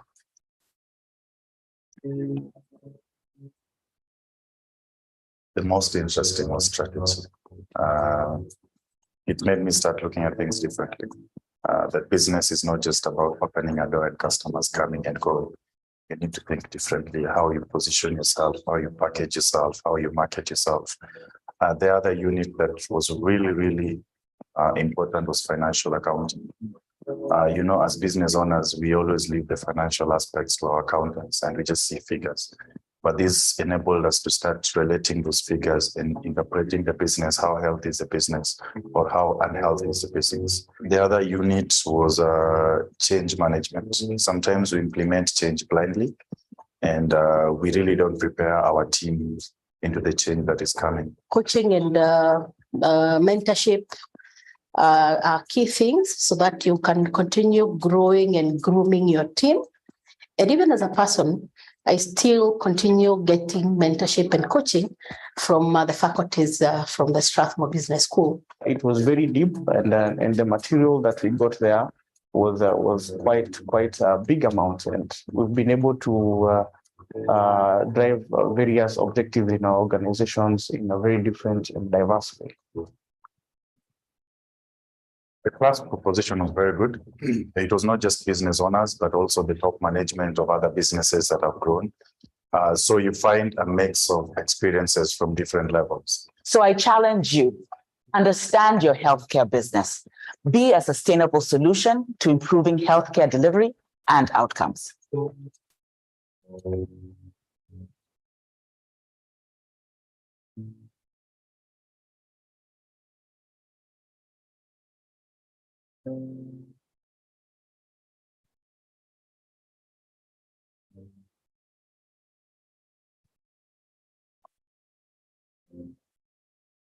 Managing healthcare business costs was fantastic. It was very eye-opening, especially because I have constantly said and expressed my views on why I think sometimes we do not get to the levels we want to get in terms of excellence in the healthcare businesses and in the healthcare sector largely.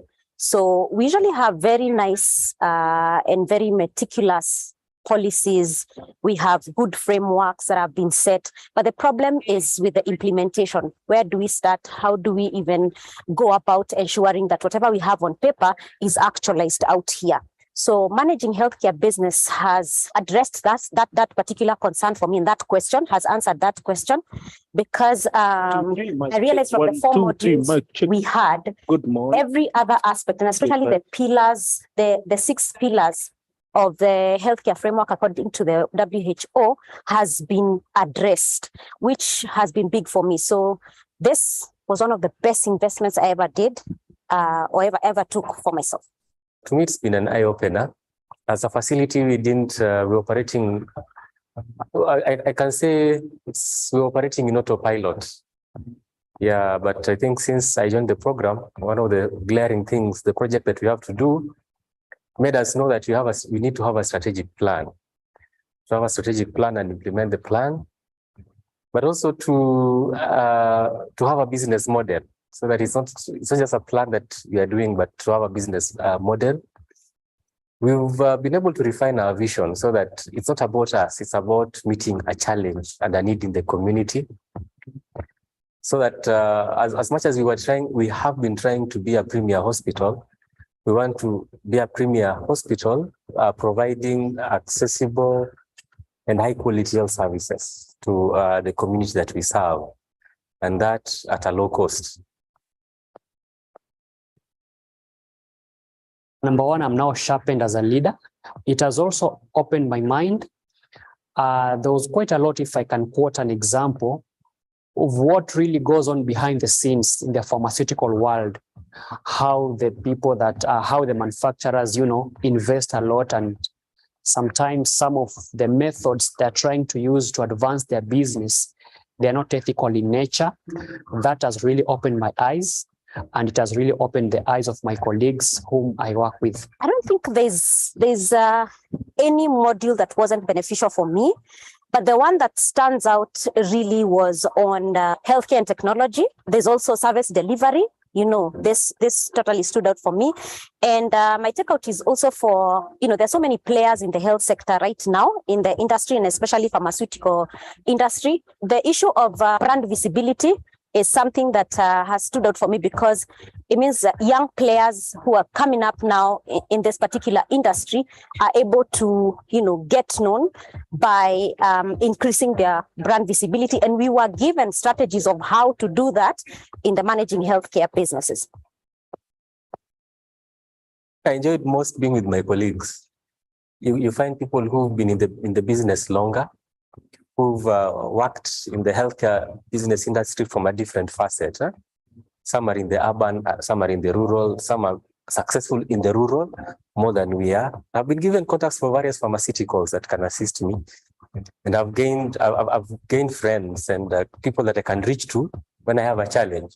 So for me, the most thrilling bit of it was being able to gain contacts from the class members. What I enjoyed the most was, of course, being in a class full of intellectuals. These people know exactly what they are doing. They have experience. And the fact that, it was a very interactive class. I'll tell my colleagues about the program because the advantages are myriad. There are many advantages we've gained so far. And I think it's not just for the CEO. I think even for for the facilities, some of the key employees they have should come for this. And I've learned that from Oasis. The CEO has not come. I think he did his earlier. But now we've been with almost 6 of staff from Oasis. I came with my administrator. And I think we now have a harmony of vision. And we've done, it has also helped us to plan together and to try and execute things together with a clarity that was not there before. So I would urge those who are in the healthcare business, I would encourage them, because this makes you see healthcare business in a different perspective.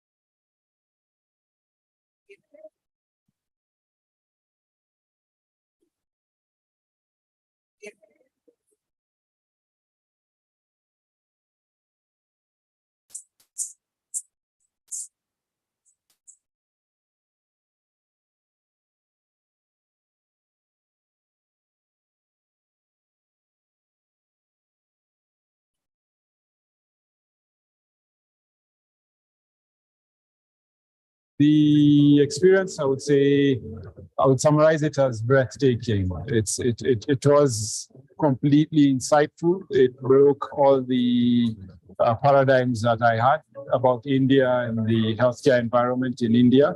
It was clearly a good choice by the university in terms of a place from which we could learn. They have a lot of parallels which we can draw with ourselves. Yes, it was truly insightful. Wow, India. India was quite the experience, yeah. I liked the diversity in that the places that we visited, we got to see the world-renowned healthcare, as we can say, and the steps that they took to get there. And I learned that it is possible for us to also get there. We just need to make the relevant changes. India was wonderful, to say but the least, from a managerial perspective, from a student perspective, and as a mother. There's a lot of research and technical capability which goes into building those drugs. The whole idea was to appreciate what they can learn from the Indian health system and compare that with what happens in the Kenyan health system, but also in the regional health systems in sub-Saharan Africa, the challenges we have. And as faculty, we thought that India would be a good place to visit because it's a country that is not, I would say, very different from Kenya in terms of, shall I say, per capita income of the general population. India has a lot of poor people, despite being a wealthy country. but also because, in a sense, it has a health system that is also in developing, for lack of a better word, as opposed to going to a higher income country where the health systems are a lot more advanced, and perhaps the lessons would not be easily transferable to Kenya. So as faculty, and as a school overall, we actually thought that since we are training healthcare managers to strengthen our health system in Kenya, then what better place to learn than a country that bears a closer semblance to the country we have in terms of challenges and the economy broadly. We toured a couple of facilities. We toured Dr. Reddy's. We also toured a community-based social health insurance or initiative at managing healthcare resource called Aragosri, which was extremely insightful and useful to us. We were able to see with relatively limited resources how they were able to manage a healthcare pool. And this, we would compare it to a county. At county level, how to manage healthcare resources for a county, by a community, and do that efficiently. There were a lot of take-home messages and parallels we could draw on that. We also went to Apollo Hospital, the chain of hospitals. We went to one of their facilities, and we were able to see in low-resource settings, similar to ours, how they were able to perform world-class healthcare and avail world-class healthcare to their patients. That was an experience and a half. I like their model for providing healthcare to all in the government system. They had a national health insurance program that funded everybody, but on top of that, they had a supplementation where they now would give the extra healthcare to the poor, separate from what the NHI would give, and I thought that was extraordinary. Second thing I learned was there is always a solution, no matter what the problem is. You can always work around it and find a solution. And even at some point, they know how to curb corruption. They take pictures of patients during the procedures, to make sure that the correct patient is the one getting the correct procedure. We can very easily identify and relate to some of the lessons we learned in class, and then so the application of those and the adaptability of our experience to the Kenyan setting. The way they say magical India, it was a truly magical India from a healthcare perspective.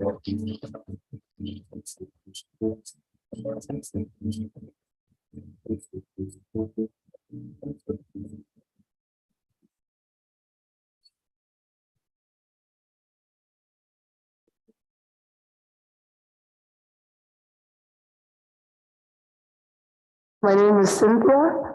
I am originally from Ghana, but Botswana is where I call home. I work in the tech sector, specifically in the health tech sector, and I've been working in this area for the last 11 years. It is actually the only program that I've come across on the continent that offers you a vast array of different courses and different aspects of the healthcare system and exposes you to so much. Aside from that, the caliber of the lectures and how the lecturers actually care about the work that they're doing and the knowledge that they're imparting to us, I think is absolutely phenomenal. Different approach in terms of engaging with us as students, and also just the way that the content was delivered.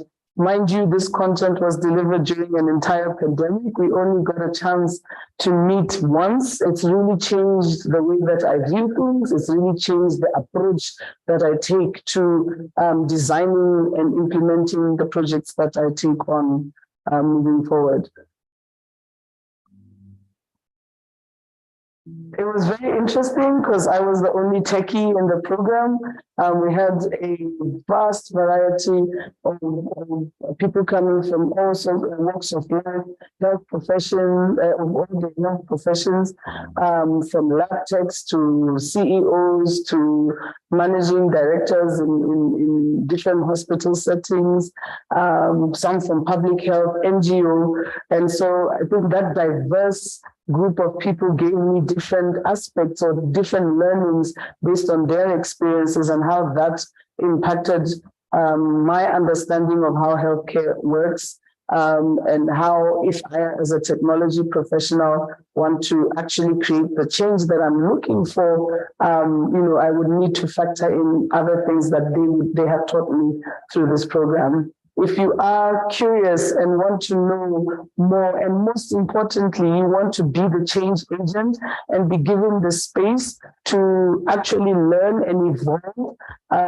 through that, through the, going through an academic program, this would be it.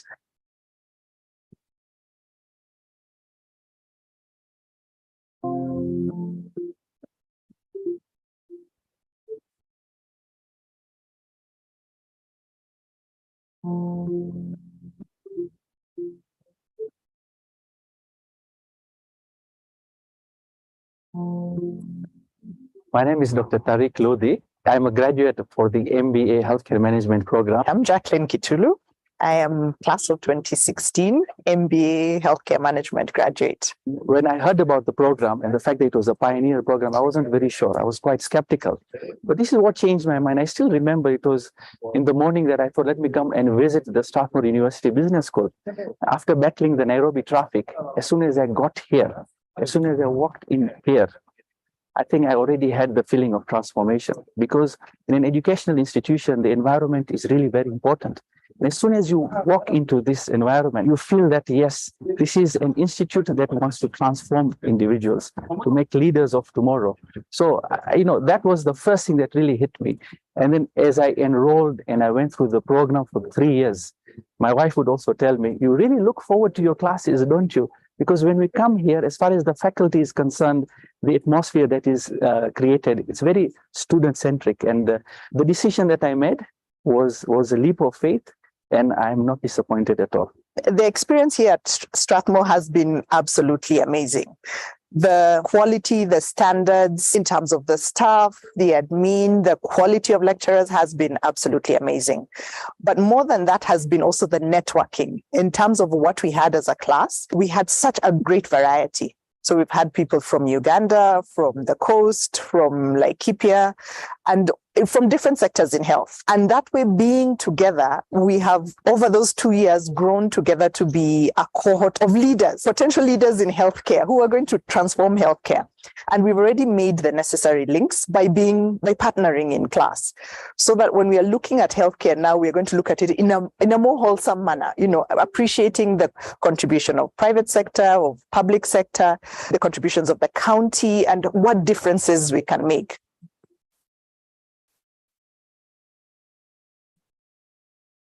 Two things that made me reach till the end. Two things stand out. One is the fact that for every subject, they had two teachers. One was local faculty and one was international faculty. And this international faculty were from some of the renowned universities like Wharton, Harvard, Johns Hopkins. So when you get their perspective of what is happening in that part of the world, and you have the local faculty telling you, this is how we can contextualize.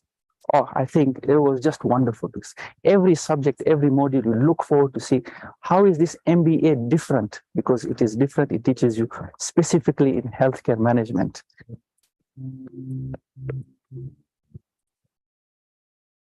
I have been the chair of the Kenya Medical Women's Association.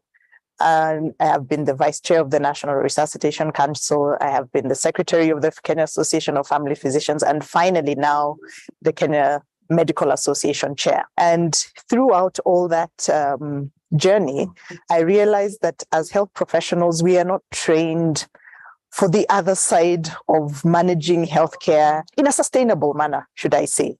Our training is excellent in terms of managing patients, but not managing the health system, not managing our relationships in terms of how we relate with other sections of say, government, in terms of making policy.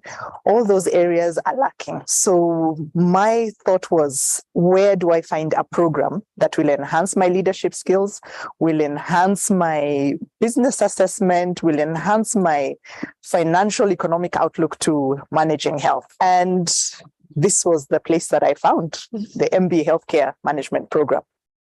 And it did not disappoint. I think for many of us who've had leadership positions, you tend to have lots of ideas about management through experience. But when you join the MBA program, which is contextualized to healthcare management, it puts things into perspective. You look at things specifically the way they are supposed to be. So it sort of, there's a lot of clarity in the way I now approach situations, because now I know exactly how to look at it from these different perspectives. And I think it makes a person very well balanced. Just been transformational, the experience here. Transformational. Absolutely transformational.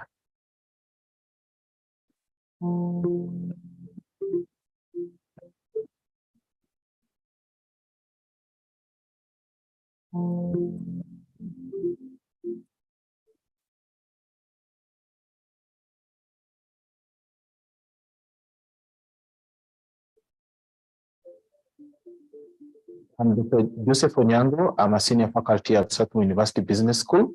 And in the business school, I manage the MBA healthcare program, as well as I support with research and innovation in the university.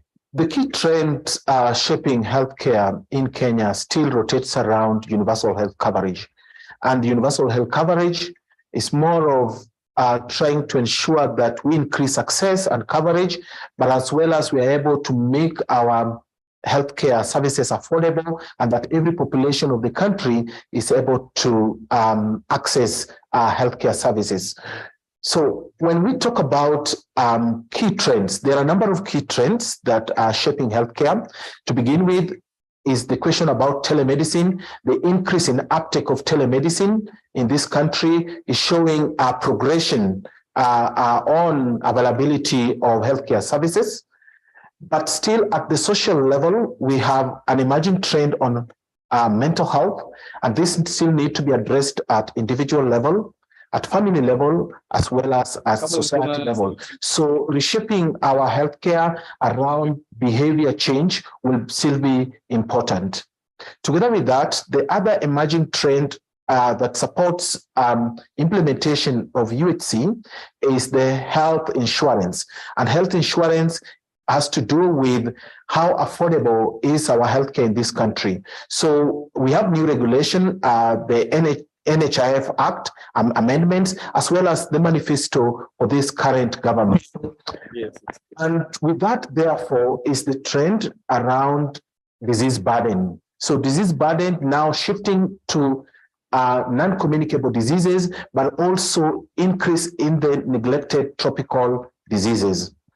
And that, therefore, has to do with also the other trend around human resource for health. Because for these services to be provided, we need the health professionals available, trained and equipped to deliver these services. Hello, 1, 2, 3, hello. To do this and to address these trends, we cannot avoid to talk about the public-private partnership, because the government, yes, has the mandate to provide these services, but government working together with the private sector, and not only the private sector, but also civil societies, as well as the non-governmental organizations, so that we holistically improve our healthcare.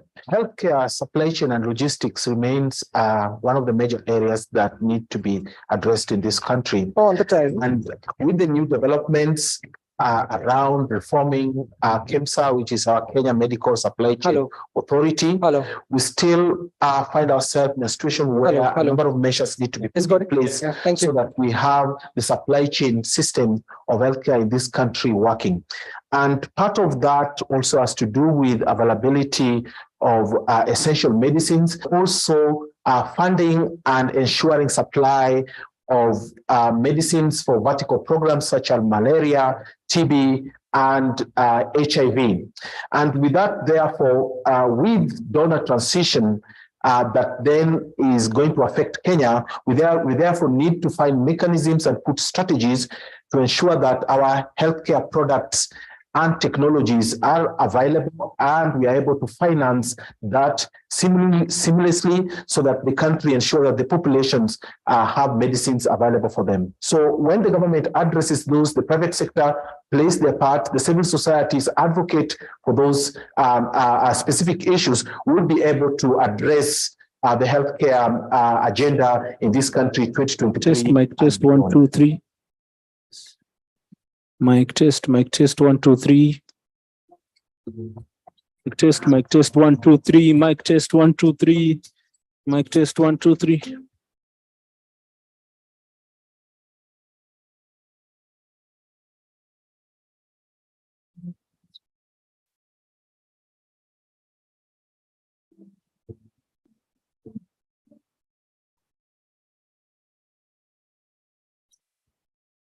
Test 1, 2, 3. Mic test 1, 2, 3. Mic test 1, 2, 3. Test 1, 2, 3. Mic test 1, 2, 3. Mic.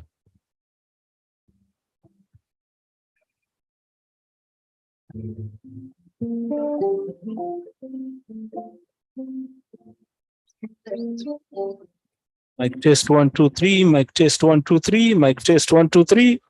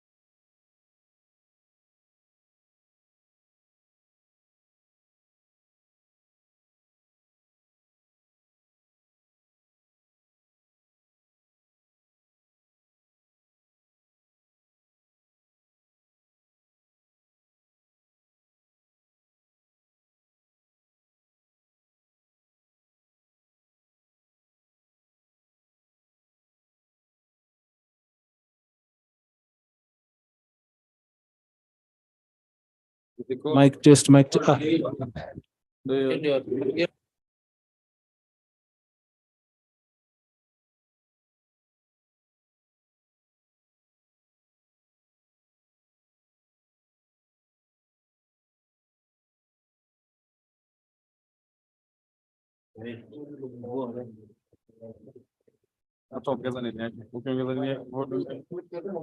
One, two, three.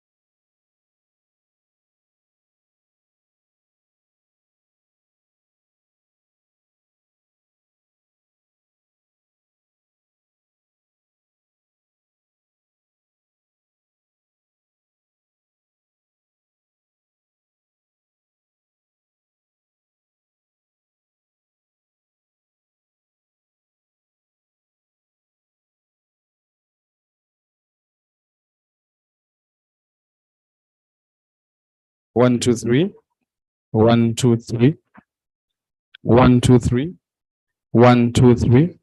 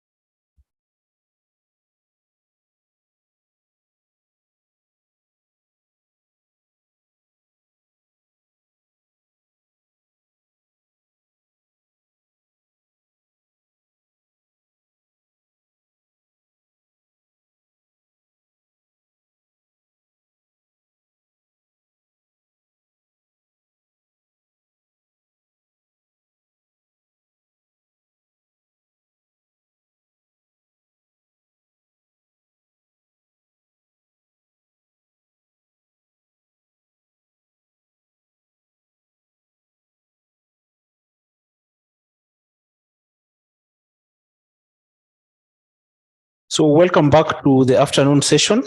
I hope you enjoyed your meal despite the rush. So at this point, I'll cue a small video we'll listen into, a video that will open up the next session of panel discussion.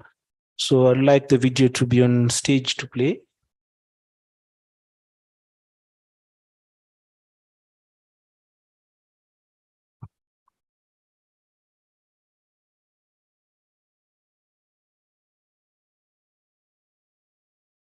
Can the volume go higher? Tech Emerge is accelerating the adoption of innovative health tech solutions in new markets. These pilot projects are de-risking tech adoption, improving access to quality healthcare, increasing operational efficiency, and most importantly, driving better outcomes for patients and communities.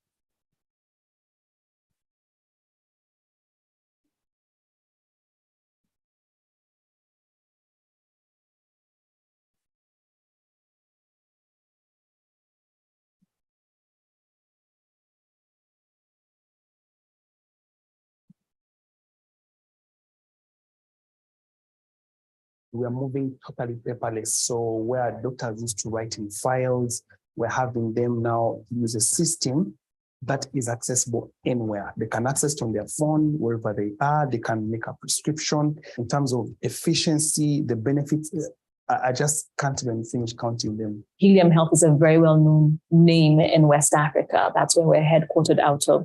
East Africa was a new market for us. The Tech Emerge program is really like a melting pot of innovation. I love the fact that it brings together the innovators and the healthcare providers.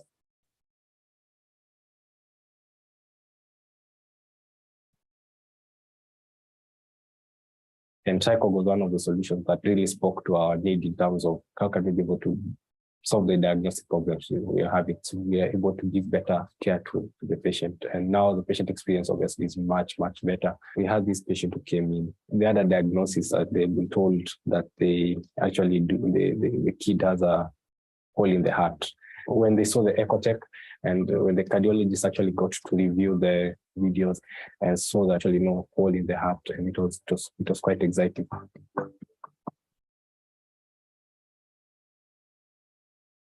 This is a point of care ultrasound device that allows a clinician to be the novice user of the ultrasound with a remote sonographer providing guidance. And this helps us achieve the reduction of cost.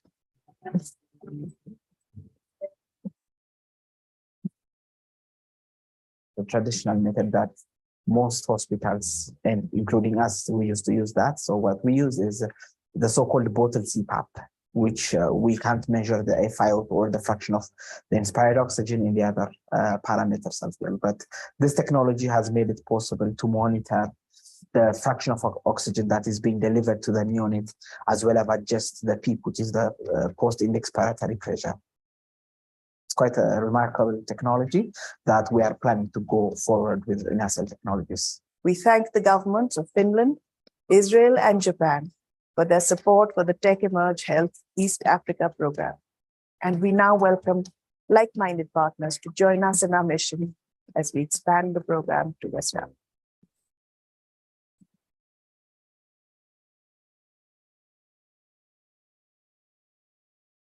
Thank you so much. So at this point, I'll welcome our moderator for this session, Mr. Selkuk Tanatar, to take us to the next session. Welcome.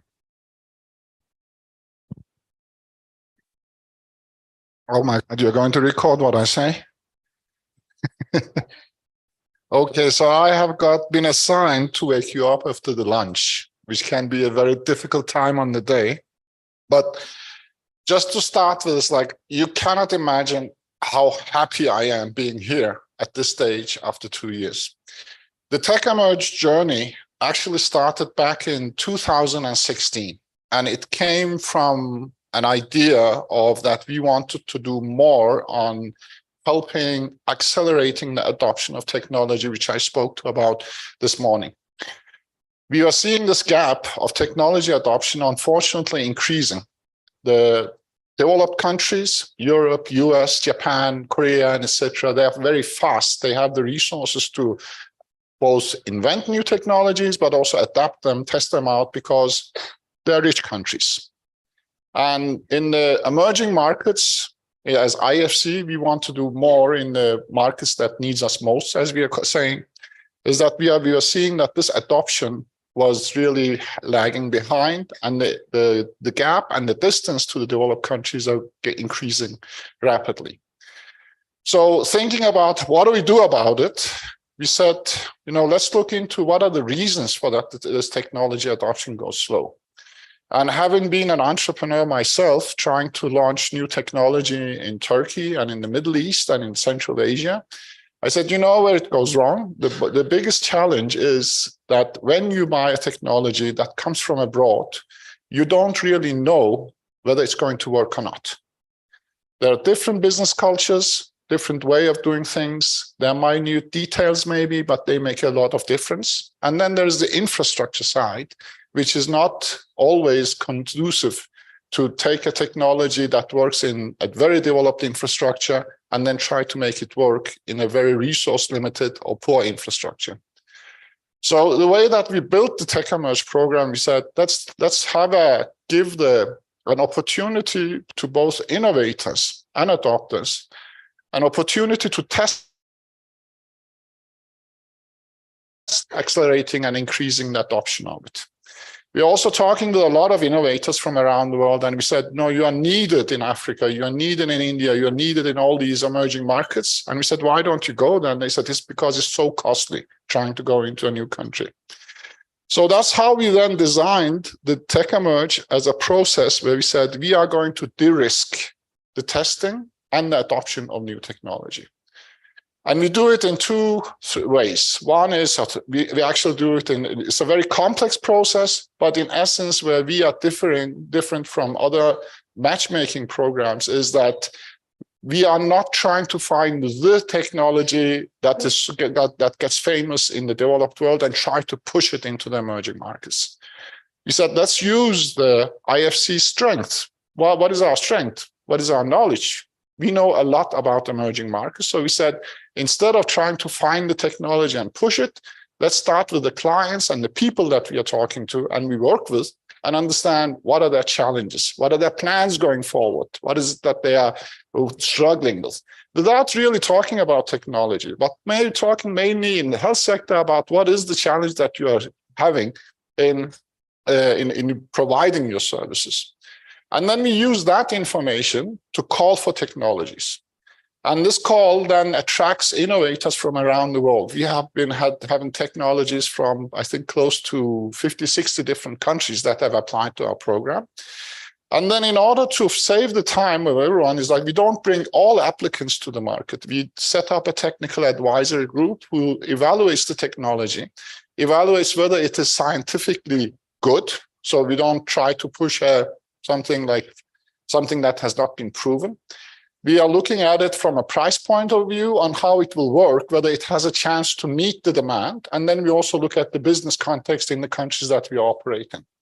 After that, then we select a suite of technologies, and they can be competing technologies. We don't select a specific technology, but we present them to the healthcare providers and the clients that we work with for them to look into what attracts their interest. And then we do the matching. And after the matching, we don't stop here. This is normally where all the matching programs are starting or stopping.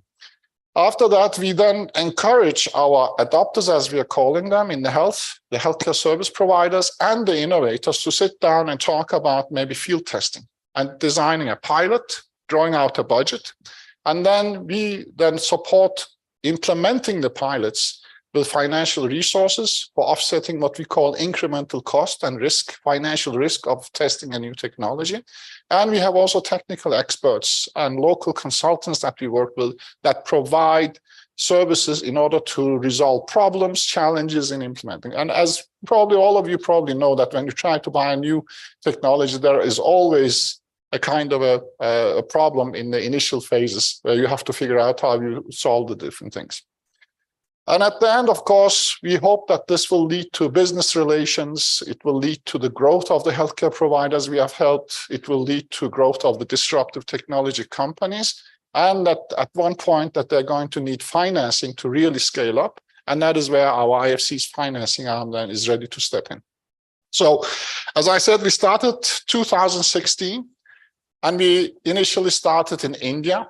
And then we did the same program in Brazil, and we did the program. And then after that, then we said, now we are ready to go to Africa. And people ask us, why didn't you start with Africa? Because that is where you're needed most. And we wanted to, but our management said, try markets that are a little bit easier to operate first and prove your methodology before we go into where we are needed most.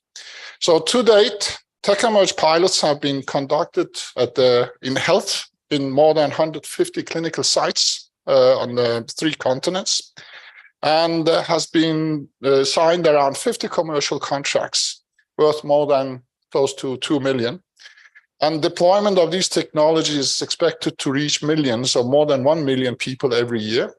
And our East Africa program that we started 2 years ago, we are now getting ready to close it in 2022 and hope that there will be future opportunities. And we are seeing already commercial contracts signed that we think is going to benefit about 400,000 patients annually. So that's why that when we got to Africa 2 years ago, I was so happy, because I was from start on saying this is where we are needed most. And then having seen all the pilots that we have implemented in East Africa, we have implemented more than 20 pilots with 16 health tech companies and covering 15 private hospitals in Ethiopia, Kenya, and Uganda. And then seeing the success and the results of these pilots really makes me happy, because now I really feel, as I said, I'm repeating it as the IFC, our motto is to go there where we are needed most. So this is really exciting for me. So, but that's the background. Now let's go into the really interesting stuff that we have been doing. And just after I started with the video, last about 3 minutes, and then I probably have spoken for about 3 or 4 minutes. One of the things in the is like that you should be aware of, because we were talking about deaths, is that in this 6 minutes, could you guess how many people have died of heart attacks or cardiac arrests? I'll give you the number. It's about 250 people globally in 6 minutes. Every minute, about 34, 35 people die of cardiac arrests. This is very sad when you hear about the deaths and how many people die of it. But what is more sad is that actually 70–80% of them could have been saved if they had been captured timely, and if they had been talking to a cardiologist, and if they had been intervened within the first 60 minutes, which is the critical part in cardiology. And this is what our next company that are going to present have actually addressed. We started working with them in 2016 in our India program. And since then, they have been helping, I think, about more than 12 million people across 15 countries. And to explain how that system works, I'm inviting Pratik Golecha, Vice President of TriCog, who's also responsible for the Africa operation. Pratik, you.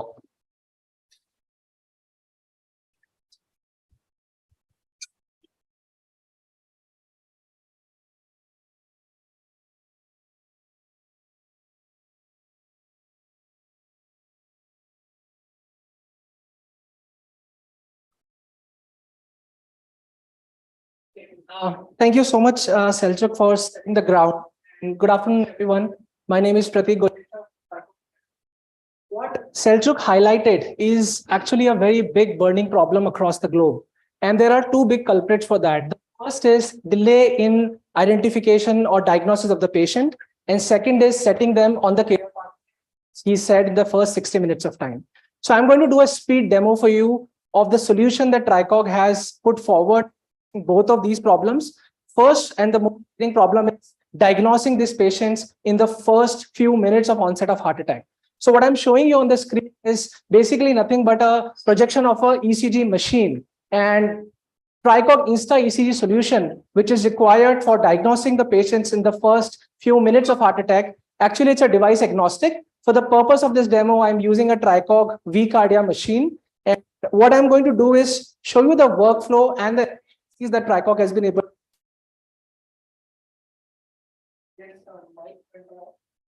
Nevertheless, I hope I'm audible till the back. So, patient, what I'm doing is a quick demo here using a simulation. So assume that these lead cables are attached to the patient, just like any other ECG machine. So there's a port on the machine here, lead cables and amps. And on a press of a button, what we do is we ID, the age and gender, and we press a button which will capture the 10-second 12 lead 12 channel ECG here. And in the process, what will happen is that when you complete this acquisition, it is going to give you a simple screen which will give you some basic measurements and an option for you to continue.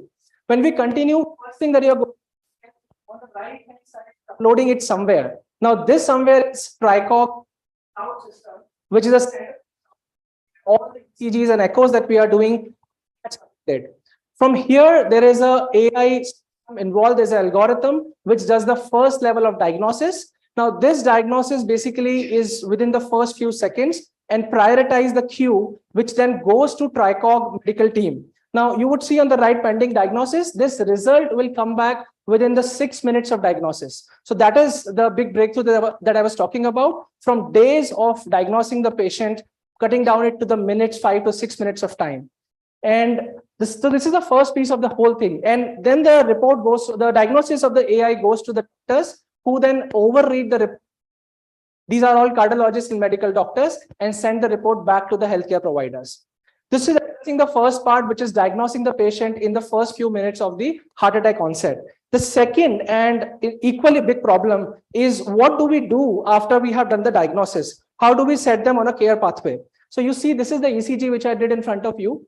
Now, let's assume for the second that this is a patient with myocardial infarction or a heart attack. What are we going to do next? So there is an application called as CardioNet on TriCog system. This allows you to start the case. Let's say I am the physician at a primary care clinic. I've started this case. I'll fill in some quick information about the patient vitals, any description I need to give, any complaints with which the patient came back, and any attachments of medication that has been given.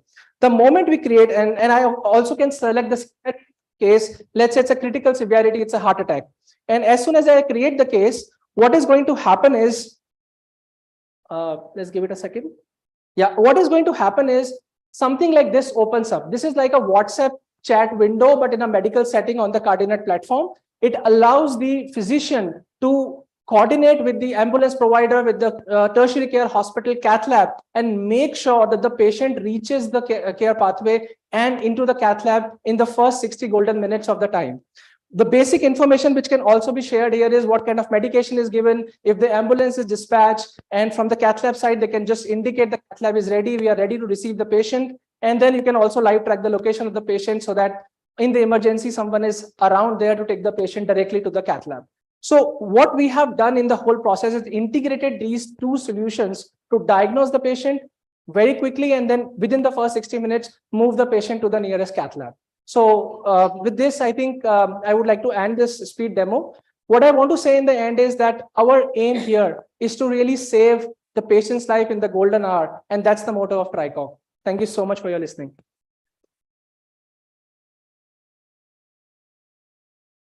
Thank you, Pratik. Very impressive. And as I said, we have been following TriCog through India, Brazil, now Africa, and hopefully to other regions as we'll move forward.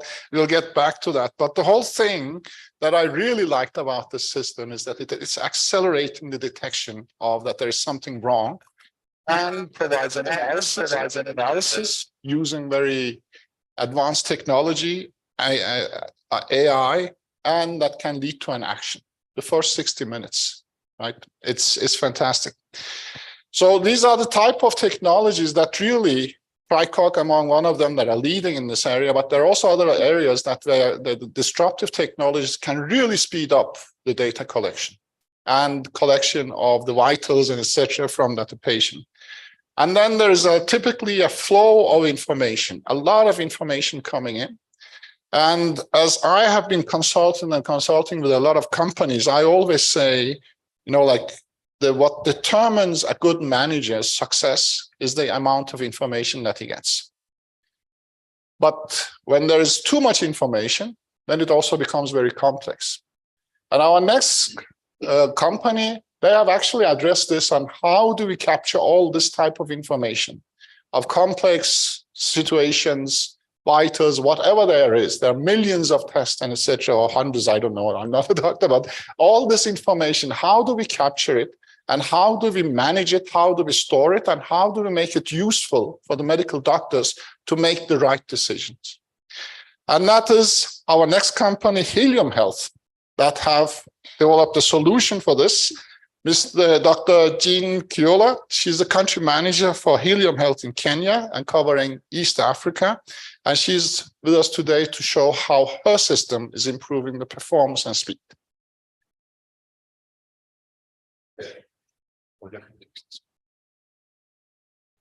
Thank you so much for the introduction. I'll jump straight into the speed demo. I'm going to begin with some slides. Next slide, please. So at Helium Health, we innovate around 3 main bucket lines. The first one, next slide, please, our provider healthcare management suite. If you're able to go to the next slide, thank you so much. So the healthcare provider management suite, everything from your electronic medical records to your personal health records. The B is the healthcare financing. We lend money to healthcare facilities. And the C, the public health solutions. And I'll be showing you this. So this is just an overview of what it looks like when you actually come and use our platforms. So if you go straight on, I'll show you what the Helium credit looks like. You're able to use our platforms to come and apply for loans at the facility level, and we lend to you. Public Health Solutions is our C. So here you can see we have an electronic record management system, and here you have an emergency response system. And this really helps you aggregate all the data that you're using to improve the public health emergencies. So now we're going to talk about VaxiTrace, which falls under our Public Health Solutions. VaxiTrace is our robust end-to-end technology solution that you can use for any vaccines, not just COVID-19 vaccine as is shown here, but for any vaccine. And if you require vaccination certificates, on the next slide, you'll see that you're able to generate that on our platforms as well. So I've shown you slides. So now let me jump in and show you a video of how this actually works in practice.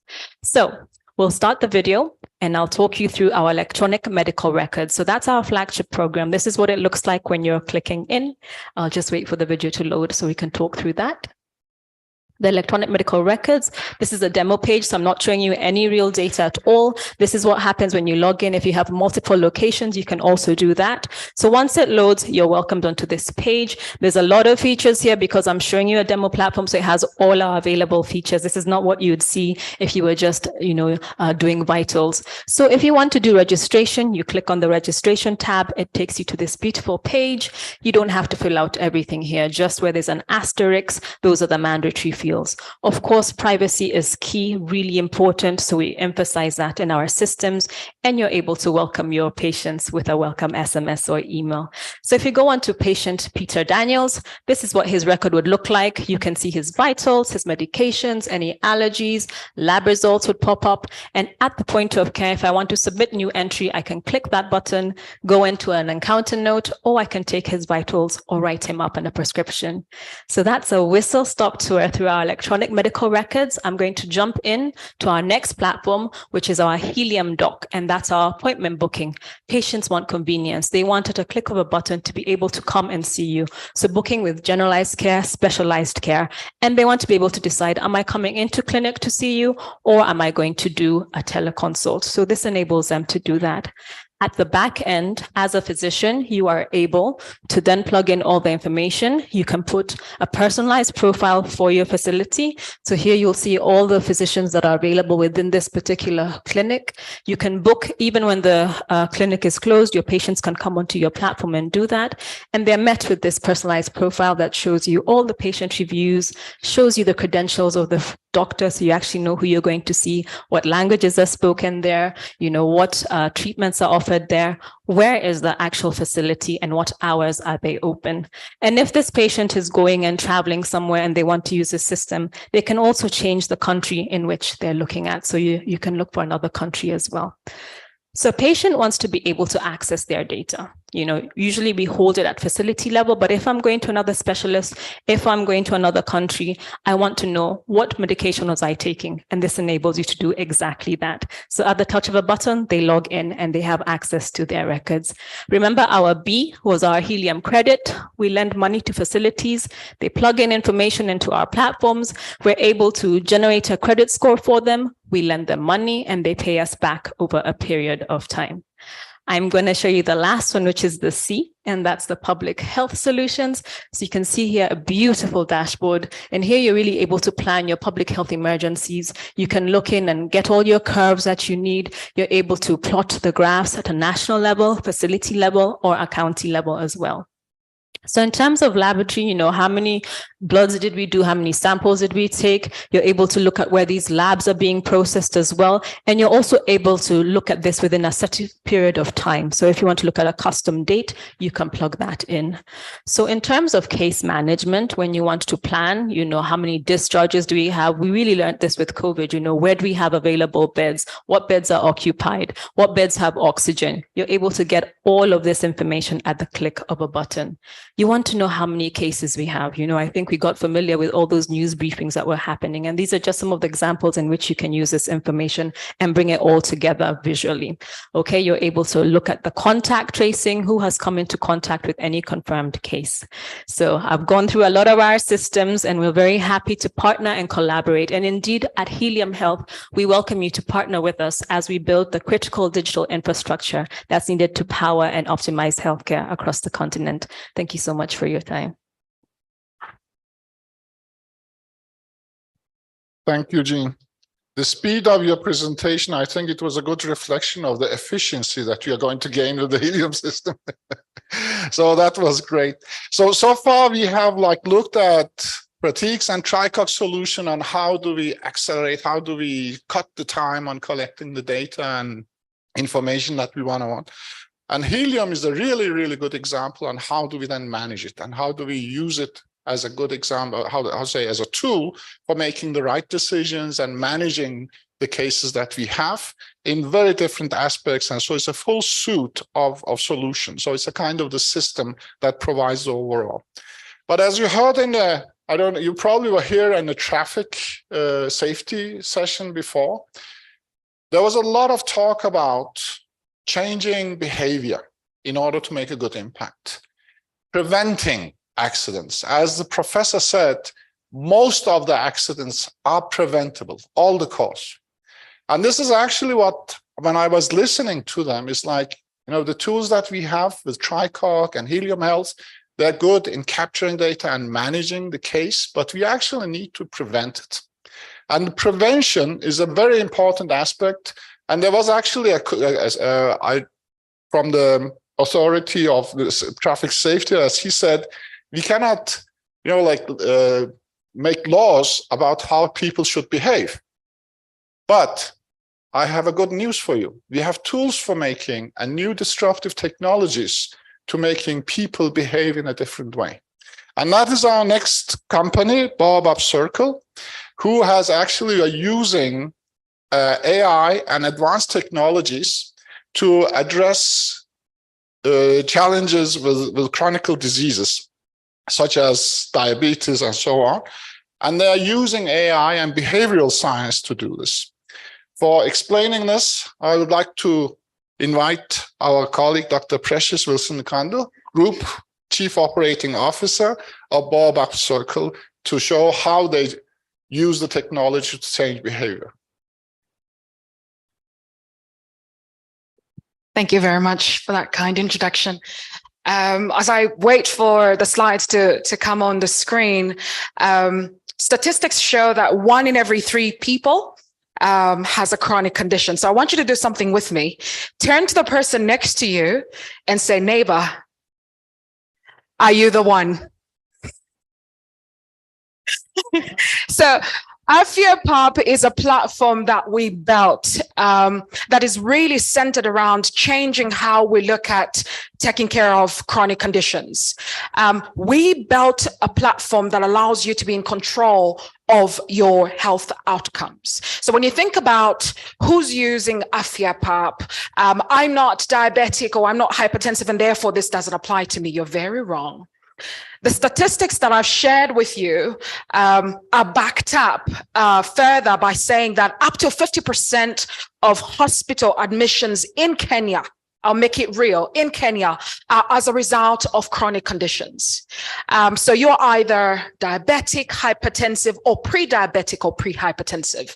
So AfyaPub allows you to take a more preventative approach to how you look at chronic conditions. So how well do you know your readings every single day? How well are you eating? How well are you exercising? Do you know your sugar readings? Do you know what your blood pressure was this morning or after lunch or if you're fasting? So just talking you through the slides that you're seeing on your screen. So you take a reading and it's very simple. So we use integrated devices that allow you to, if it's your blood sugar, prick your finger and you have, you plug it into your phone. It's very simple, very smart, and it gives you a reading. But outside of that, you also know what that reading means. It's not the assumption that everyone that is tech savvy speaks medicine or can be a doctor's mindset. So what this app actually does is once you take a reading, it tells you the translation of that reading. So if your blood pressure is high, it will tell you. If your blood sugar is high, it will tell you. You've got a call a doctor functionality. So our theory of change is really centered around the fact that we give you control of your health outcomes. But really outside of that is if you need care here today, you have access to support. So you can call a doctor. And when you have a moment, I would really strongly advise you to download the app. It's very simple. You register with your cell phone number. And yes, data protection is very key. We're actually registered in Kenya as a data handler and controller. So we are very careful about how we manage our data. So calling a doctor, essentially means I put in my readings this morning and there's an anomaly. What does that mean for me? The doctor then gives you a consult. Texting a doctor, if I'm uncomfortable about discussing my sexuality with somebody on the phone, I will text it. A lot of the texts that we see coming through under our text to doc functionality around sexual reproductive health and.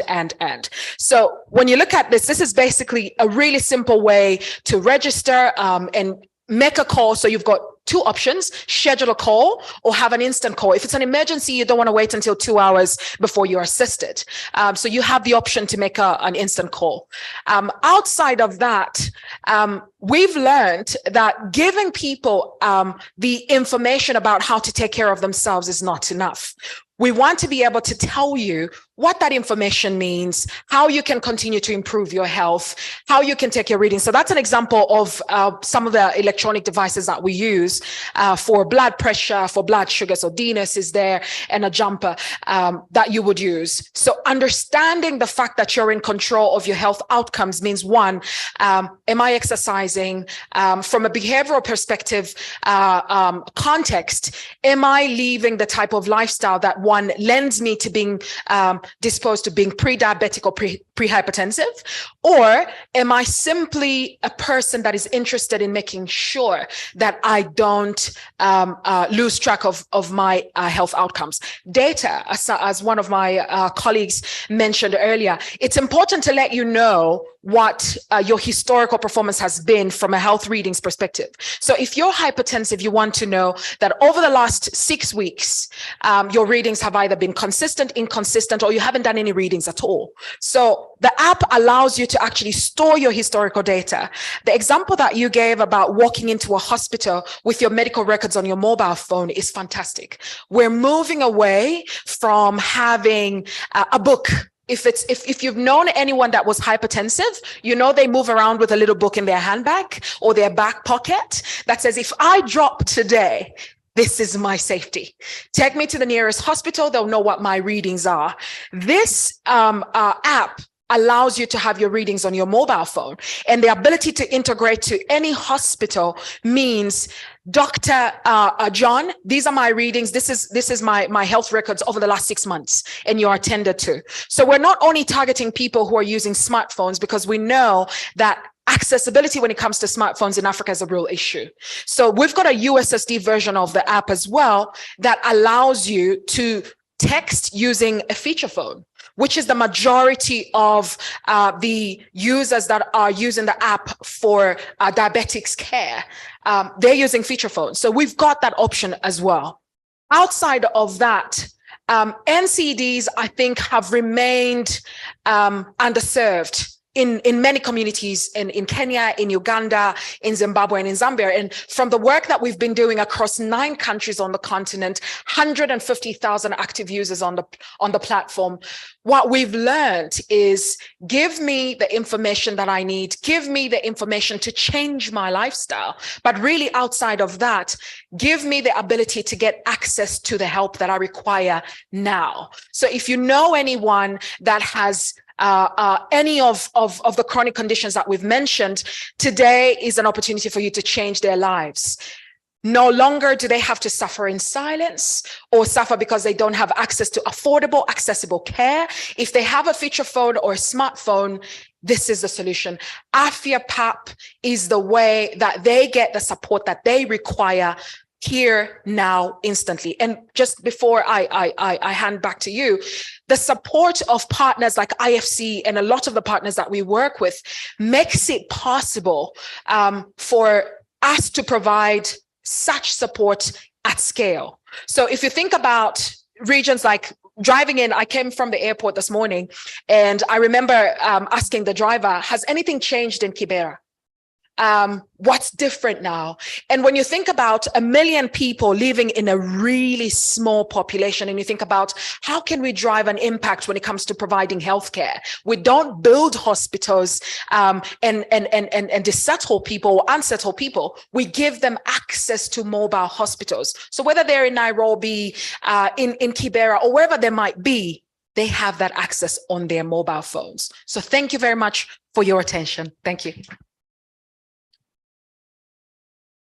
Thank you. I come from a long line of diabetics.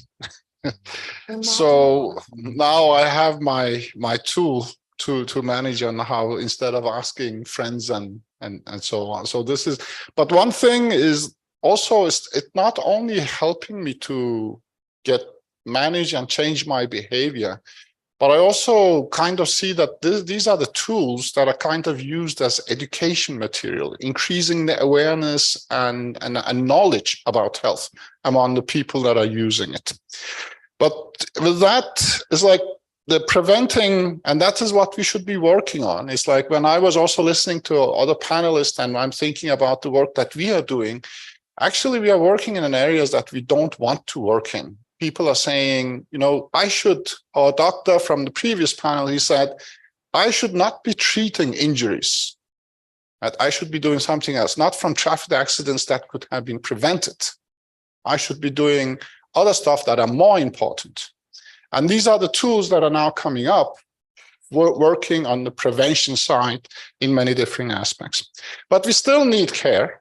We still need, and as you are saying, Precious, in terms of have anything changed? And I can give you a good news that it is actually, there are a lot of things that are making the change happen. And the next technology we'll be looking at is focusing on bringing very expensive, very complex technology, similar to what TriCock is doing, to an affordable and easy to use level, where people who are less educated can start using the advanced technology that we normally would not have access to. That, I'd like to introduce the butterfly. They could unfortunately not come today, but I'll just show a very short video explaining the technology for you.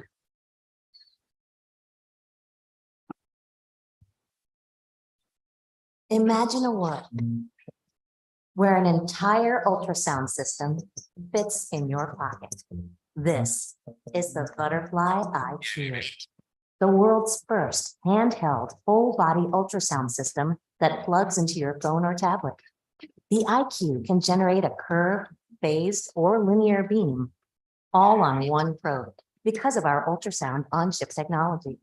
That's right, no more changing probes. Now, all you need to do is change your preset.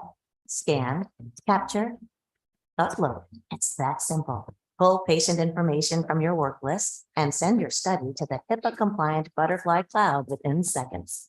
Your data is always encrypted, in transit, and at rest. Want to connect to your hospital? No problem. Configure your cloud so studies push automatically to your PACS. With the Butterfly Cloud, collaboration is seamless. Instantly share your studies with teammates, no matter where you are. The beauty is that everything is connected. This is more than a revolution. This is personal ultrasound.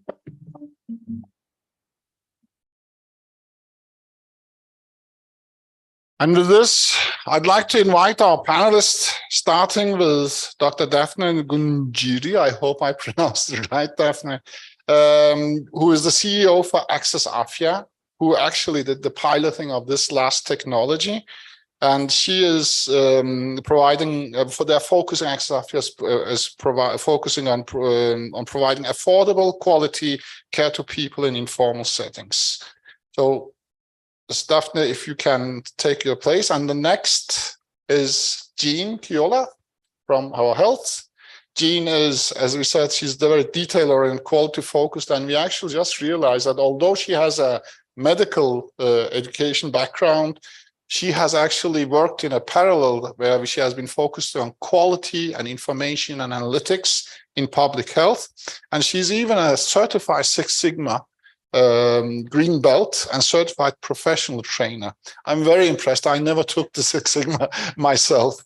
Pratik Golecha from our TriCock is a seasoned healthcare professional, and he has been in the journey of developing the TriCock, the medical devices pharma, and they have many things that are coming up their sleeves in the coming years. And he has a business management degree from Ahmedabad IMM.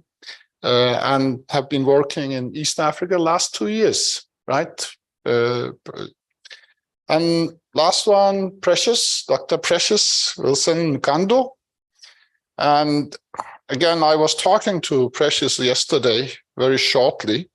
And then we realized that, hey, we have actually, she's from Zambia, and I have been doing projects there. And then our 2-minute talk quickly evolved to 5-10 minutes, and we had to cut off because she was in a car. She has over 15 years experience driving resource mobilization, and she is the Chief Operating Officer of Bob Circle. So I'll go and down and join my panelist.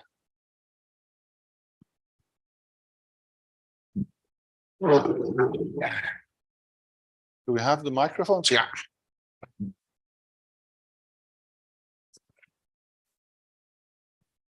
Daphne, I'd like to actually start with you, because as I was saying, in IFC, we are saying we are going to, IFC will go where we are needed most. But when I look into Access Afya, and I have been following your activities through the 2 years, unfortunately, I was not able to come into the field, but I have been through our colleagues and the work that you are doing. Actually, your motto could be, we are going where we are needed desperately, right? and referring to Precious, it's like you're making the change happen in the places that, like where it looks like impossible. Could you speak a little bit about your journey and how you started and why you, as a medical doctor with a very good background, chose to go that route? Good. Thanks for the question. I'll start with the journey in getting there. I am trained as a medical doctor. I worked in rural Kenya for about 6 years.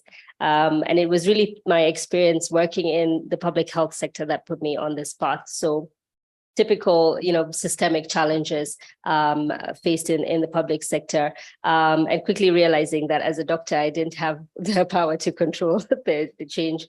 So that led me to pursuing my MBA actually here at Strathmore Business School with a focus on healthcare management. I started to engage with other people who were chipping away at solving this problem, first in digital health, So one of the first digital telemedicine platforms in Kenya at the time, a digital quality management for primary healthcare. It was through that then that I came to know about Access Safia. And the thing that really amazed me about this approach was, a 500 square foot space in the informal settlements of Nairobi, really using technology, leveraging technology to transform the way care has been delivered. So having worked in the public sector and even in the traditional private sector, it's a very unique approach to solving a problem for the most underserved. That's, dealing with problems on accessibility, affordability, and quality, always, the 3 points, and trying to get those to even out, because if you miss one, you miss all of them. And so it's been a 10-year journey, and focusing on that edge of cost, quality, and access that has brought us to where we are today. And this is a standardized healthcare model, standard-driven model for primary healthcare, serving low-income communities and an ultra-low cost of less than $5 for a visit, and provides comprehensive primary care. And so it brings together a physical network and a digital network, and scaled through franchising. Thank you. And Jean, a similar question to you is, I was, as we briefly discussed, again, you are coming from medical background, and then you leaned into the quality management side, and etc. And then the thing that I was actually wondering is, your solution looks similar, if not better, than what we have seen in the developed world, right? And I was just wondering, when you started in Nigeria with developing the system, were you not afraid, because you're competing with the developed world with a lot of resources? So what was your motivation to, say, we can do it better and come up with something that is actually better? Absolutely. That's a really good question. And I think sometimes as innovators, people can be afraid because you're like, this already exists, and, if that was the case, the Apples of this world wouldn't exist. But for us, what we're really passionate about is that we are an African brand that we're building for the African continent, that we're building for the healthcare sector across here. So the problem really was, yes, there are these systems that are already in existence. They've been there for a long time, probably have a lot more muscle. The name is well known. But at the heart of it, have they understood our context? Have they understood what our challenges are? And a lot of these systems require a lot of connectivity. They're really big. They can't operate in areas of no power. So we're headquartered out of Nigeria, and the power issues that exist there. So we offer an offline solution. So you can still use the platforms that I was showing you, even offline. So having that understanding of this is where we're set, and actually sitting down with the providers, actually sitting down with the healthcare workers and saying, what are the issues that you're facing and how can we work together?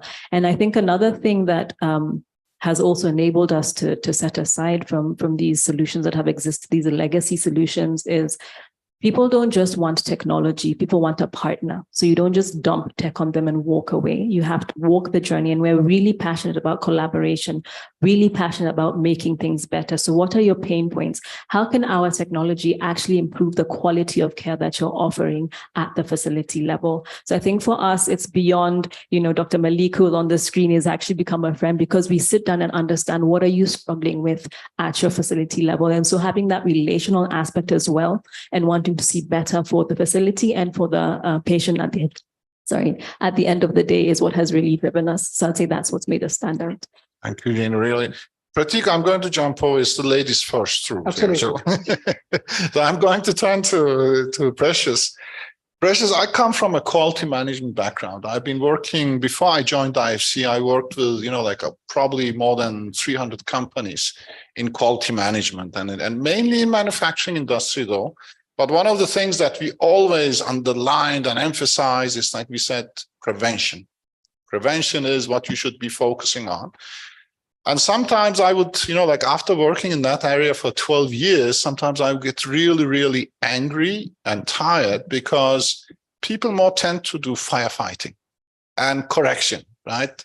I'll look at it when I get sick.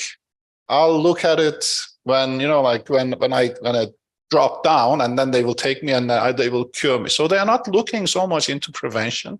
And the same in the health. I'm one of the guilty people also. What is your experience in getting people to use your system? How does that enable them to change the culture, the way of acting and behavior?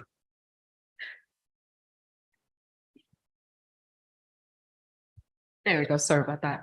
That's a fantastic question. And I will be first to say it's still a struggle.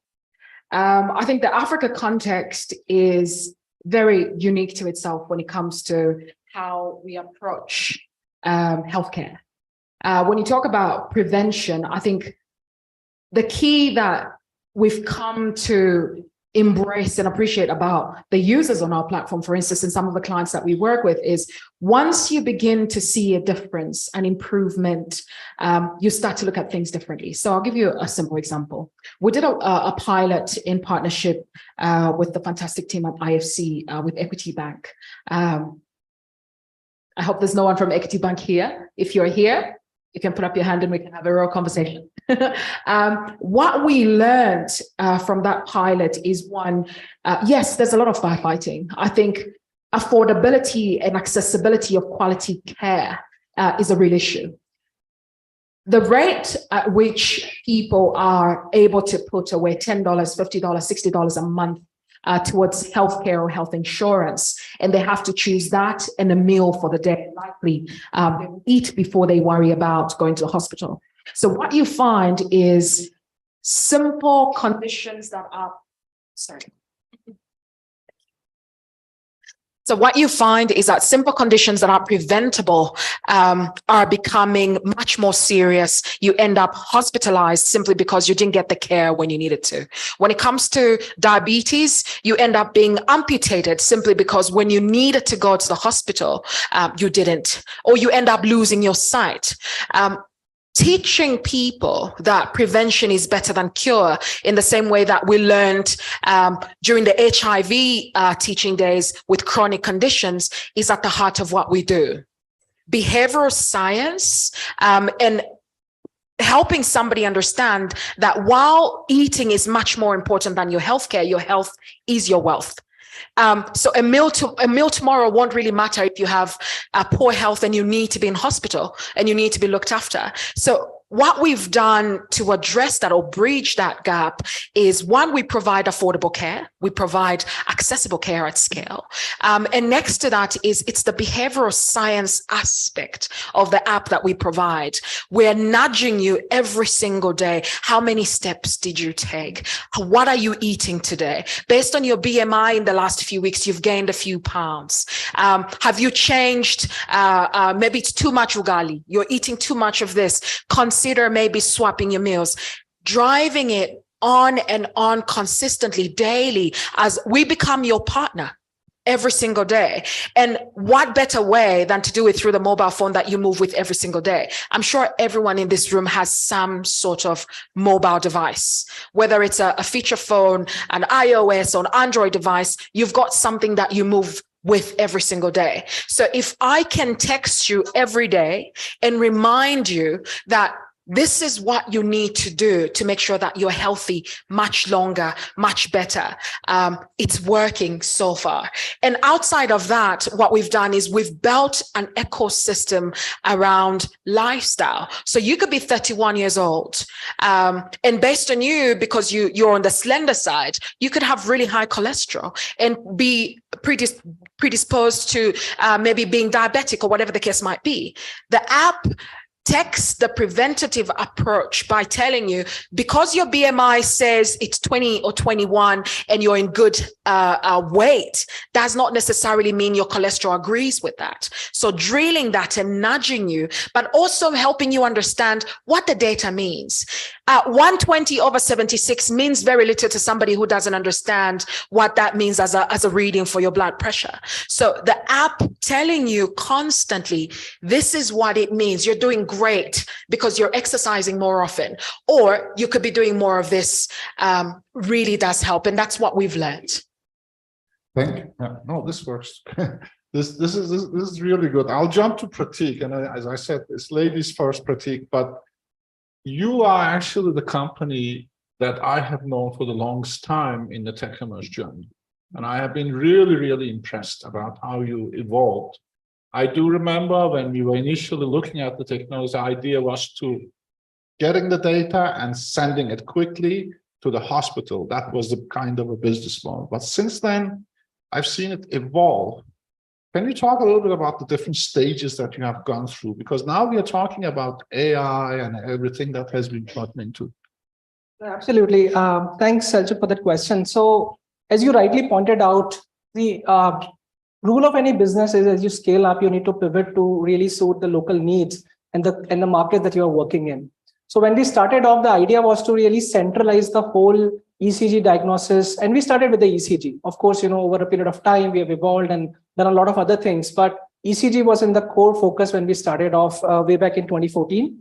And the idea was to centralize the ECG reporting system, because the primary problem was people were dying because of delay in the diagnosis, and simply not because there is not enough expertise, but because there is not the right person, the right time in the right place, right? So cardiologist may be in the cath lab when a patient arrived, the ECG is taken, but there is no one to diagnose it. So centralizing that effort was the core focus. As we evolved over the last few years, what we have realized is that yes, it has addressed the problem to some extent, but what about the areas where you do not have cardiologists? So you move outside of Nairobi, for example, you have a very few number of cardiologists. I mean, if my stats are correct, we are under 30, 35 cardiologists over a population of 55 million. That's like less than one cardiologist over a million population. So in those cases, not only we needed to centralize the system, but we needed to build a capability which will scale up accurately and give a very, very fast result, again, for the ECG. So we built a machine learning AI model, which then very quickly within 30, 40 seconds started showing the results. Of course, it improved over a period of time. Today, we have served 12 million patients. So that has given us the edge, which is highest in the world today, to be able to train those algorithms in a way that the accuracy is now really the best that is there available. And then not removing the human element and still keeping the cardiologist in the loop, who is over-reading those reports, signing it off, and then sending to the physician or the healthcare provider. So that has made sure that we stay relevant in the geographies we are operating, and we are creating the larger impact which is needed.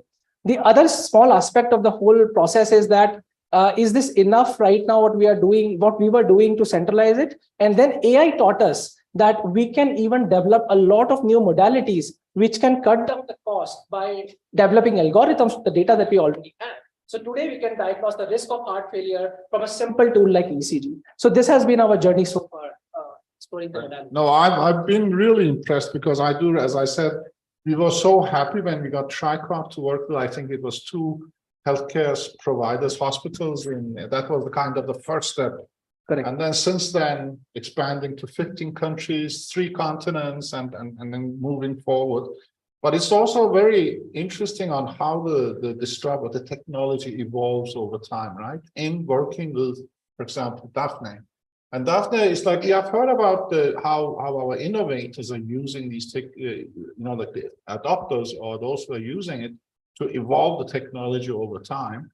But on the other side, we also know that there is problems or challenges from your side in terms of testing these technologies.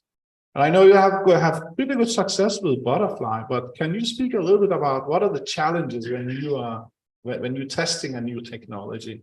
And is it, as Jean is saying, you need a partner, not a supplier? Thank you for that. So yes, absolutely. Not without challenge in the implementation. I think in our experience in healthcare provision at primary healthcare level, we do anticipate, you wouldn't have uniform tech adoption, across. And so we need to ensure success from the get-go. And so the way that we organize that first is we use select clinics as our innovation centers. So our sandboxes for where we test, standardize the entire process, from the acquisition of the patients, from the patient communication, for the training, of the clinicians, the quality control.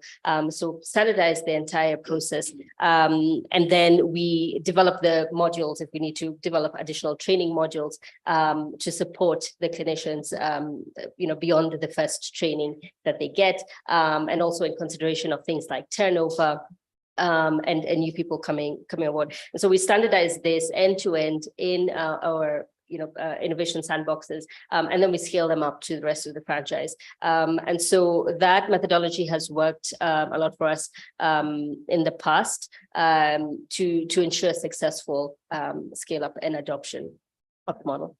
Thank you. And I hope TechEmerge has been helping in using your sandbox and provide more influx of technologies there. So Jean, again, back to you. And I'm a production engineer, and a production engineer is also called the profit and efficiency engineers. We are looking at optimization all the time. And one thing that I've noticed is that you're doing it very well. Your presentation reflected that efficiency that you're bringing to the healthcare providers. But I was also thinking about, okay, we are efficiency, but what about the patient outcomes? Is your system also supporting putting metrics or monitoring whether the quality and the patient outcomes improves over time? Thanks. Yeah, absolutely. We do incorporate that into the deployment. So when you do sign up with us, you're assigned with a project manager. And so we sit down and look at what are the metrics that you're already measuring. So in terms of your patient satisfaction, the morbidity, the mortality.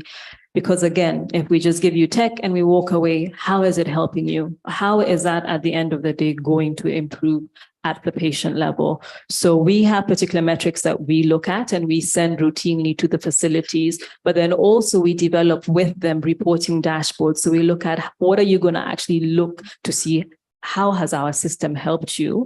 And then what were you doing before and how can we improve? So we have particular projects, especially in the public health space, where we also train on quality improvement at facility level, specifically in the maternal healthcare space, because that's where you can really see a lot of impact. So we work the journey. We have partners who train mothers, who teach them in terms of nutrition, in terms of, drinking their water, taking their folic acid. So looking to improve the maternal mortality, reduce the maternal mortality, and also improving the quality of care they're receiving at facility level. We train the healthcare workers as well. So there's different models that we use for that. So we can train them as ourselves. So we have the financing arm. A lot of the times, and allow me to say this because I'm a physician, we didn't learn how to run businesses at medical school, right?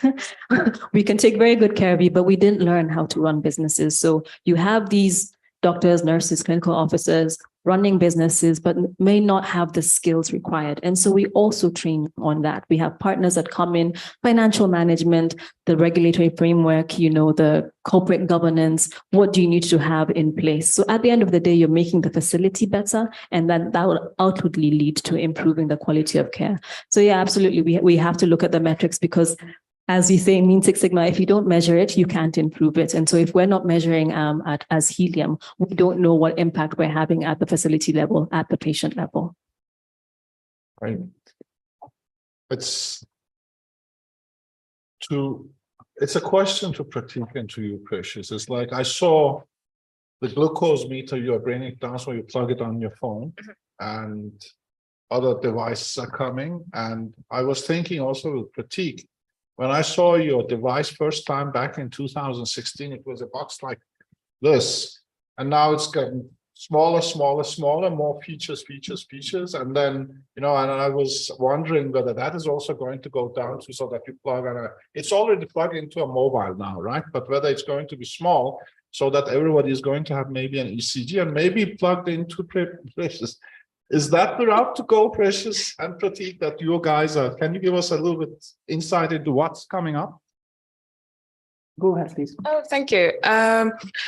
That's a very good question and very interesting perspective. So when you talk about quality of care and where we've come from, we've taken a very intentional approach, and we've said, it's not enough to tell people in communities how they can, improve their lifestyles or how great our app is. We have to let the community do it for ourselves. So we've taken a community health worker approach where we train and empower the people, the youths and the people that are living in communities to be able to provide that care.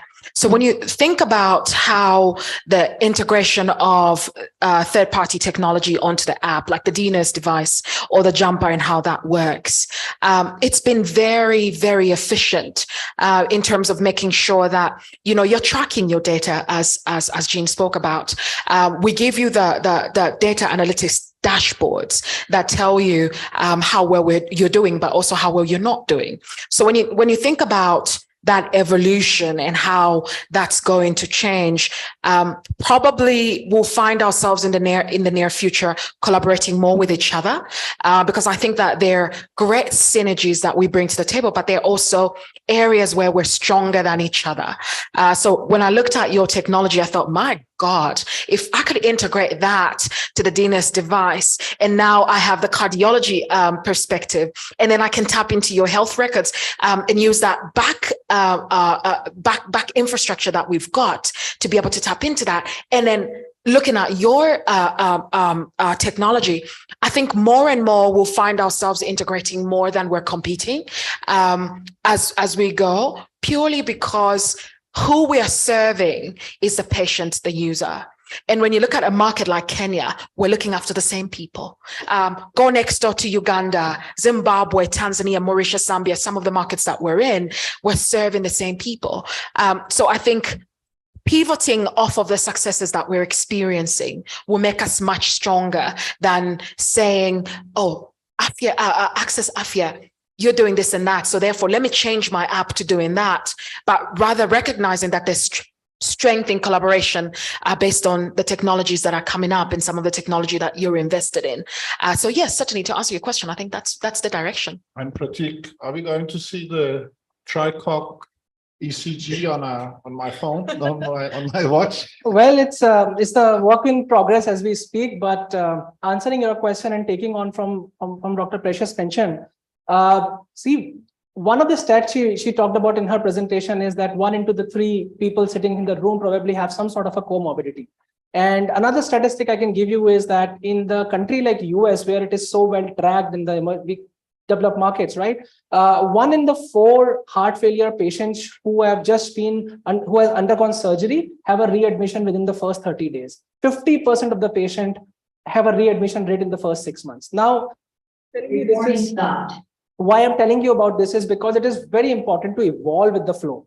Now, for us, it was not about compacting the machines so that it can become more portable, but for us, it was also making it super affordable for those, you move out of Nairobi, for example, upcountry markets. I don't think they can afford a device as expensive as $4,000 to do an ECG. So we came up with the idea that, okay, let's reduce the cost of the device by removing some of the frills which are not required, right? So we doubled up everyone, like she said, everyone today has a phone. So you attach the phone with the machine, it doubles up with your screen, your battery, and etc., etc.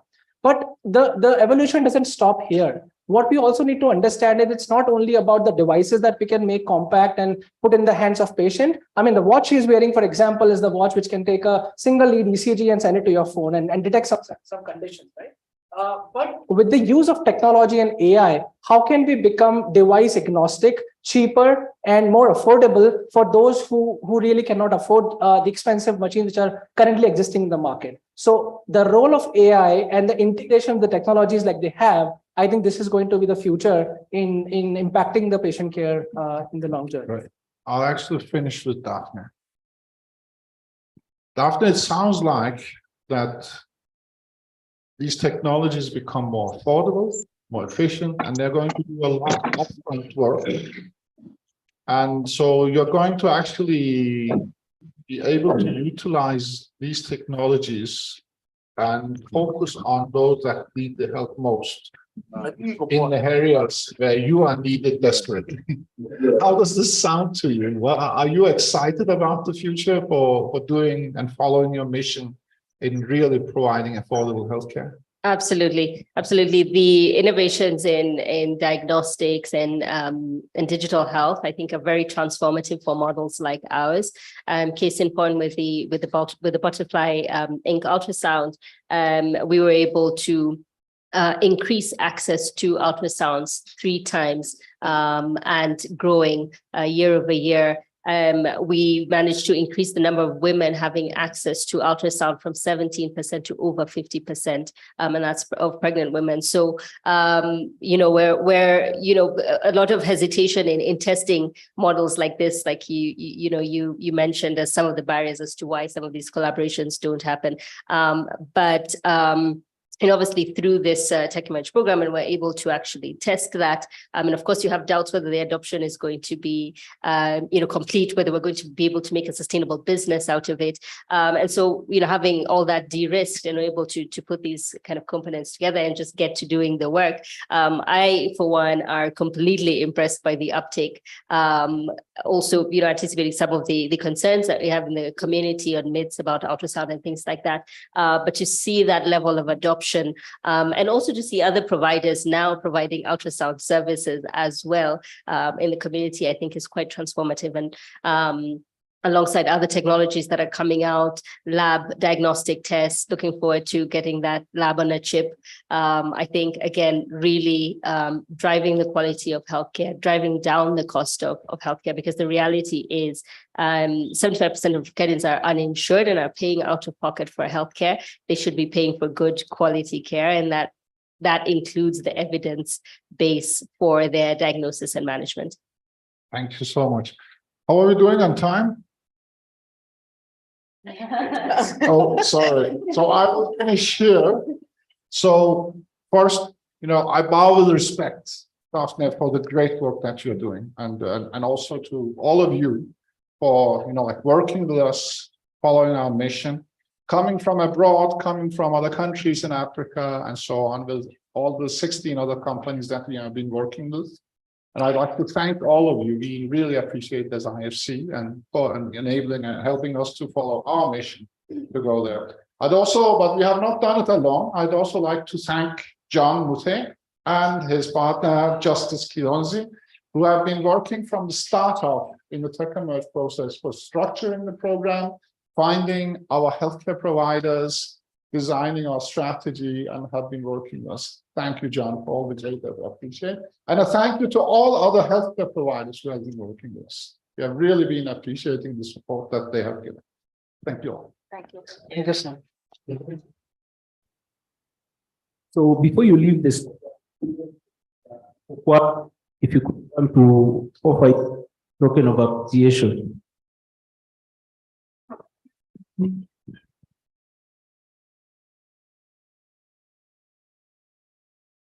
So I think we'll start with the ladies. Yes. There's no camera. There's a live video, so we are online. Thank you so much. The other lovely lady as well.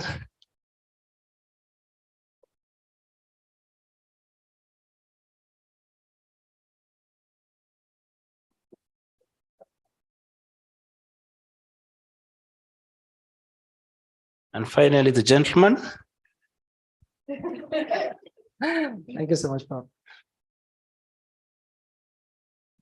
And our wonderful moderator, I'd like to call you upon on stage as well.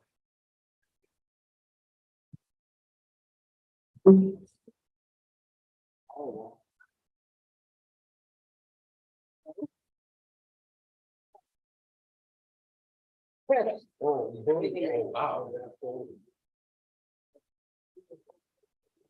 Thank you so much. Wonderful.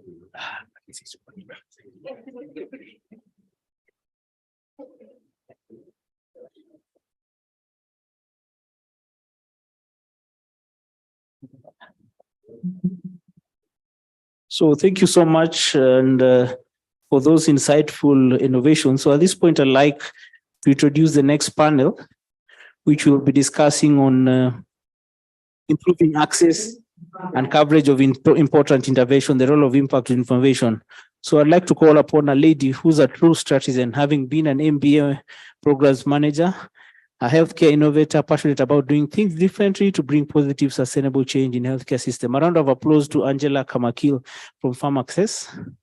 I'd also like to call upon a lady who's a personable, professional, and knowledgeable medical doctor, passionate about global health, Dr. Kimberly W. Karuki.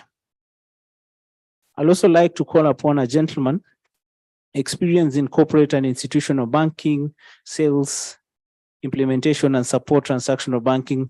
A round of applause to Nicholas Kiprono from NCBA. I'd also like to call upon a gentleman who's a serial entrepreneur, health economist, and public health expert, adept at conceptualizing, designing, and implementing innovative business and public health solutions to some of the toughest social problems in Africa. A round of applause to Benson Chuma, MD Africa at Take Care for All. Finally, I'd like to call upon our moderator for this particular session, who's one of our senior most faculty here at the business school. He's currently Associate Dean for Research at the Strathmore University.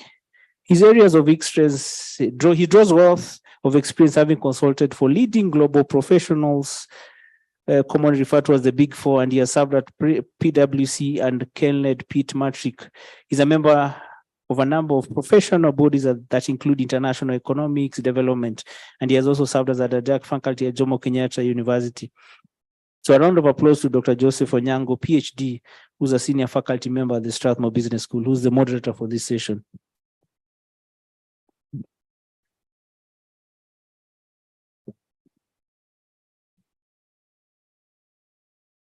Thank you very much, Mandela.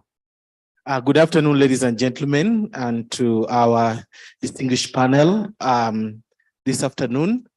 And without further ado, because we are really running short of time, and our discussion for the afternoon is more about improving access and coverage of important interventions. And we are looking at the role as well as the impact of the innovation. And I will pick from where we have stopped from the previous panel, and to take that conversation into where do we pick up, how do we scale it up, and what else, and where the missing link, so that we just conclude on the loop. So our MCA has really given us a snippet of the panel members available here for this afternoon. And without going into the details of what they do, I just want to have a round with them so that we hear from them, and just taking 2 minutes so that they just tell us what are they doing in the space of innovation, and how are they making impact in the space of health.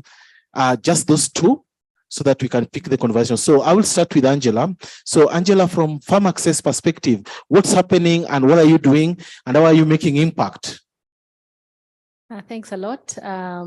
Again, I'm Angela. I work for Farm Access. Farm Access is an NGO that is based in 4 African countries, with our headquarters in the Netherlands. At Farm Access, we look at ourselves as activists or as entrepreneurial NGO, an entrepreneurial NGO. We look at the healthcare sector, understand the problems, innovate solutions that are geared to closing those gaps in the health sector, develop minimum viable products internally if there's if the product is not available in the market, and then also look for partners that we can scale with. Because as an NGO, again, we cannot be the ones scaling those products. An example of those innovations is MTIBA. I don't know whether some of you are familiar about MTIBA, but MTIBA was developed as a mobile health wallet to help women put aside their funds towards healthcare, so ring-fencing funds in a mobile phone. After innovating and testing within these women, MTIBA has now evolved to be a product of its own and a care pay that links the healthcare providers with the payers and with also the patients. So other solutions that we've done are Safe Care, which is a quality methodology that some of you may be aware of or using at your facilities, but really is a stepwise approach towards quality improvement at healthcare facility levels. We have other innovations that we worked with, others with Strathmore even that we are currently working on, developing digital diagnostics for infectious diseases in Africa. So we really look into the market, unpack the market, and really take bold steps in innovating solutions towards to address the healthcare gaps. Some of the others are like medical credit fund, where we are giving out digital loans and also traditional loans to health SMEs to help them in terms of the aim being that to improve access to care and quality, but ultimately health outcomes. Thank you. Thank you very much, Angela. And I want to cross over to Mr. Nicholas. I don't know whether you'll tell us whether we have the money to do all these things. Now, from the banking perspective, Nicholas, what's happening? And what are you doing in this space of innovation and healthcare? Thank you very much. And good afternoon once again this afternoon. So within the traditional banking, as we all understand, it takes an understanding of specific sectors to be able to support it. And within that banking sector, we have taken an interest in this sector from a perspective of understanding how the ecosystem works. And as a bank, we are looking at the entire health sector from an ecosystem play. And if you listen to the earlier panel, there's a lot of innovation happening in that space.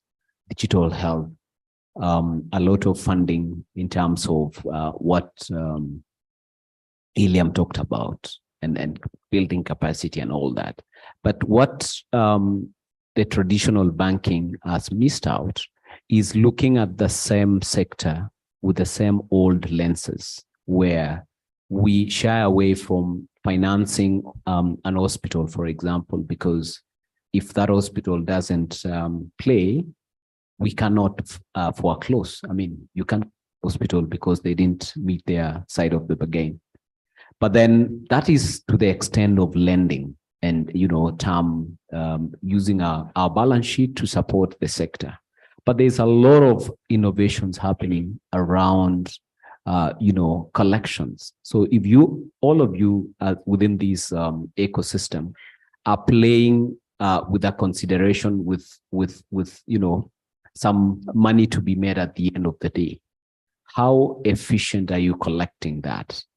How cheap is your collection methods? And that's the innovation that we are focusing on. And where I sit from a transaction banking perspective, it's an area of interest. And what we're doing now is to innovate and give you solutions that are efficient, that they are cheap to collect. So today, listening to Daphne, for example, at the end of the service, they would want to deliver that service and collect immediately. Are we talking about QR codes? Are we talking about payments gateway on your digital end of systems? And those are the things that we are innovating to align, because when we look at banking in the next 10 years, it is a complete different landscape. Talking about big data, AI, digital contracting and all that, we need, and we have taken steps to ensure that we are innovating and making banking future proof, at the same time more efficient and cheaper. Because at the end of the day, it's the patient who pays for the service. The cost of healthcare, not only in Kenya, but globally, keeps going up and higher. What we are doing is to ensure that at the financial service front, it is cheaper and affordable, and bringing all stakeholders, being a neutral party in the whole game, where everyone has a we do from a financial services point of view. Thank you. Thank you very much, Nicholas. So now Angela has told us that we can expand access. Nicholas has told us that there's money available for investments. And back to the practice, I want to come to you, Dr. Kimberly. I want to see whether we want to have 360 degrees turnaround. Could you just give us the highlights from your side? Okay, sure. Good afternoon, all. I'd like to take this opportunity to extend gratitude to Strathmore Business School for hosting this significant event. My name is Kimberly Kariuki. I'm a medical doctor currently serving at Mental 360, We are a nonprofit social enterprise based here in Nairobi, and we aim to promote mental health through creation of awareness, creating support systems and strengthening those support systems, and also taking on advocacy for youth who are experiencing mental health challenges. And at Mental 360, we aim to provide inclusive, affordable, and holistic mental health care services. Thank you. Thank you very much. And close to me on the left, TC4A. Dr. Chumo, tell us what those acronyms means and what you are doing in this space. Thank you so much. As well, it's a pleasure and privilege to be here. Before I even get to that, I tend to wear many hats, and I always think it always easier to explain a bit. So I happen to do different things. So when I am talking to Daphne from Access Afia, we discuss franchising of health facilities. I'm involved right from the conceptualization to scale up of Equity Afia as now a franchisee. But when it comes to TC4A, that means Tech Care for All.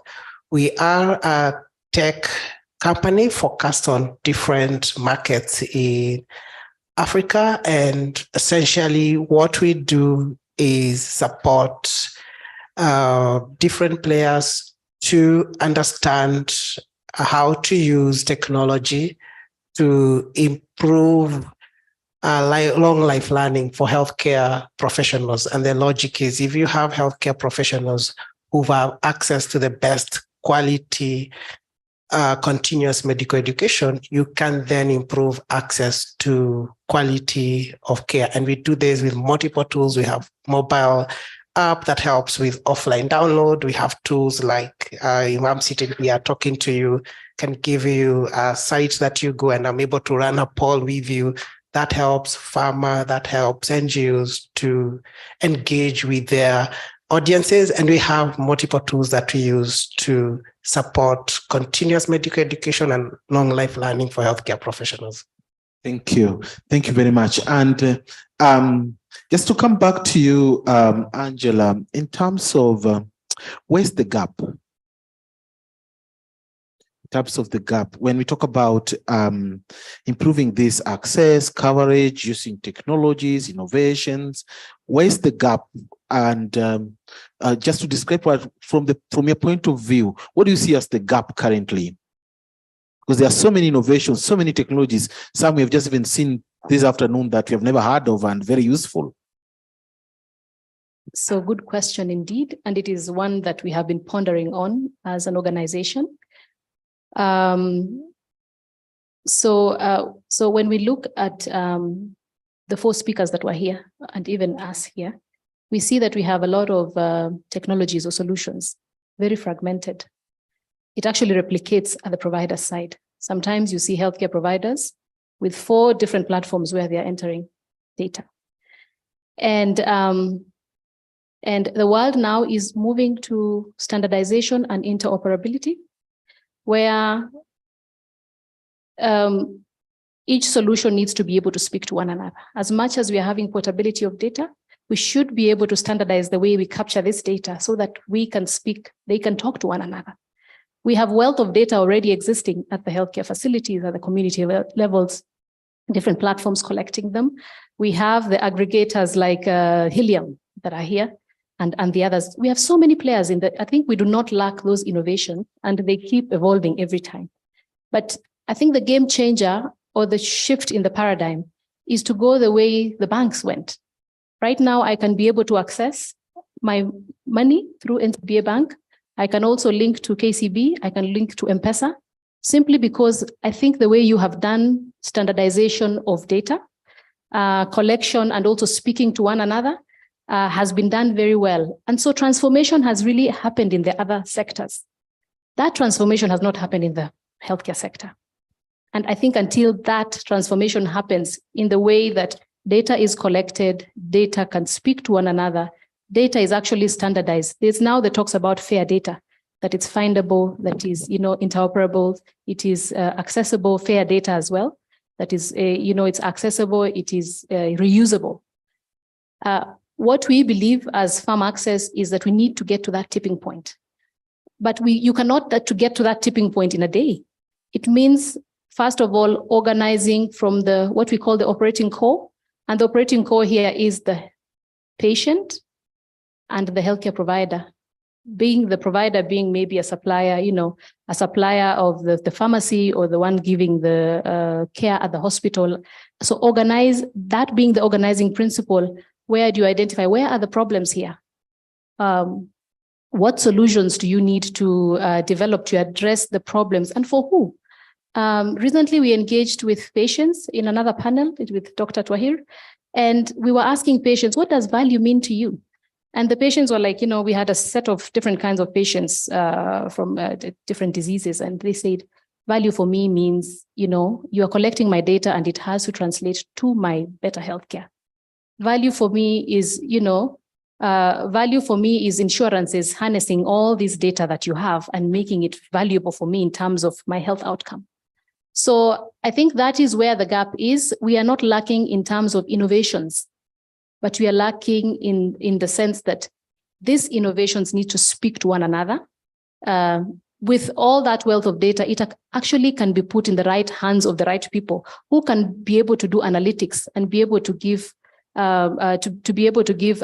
insights on populations. How can we collect data, not just in healthcare, even on the roads, and just bring them all together and be able to use them to make decision making? I hope that is not. Thank you. Yes, thank you. Thank you. Thank you so much. And in terms of service delivery, because at the end of the day, it's all about delivering services. And Dr. Kimberly, as access improved, as coverage improved, given all these technologies that we are having, and if so, where are we at and what should we think about? Thank you for that question. I think it's undeniable that technology and innovation have been at the center of the strides that we have made in the management of different health conditions. And I want to frame the picture, especially for mental health, because it is Mental Health Awareness Month after all.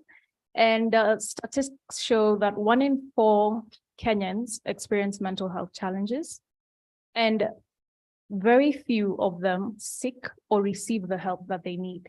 And this is due to barriers such as stigma, lack of awareness, and inadequate access to mental health care services.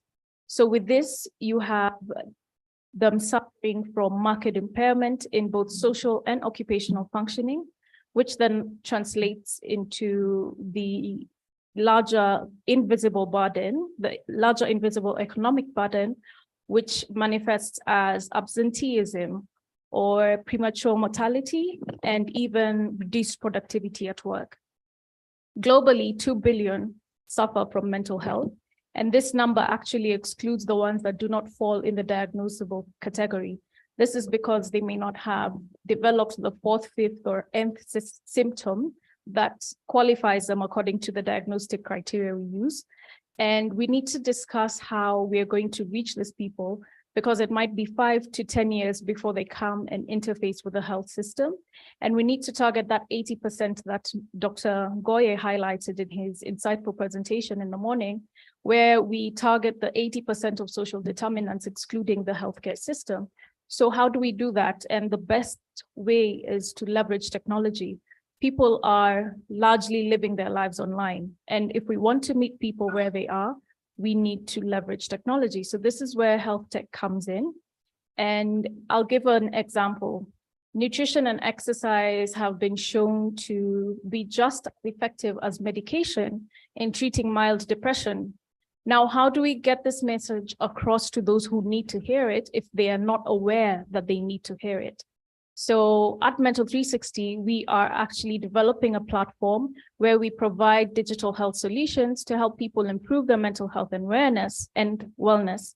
And we're hoping that through this, we can increase user autonomy, which would translate to health-seeking behavior and reduction in morbidity and mortality. So I would say we still have a far way to go. And to quote what was mentioned in the last exposium, digitization would save time and of course earn more revenue. So we are on the right path. Thank you. Thank you very much. And I want to turn to you, Nicholas. What are the financials looking out for? Because quite a number of technologies are available. Some are at ideation phase, some have been piloted, some already in use, some are on the scale-up phase. But close to that, we have the whole issue around affordability in terms of how we can use and access this technology. So maybe if you just highlight for us what the finances are looking for and how can we improve this aspect of access and coverage, because you then form a major stakeholder in the ecosystem, of the healthcare. Thank you, and thanks for that question. And before I tackle that, probably to add to what Angela talked about in terms of the gap. I think data is available, but I think on the legislative framework or the regulatory framework, there is a gap. We're still lacking in terms of supportive laws, either in Kenya or other countries in Africa, that then enables that data to be freely shared or to the benefit of the patient or the population, and that then limits and inhibits our effort towards lowering the cost of health. Because today, for example, if you had to travel to India, and we've all talked about medical tourism and all that, and why inflows into and people going out for medical care. 3 weeks, for example, out of 4 weeks that would spend in India for treatment is taken by tests. It's running and waiting for the actual medicine. And with that, that 3 weeks in spent here, other aspect of the diagnostic process would be carried out in Kenya, and that information shared across, such that and even with Nairobi, if I go to I do a specific scan and then the hospital for a different to see a different doctor, that is likely to ask me to do something that I had already done, instead of just simply clicking on a link and able to get all. So that probably limited by the country, the environment enabled and ready for innovation that have taken place. So the utilization of the technology taking shape and in different pockets is not being harnessed the benefit of the population. But back to your point in terms of what are the banks doing or what are we doing? So leveraging on this technology that has already been developed. And then it's evident among the three of us, I'm the only person who do not have a dedicated microphone.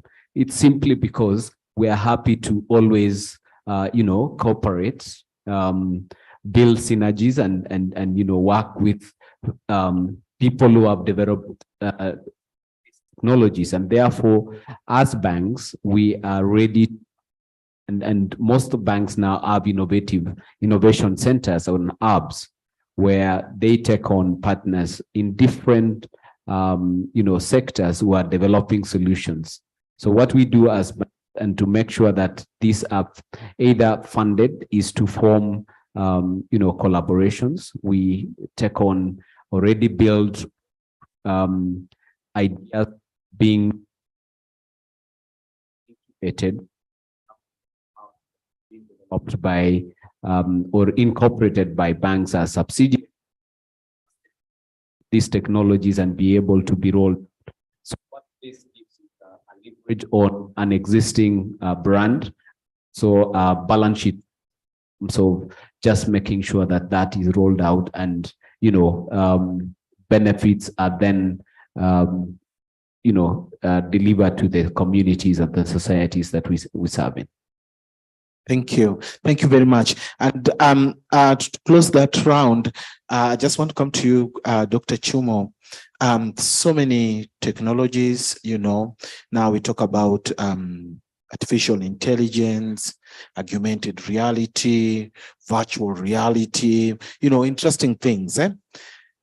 Are we really ready to use this technology and the various players that are within the value chain and in the ecosystem? Are we really ready to use, and are we optimally making use of the available technologies?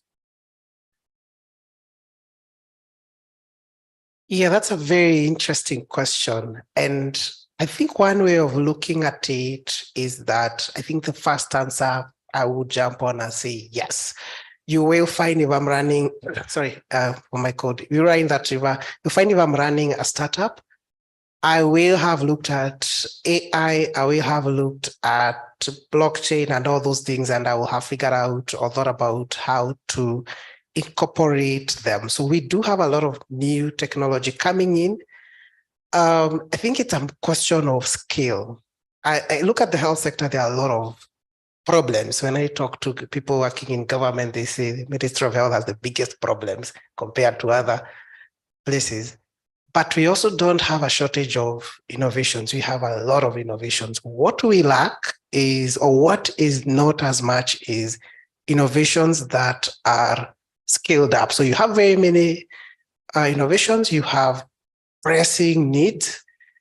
I think the first step, even when you think about, do we need AI, do we need augmented reality, is to think about the problem that we are solving. And to also, be clear, in the health sector, there are problems that cannot be solved by innovations. There are problems that just need the right policy. There are problems that just need the right politics, the right financing, budget to go to health.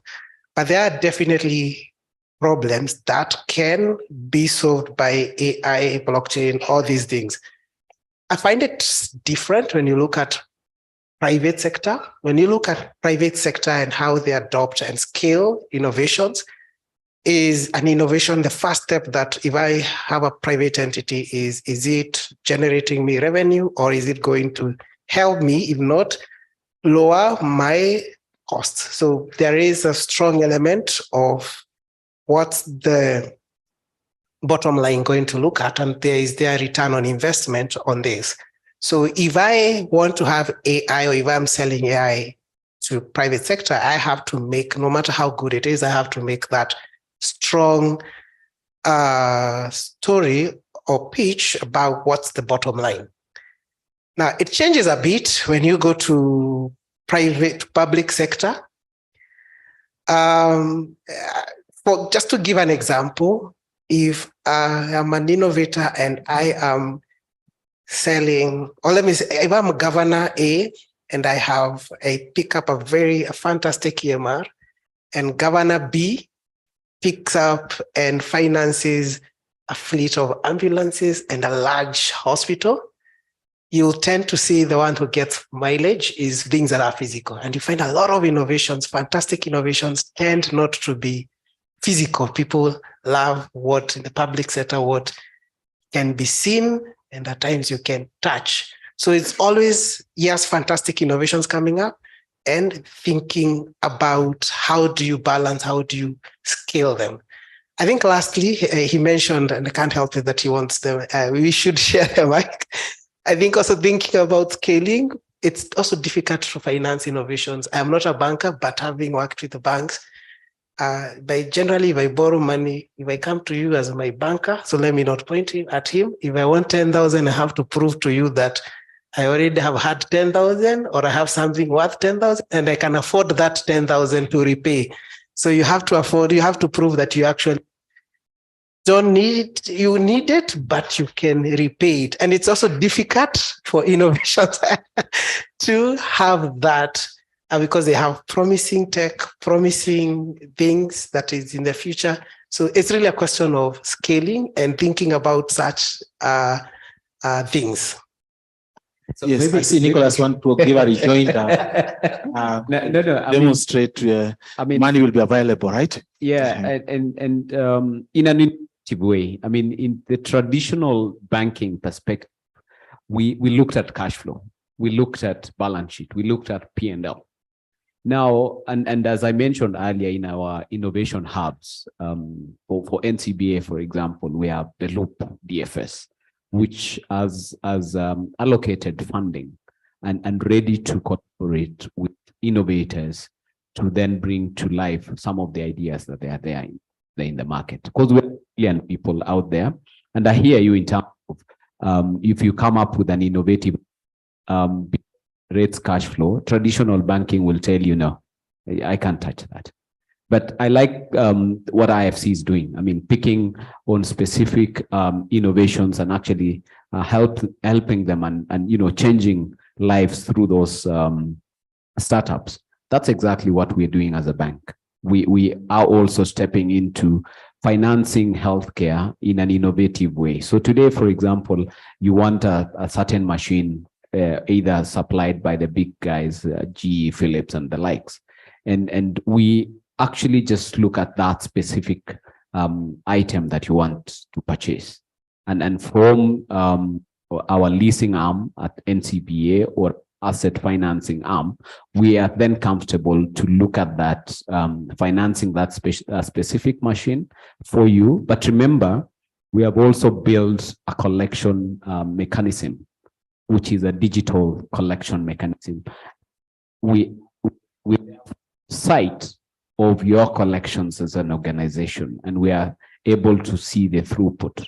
So as much as we're moving away from traditional lending and support, we are now innovating to be quick to a specific requirement, and also with standardization. Today, Central Bank was launching the standardized QR code. And therefore, if you are billing customers and you are sending a dynamic QR code, that QR code I'm able to collect efficiently at minimum fee, and therefore help and therefore be able to finance what you need without necessarily looking at your assets and taking charge of immovable assets and all these other traditional way of looking at things. So there is an innovation, there is a solution, and we're able to come through for the health sector. Thank you. At the end of the day, is accountability, whether it's a QR code, right? Now, in innovation, if I pick from what Dr. Chuma was saying, there's no ribbon cutting. We cut ribbons on innovations. But when you put a big hospital or the rest, we can cut a ribbon and the citizens can give you a scorecard. Fine. Now, I want to talk to the citizens, and I just want to turn to you because inside here we have innovators who are running programs, deploying systems, technologies. Some of us are investing in them, and just pick a round of direct questions, comments on what they are doing, what you have seen. And so I just want to have the mic going around. Do you have mic, Mandela? Anybody who, there's a hand there, another hand.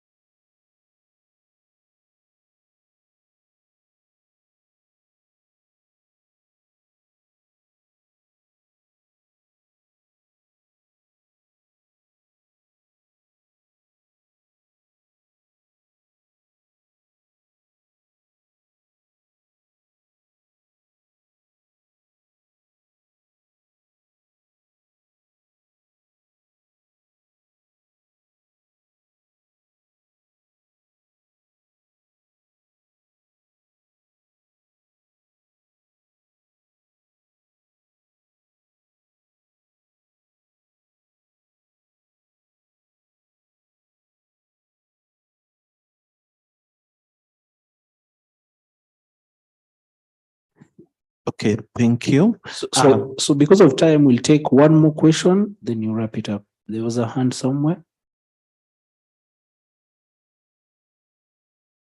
Yes, so I think you can answer those questions and then wrap it up. Okay, so I had two parts of the question. Number one was with regards to the security part of it. Is that so? And then number two is on the ethics part of it and the accuracy. Is that so? Yes. So I don't know if you wanna, any of the panelists can pick, and then the colleagues in the floor who want to respond as well can respond. Yes, please.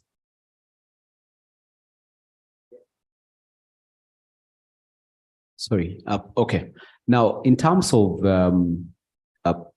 integrity of systems, and this cuts across all systems, and that's able to talk about integrity of system, even on medical systems. And so systems are built with security features in it. And this doesn't mean that hackers cannot hack them. But what we do for financial systems, for example, is to do ethical hacking, where we hire people to then try and attempt to hack this, so that we continuously improve on that system security and integrity of data maintained. And this is not limited to financial systems alone. So if that's the case, then you should be comfortable to know that anyone worth of their salt and they're able to speak their brand in front of an audience is actually giving that security a priority in the system. And especially when it touches to money, health, I think people don't play around with that. So to give you confidence is for any systems developer, security comes priority. Now that I have the mic, if I can just add one comment, and this is around one of fintechs, is that it takes collaborations across innovators and to show and to be able to build a business case.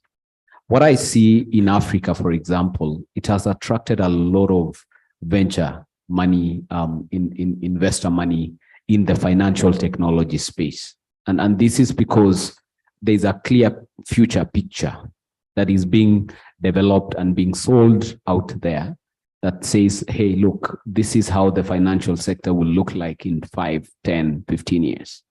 So if you have, if you're keen to invest your money in Africa, then fintech is the next thing that you want to invest in. So the challenge to the, health and health tech and innovators around this space is building a business case that is attractive enough to attract, venture funds, innovator funds, startup funds that would be channeled. I do not have statistics on how much this is coming to Africa. Probably you do have, but last year and the year before, it was upwards 4 billion when it comes to financial fintechs in Africa. And these are startups, and there are more coming through in this year and probably more in the coming years. So it's all about business cases and what we are solving for, and then looking at the linkages and whether that is able to give you leverage in terms of being scaled to various subsectors within the sector. And your biggest buyer definitely would be government, because then health sector is in 3 forms: government, faith-based, and mainly private. So if you are able to sell this into these big buying centers, then you should be able to attract funding easily. Sorry, I digress a bit. Angela, you wanna respond, then Dr. Chumo, then I think Dr. Kimberly as well, in terms of we are looking at 2 things, the security and the integrity of the data that we are using, right? Yeah. So I think I want to echo what my colleague here mentioned. Banks have experienced quite a bit in terms of cybersecurity. I think they get hacked more than once. They just don't speak about it. And the one for Naivas actually affected many more It's just that NIVAS is the one that maybe was voiced. Indeed, investments in techies who can actually try to hack as much as possible, mimicking, because it's usually about ransom. In the end, that is why it is not voiced. So I think I wouldn't add more except what he said. But when it comes to, again, the second question, you mentioned about the medical records and the risk of if another doctor is able to see my records.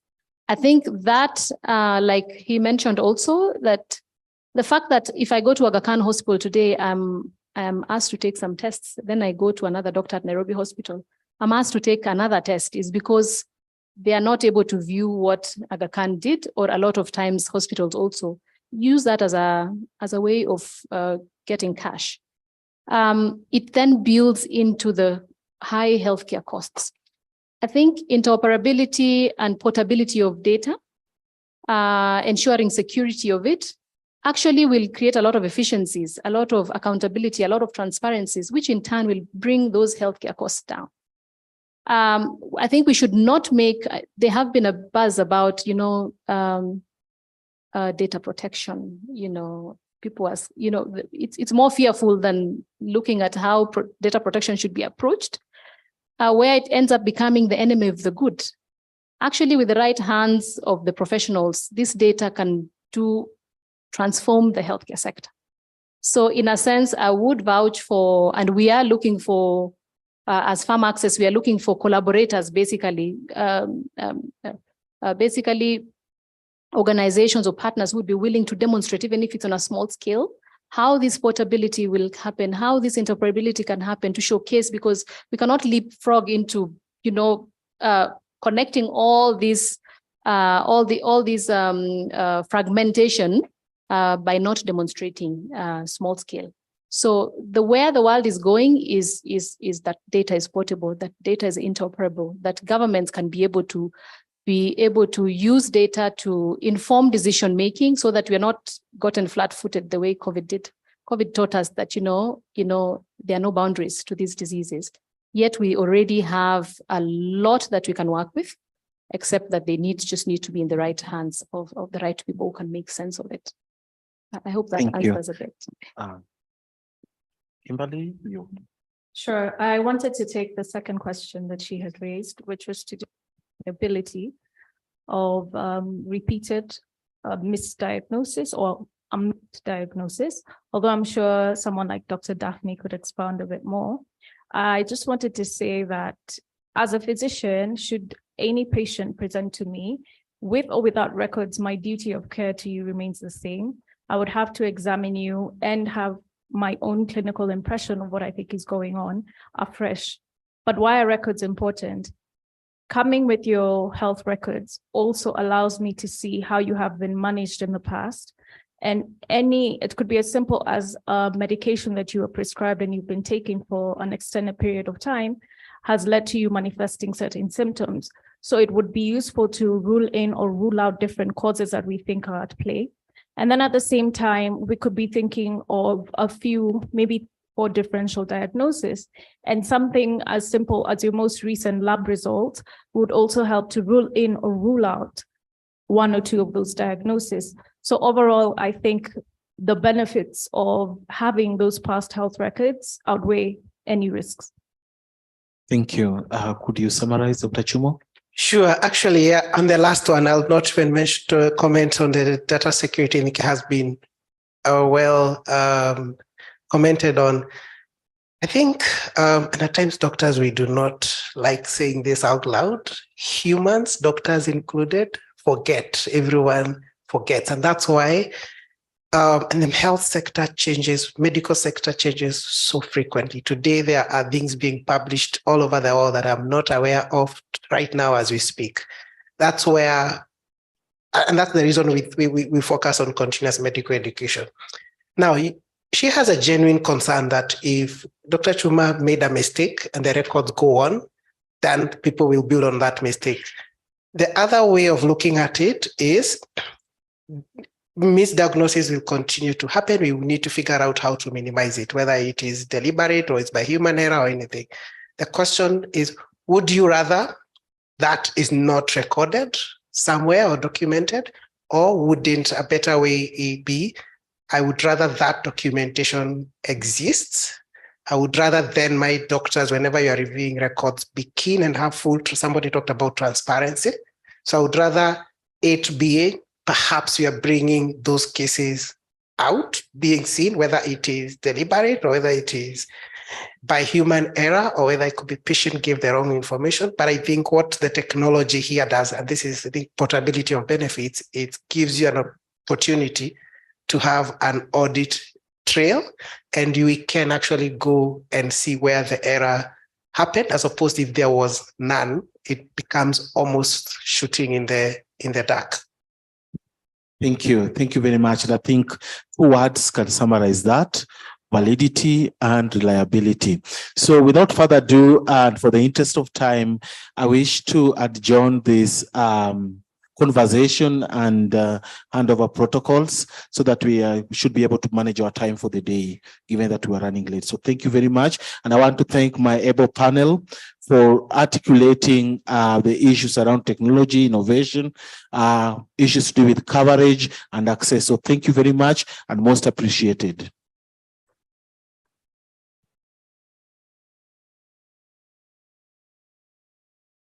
You leave the stage, I'll call upon Dr. Ben Ngoe to offer you a small token of appreciation on behalf of Strathmore Business School and the Kenya Healthcare Federation. So we'll start with the ladies as well. Yes.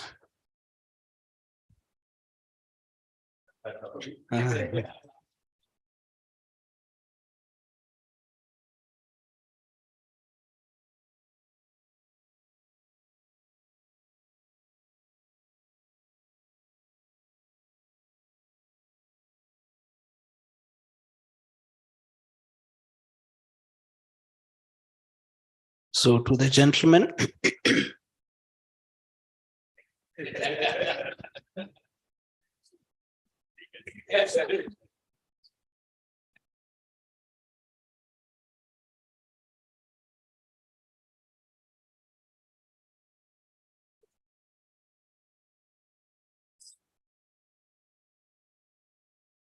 And finally, our moderator.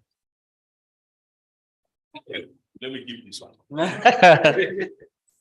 So as we finalize, I'd like to recognize the presence of Engineer Martin Nga, Director, Water Harvesting and Storage, Ministry of Water and Irrigation. He's here representing the Parish Simple Secretary, and he'll give us a few remarks for 2 minutes, then open up the session to the last panel. I bear your indulgence, we are just 30 minutes away to complete. So Engineer Martin Nga, karibu for a few remarks, then we proceed with the next panel session.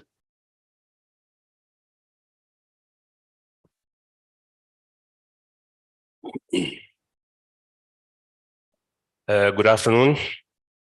Yes, as you have heard, my name is Engineer Martin Nga from the Ministry of Water, Sanitation and Irrigation. As a public entity, we are mainly on this part of enabling and facilitating provision of allowable environment for the development of the objectives within the water sector and sanitation, as well as hygiene. Therefore, I just would like to make a few remarks. I'm standing in for the Principal Secretary, the State Department of Water and Sanitation, who had been invited to this occasion.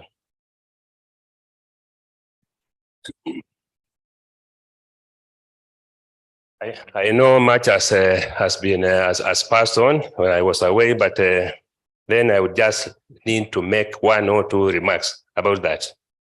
We recognize that water sanitation is a key enabler within the sector of health, and therefore the ministry as the mandated entity under the government has been working closely with stakeholders, actors, and financiers, particularly the development partners, in a way to improve access to safe and sufficient water and sanitation, which provides dignity for our people. This is clearly spelled in the Kenya Constitution 2010, and therefore, to enable the government to achieve objectives within the strategic development goals, Millennium Development Goals, and the Vision 2030, has developed a clear-cut and strategy to move towards service provision and building resilience to the communities as it relates to health, bearing in mind that many of the diseases are related to contamination and the pollution of water resources and lack of sanitation facilities within our areas of residence. While the government recognizes that water, sanitation, and hygiene is not a prerequisite for good health, it recognizes that safe water, sanitation, and hygiene are key and crucial to good health and well-being of the society. In this regard, the Ministry of Water, Sanitation, and Irrigation has developed as the first step policy and legal frameworks that will guide, maintain, and manage provision and improvement and provision of services within water and sanitation going forward. You recognize that a disease like cholera, disease like trachoma and such are closely related to contamination within water and lack of sanitation facilities. You also recognize that open defecation has been a hazard within our societies, and therefore it is an undertaking that the government has put in place. And by doing so, the ministry has already developed water and sewerage policy and strategy, which are in operation. The government has also developed sanitation management policy, which is at conclusion within the National Assembly, and is still undertaking to develop the sanitation management strategy. This will enable the government to manage, monitor, and control, keeping constant improvement on the services within water and sanitation. In this regard, we wish to call upon our collaborators, partners, and stakeholders to participate and keep constant investment within the water and sanitation sector, also constant advocacy towards maintenance and sustainability of water and sanitation services, where the government takes a key role in terms of regulating the pollution and the expansion of water and sanitation services. Specific attention, the ministry would recognize the role played by the stakeholders and development partners, particularly the World Bank, the ADB, UNICEF, and the others, in provision of critical resources in expansion of our water supply structures within our rural towns and peri-urban centers, which forms key to the health and well-being of our people living within those areas. And therefore, that's why we have undertaken to continuously reinvest within the water expansion sector, the water expansion and sanitation, both in urban and rural areas, so that we don't expose our people to increased risk of diseases emanating from water contamination. Then with those few remarks, I would wish to thank you for hosting this expo and to bring into attention clear innovations towards the expansion of the space within which we can maintain our sanitation and hygiene and health. Thank you. Thank you so much, engineer. So at this point, I'd like to welcome the next bit of discussion. And the next panel will discuss on wash and health. So I'd like to call upon Dr. Irene Mujiri, the Director, Water Governance and Innovation Hub on stage. She is the lead of the Strathmore University Water Governance and Innovation Hub. I'd like also call upon on stage Annette Murunga, who's a system approach for the research in terms of, she's a skilled project management and evaluation expert, researcher, resource mobilization expert on public-private partnership. Please come on stage if I've called your name. I'd also like to call upon Mr. Caleb Chemilme from the Kenya Red Cross. He's a public health manager who's skilled in research, community outreach, program development. I'd also like to call upon my able student, Dr. Judy Gishuki, who has a Master of Public Health from the University of Nairobi, and she does principles of disease prevention on stage. Finally, I'd like to call upon Dr. Jacqueline Aridi. She has consulted for the World Health Organization, the Guttma Institute, the Global Business Coalition on CBC Health, and the Global Alliance on Improved Nutrition. So a round of applause to this panel as we do, it's the last session of the day. Very good.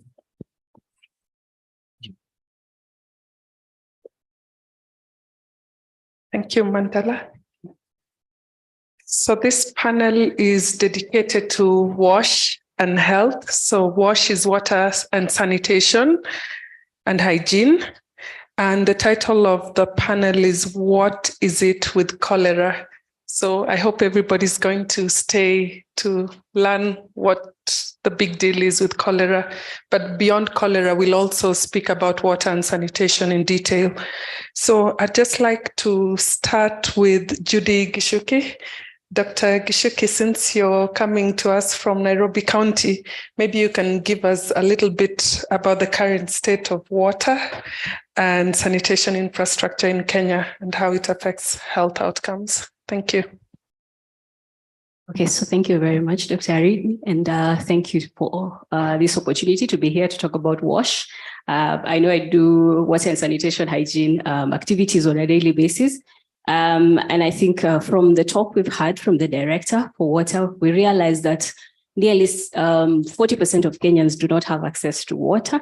Safe water is what we're looking at. And only about less than 20% of people have access to sewerage services.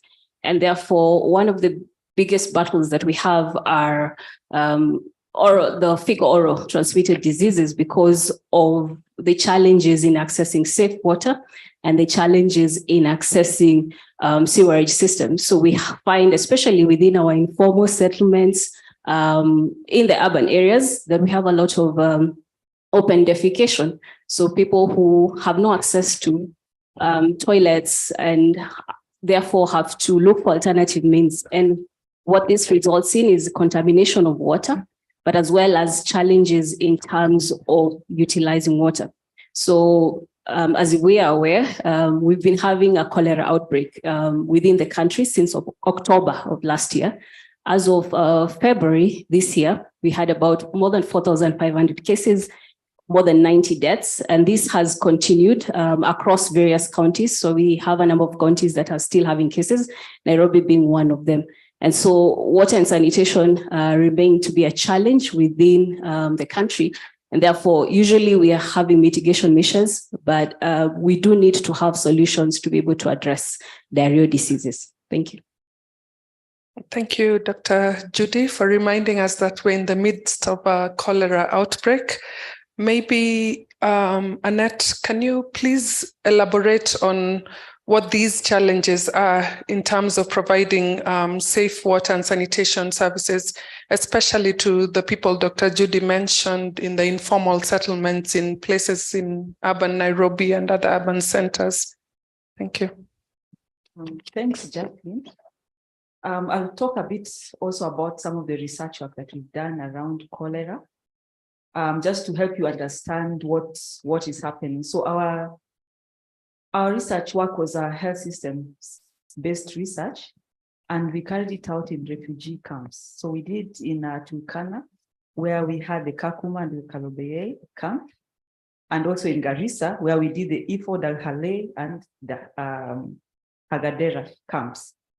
So maybe just to give you a brief of how these camps look like, it's not like the way you'd see Kibera, the way Kibera looks like. So what happens in the refugee camps, they're given a small setup. It's actually fenced and they're given a home where you live in. So there's a house. It's not permanent, but there's a house and then there's a toilet. So that is where you start off from, wherever you're coming from. If it was let me say, some form of commotion, like what is happening in Sudan, and they come in. So that is how you're housed. So what happens over time, the people who do not get reintegrated into the society or don't go back to their places, you find they get married and continue living in that same place, in that same structure that was mainly for about 2 or 3 people at most. So at the end of the day, you find there are 30 people living within that small environment, and the resources are the same. The toilet is still the same toilet that was built when it was there. And the water rations that were given still remain the same for the 3 people, even though you're 20 people. So that is how cholera begins to spread. In Garissa, also, if you see the topography, it's very shallow. You can't dig like a latrine very deep. At most you can go is 3 meters. So this also poses a very big risk, because now if it was meant for 2 people and now you're 30 people within that household, that means the latrine gets filled up very quickly. And because of the soil structure and everything, when it rains, there is flooding. So what happens? The whole fecal matter gets washed out. And these people also rely on lagers where they go and collect water. So after there's a heavy rain, they go and pick that water. So definitely water that had gone, that were from the opened up pit latrines have gone into the lagers. So you find cholera spreads very fast in these areas because of how they are set up. The water rations remain the same. Each household is entitled, if I'm not wrong, to around 40 liters of water. So if you're 30 people and you have 40 liters of water, you can imagine what happens. You're supposed to wash, bathe, cook, clean with that same water. So in a nutshell, in those camps, that is what happens. That is why we have a lot of cholera spreading out. But in as much as we are talking about that, also there's inadequate water supply, as I've mentioned, poor sanitation and hygiene, overcrowding within the households, but this can also be seen within the slum setups, in as much as the settings are not the same, or how they have been put up is not the same. So what we're doing with our research work, we're trying to look at it from a health systems point of view. I don't know whether we have somebody who can put up for us what we're trying to do. So we were trying to see in a setup, just the way we did in the morning with the accident one, that we are not laying blame on a certain sector of people, that because the Ministry of Health was not there, that is why this happened. They're trying to bring all the players within this to participate in it. So it's a multidisciplinary kind of research where we have the finance, the Ministry of Planning, and all that within the counties. I don't know that we can have a setup of the actors map put up. So what the actor map helped us to do was map out who are the key players within these refugee camps. I know there's a lot of it, so you're not going to be able to see clearly what is happening, but this showed us all the actors who are involved within the refugee camps and who actually play a role when there's a disease outbreak.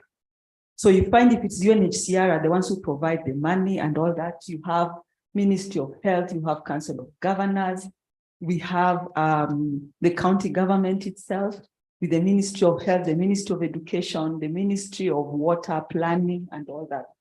So this actors map, this is for Turkana County. So we did a mapping of Turkana County and we did a mapping of Garissa County, just to see who are the actors who are involved when there's a cholera outbreak.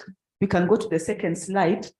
So once we've identified who the actors are, then we have what we call an axis map. So an axis map helps us to relate who are the players and what are the outcomes.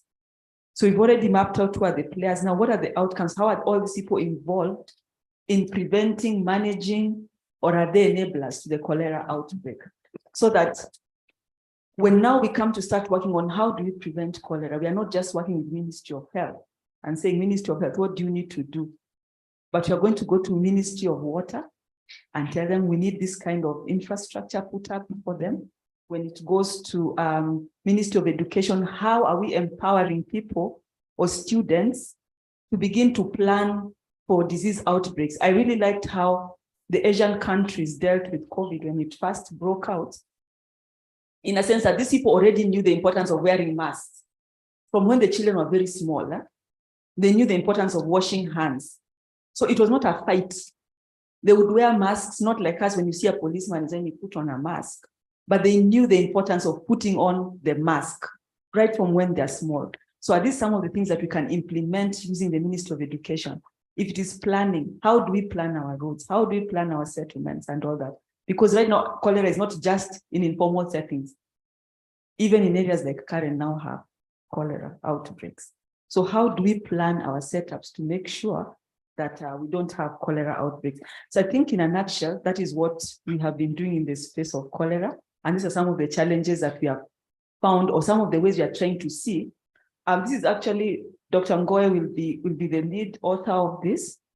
So we are trying to see how we can publish this so that now it becomes an open paper where everybody can be able to see that it's not just an academic thing, that everybody can be able to see how am I involved as a player and what can I do to ensure that we don't have continuous cholera outbreaks. Thank you very much, Annette. Thank you for that health systems approach that Professor Kokwaro has strongly emphasized at the Institute for Healthcare Management. I think he also mentioned it during the road accidents session. So just to move on, I think, Caleb, we're going to have you segue from Annette. She's talked about the challenges, especially in the refugee camps.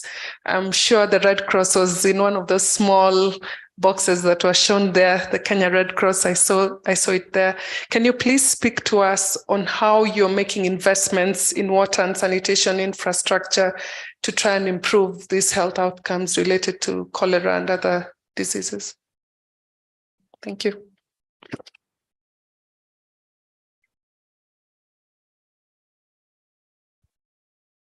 Thanks a lot. And we want to, on behalf of Red Cross, thank you for inviting us for this session. I think it's important that we have this discussion, especially now that we have it's the 7th outbreak globally. And when you look at the trends of cholera within the country and even globally, there's increased numbers. Currently, just to add from what Dr. from Nairobi County has mentioned, we are now doing 9,933, close to 10,000 cases as at yesterday's update. This is the highest that we've had in a particular upsurge. When we look at the countries around Kenya, it's the same picture. We are having cases higher than what they've had in the past. Malawi is now doing 40,000, from the time that they had the outbreak. Somalia is currently reporting cholera. Ethiopia is reporting.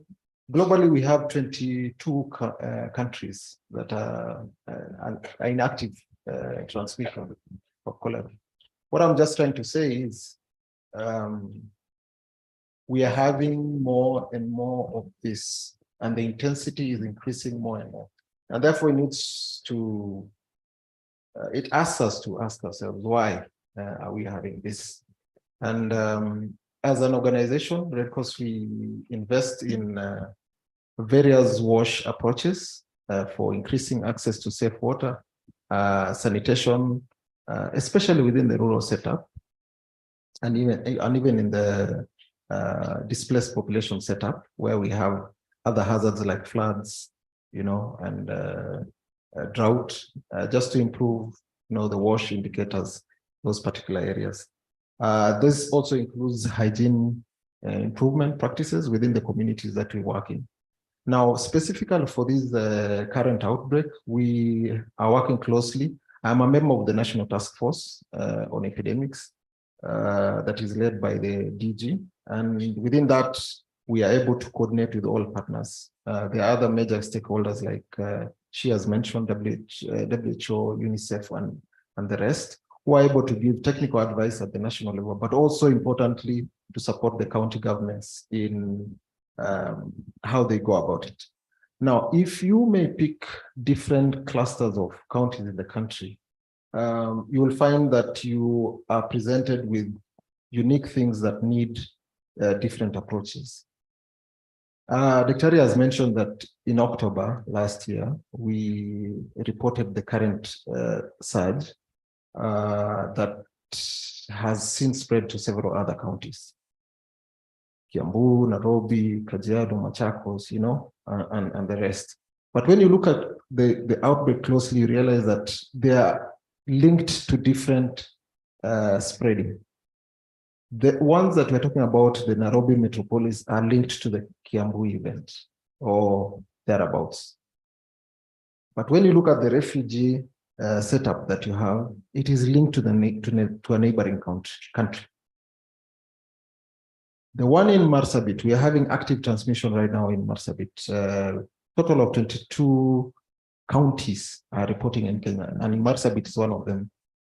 It is linked to a neighboring country in Ethiopia.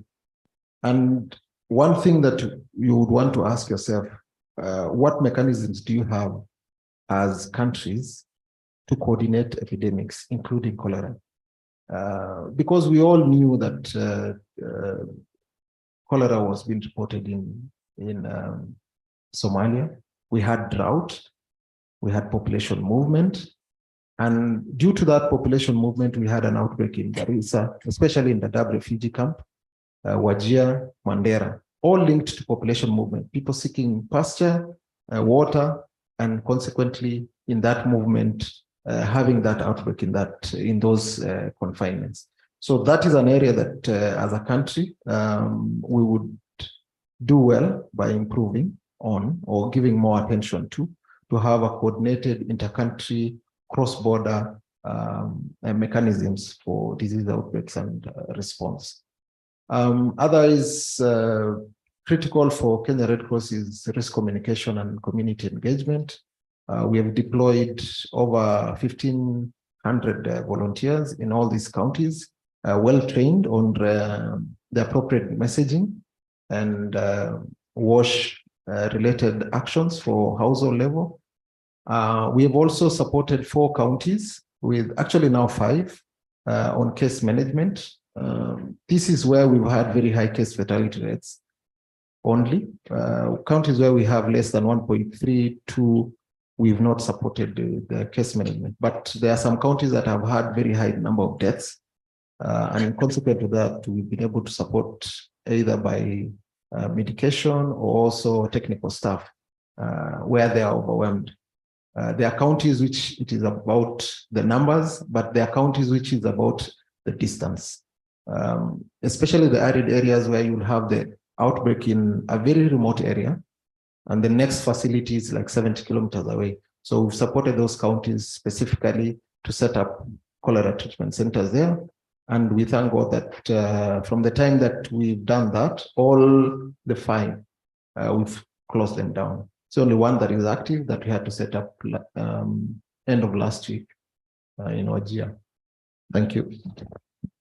Thank you, Caleb, for giving us those different approaches that you're using. We can notice that you're taking a behavioral approach, but also making targeted investments, which is good because the last session we had about the ribbons and opening of infrastructure. So we have to do it on both sides. So as we continue the conversation, I think I'll move on to Dr. Irene. Since you're the director of the hub, we need to hear more about innovation from your center. So maybe you can speak to us to some of the innovations in water and sanitation technologies. Technologies that are contributing to improvements in health in the WASH space. Thank you. Thank you very much. Just before I begin to answer the question, I think following up on what Annette was talking about with regards to the challenges in some of these areas, so informal settlements and particularly low-income areas in urban setups, and just to know that really it's an urban planning issue, because when you think about how people settle in these places, there isn't defined structures. So people come, they're looking for jobs, and they need a place to stay. So when you think about the Mukuru, Kibera, and the surrounding areas, 90% of the residents in informal settlements are actually tenants. And so they go into a house and they find structures already there. And it's not that it's within their power to set up sanitation facilities or water service provisions facilities. So that already is a challenge in terms of access, yeah. And you see when you have disease outbreaks that happens because they have agency, but they don't have so much power because of the economics of it. Now, on to the innovations that are there. It would be interesting to, for example, think about sanitation and look at sanitation from the chain perspective. So Daktari from Nairobi County here has explained that 16 to 20% of people, of the population, have access to seaward sanitation. That is offsite. So then you ask yourself, what happens to the rest of us? And for the rest of us, we have on-site sanitation. And that comes with its own opportunities and challenges. Yeah, and so when you think about on-site sanitation, which is the septic tanks and the public toilets that we have that are not connected to the sewer line, you'd think there are 5 stages in managing that. Yeah. So there is the containment, there is the emptying, there is the transportation, there is the treatment, and then the disposal or the reuse. So in each of those stages, you'll have innovations that come along with that. Yeah. And when you think about containment, we have innovations, for example, from Sanergy that is doing container-based sanitation, meaning that they come and put containers and they bring the superstructure. And what they do is to collect the fecal waste and separate, the two of them, and then safely empty the container. They just pick up the container and put another container and transport to a site where they can treat the fecal waste and then reuse it and dispose whatever needs to be disposed. So in terms of fecal waste, you have fertilizers coming from it, you have briquettes coming from it, you have animal feeds coming from waste. So we are talking about waste to well, sort of situation.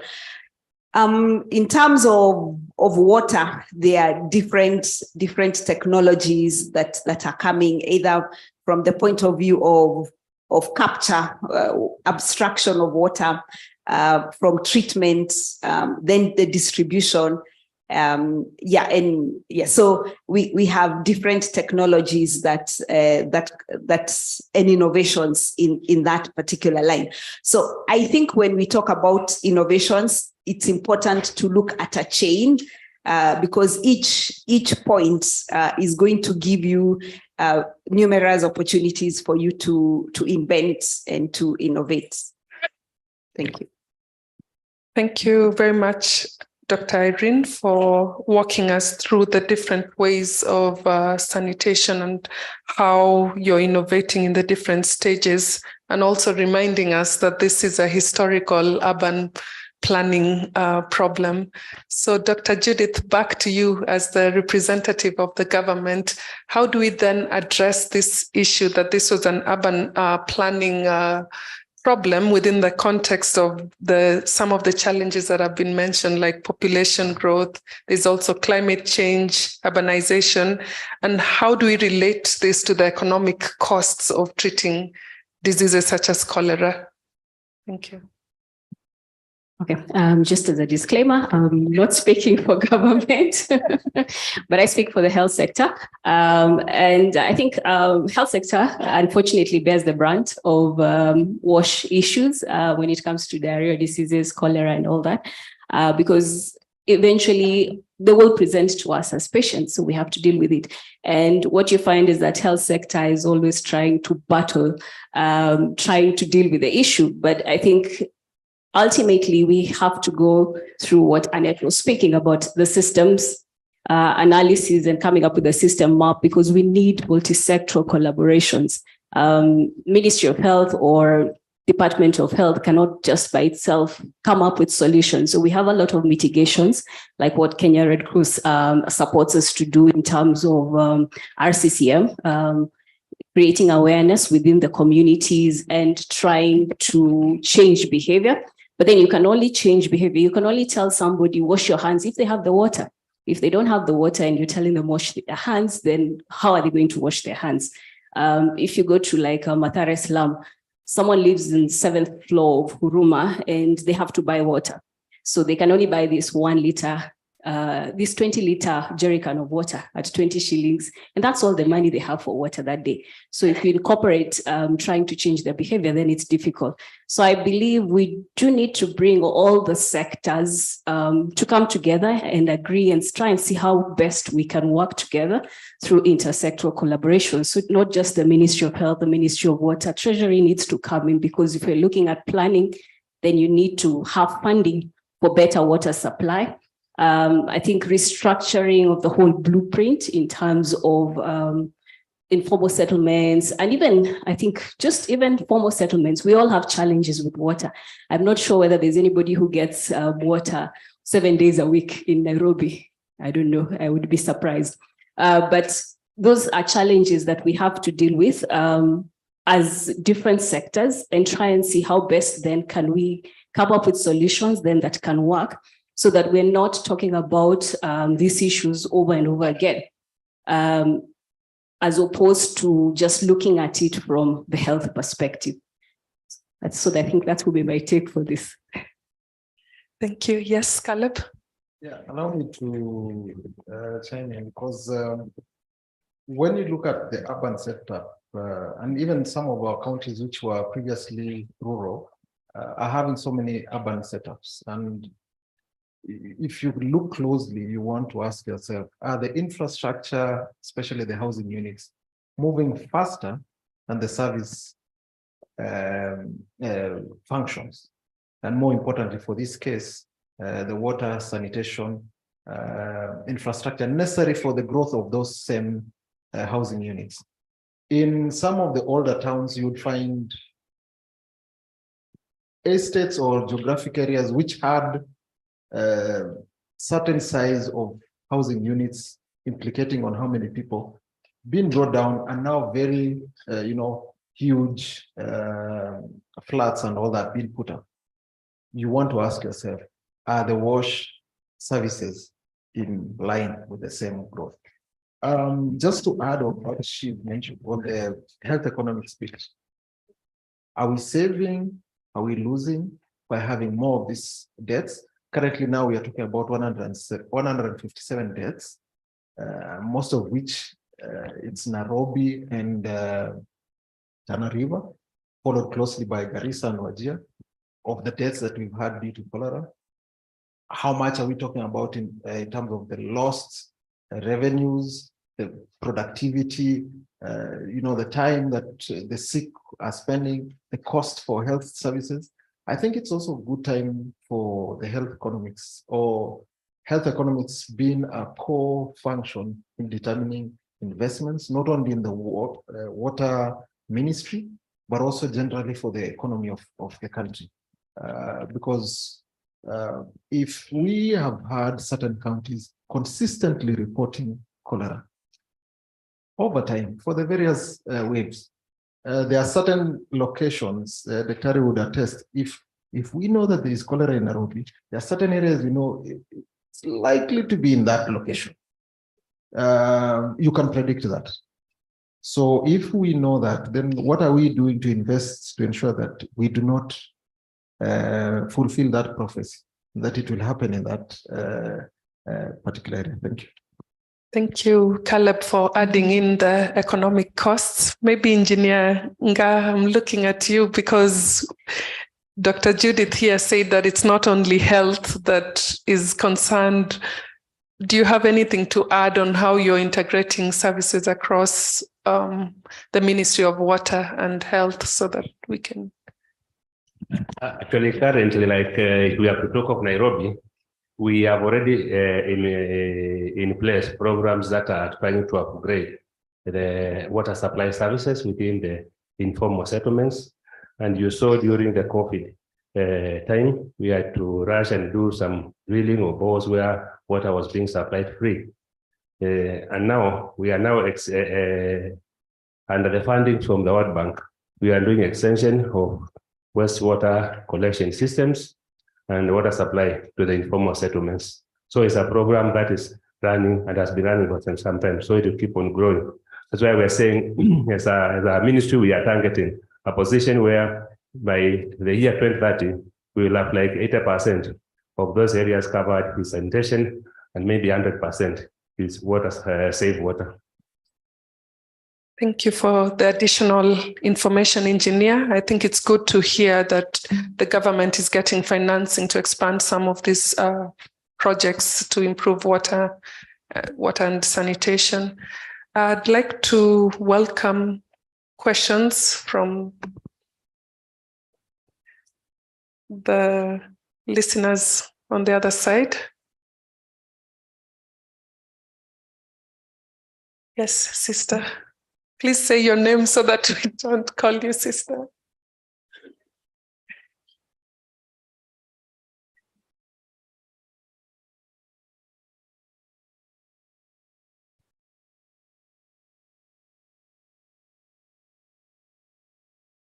Okay, I'm Sister Evelyn from Sisters of St. Joseph of Towns.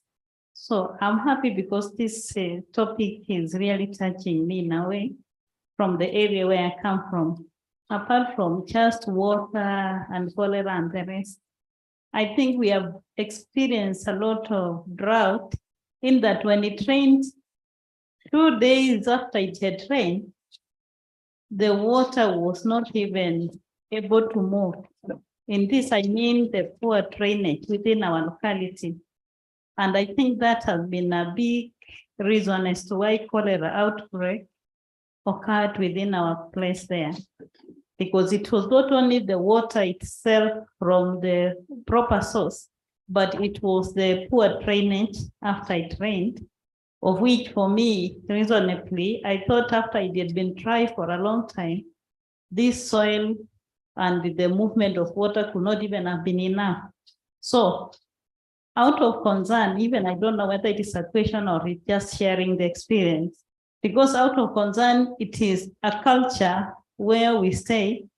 Some landlords who have those poor structures, when it rains, they get an easier way of making the toilets, they open, I think they give some jobs to some poor boys or young men who will open those toilets within their places. So when it is raining, they have opened the sewerage, it is moving along the water. And so you will realize this water is not just rainwater. How can rainwater change to be green today and tomorrow? And then poor, very, very poor drainage. I think it is for the concern of the right people, whether this drainage system can also be improved within Nairobi and elsewhere, so that these cholera issues may come to an end. We had a lot of numbers of people with cholera, and even now, they have not come to an end. We still have 1, 2, 3 people coming in, and we admit them for that same cholera. So it means it is a big problem. Let us also think of the drainage system and that method of the landlords emptying their toilets for the tenants. So we take two more questions. My name is Sister Veronica. Good afternoon to you all. And my question goes to the water and sanitation docket, whereby you find some self-developers, individuals coming up, drilling their water, investing so much, and yet every month they are taxed every drop that is coming there, and yet it is aiding the government to relieve this stress of water. Thank you. I think we have one more question. Then wrap it up. As you answer the question, try to wrap it up. So one more question. Hi, everyone. My name is Virginia. I'm just concerned. I come from the area of Utawala, and the sewerage system is in Ruai. So it's just a concern for people around that area, how there is sewerage system in Ruai, but we don't have sewer system.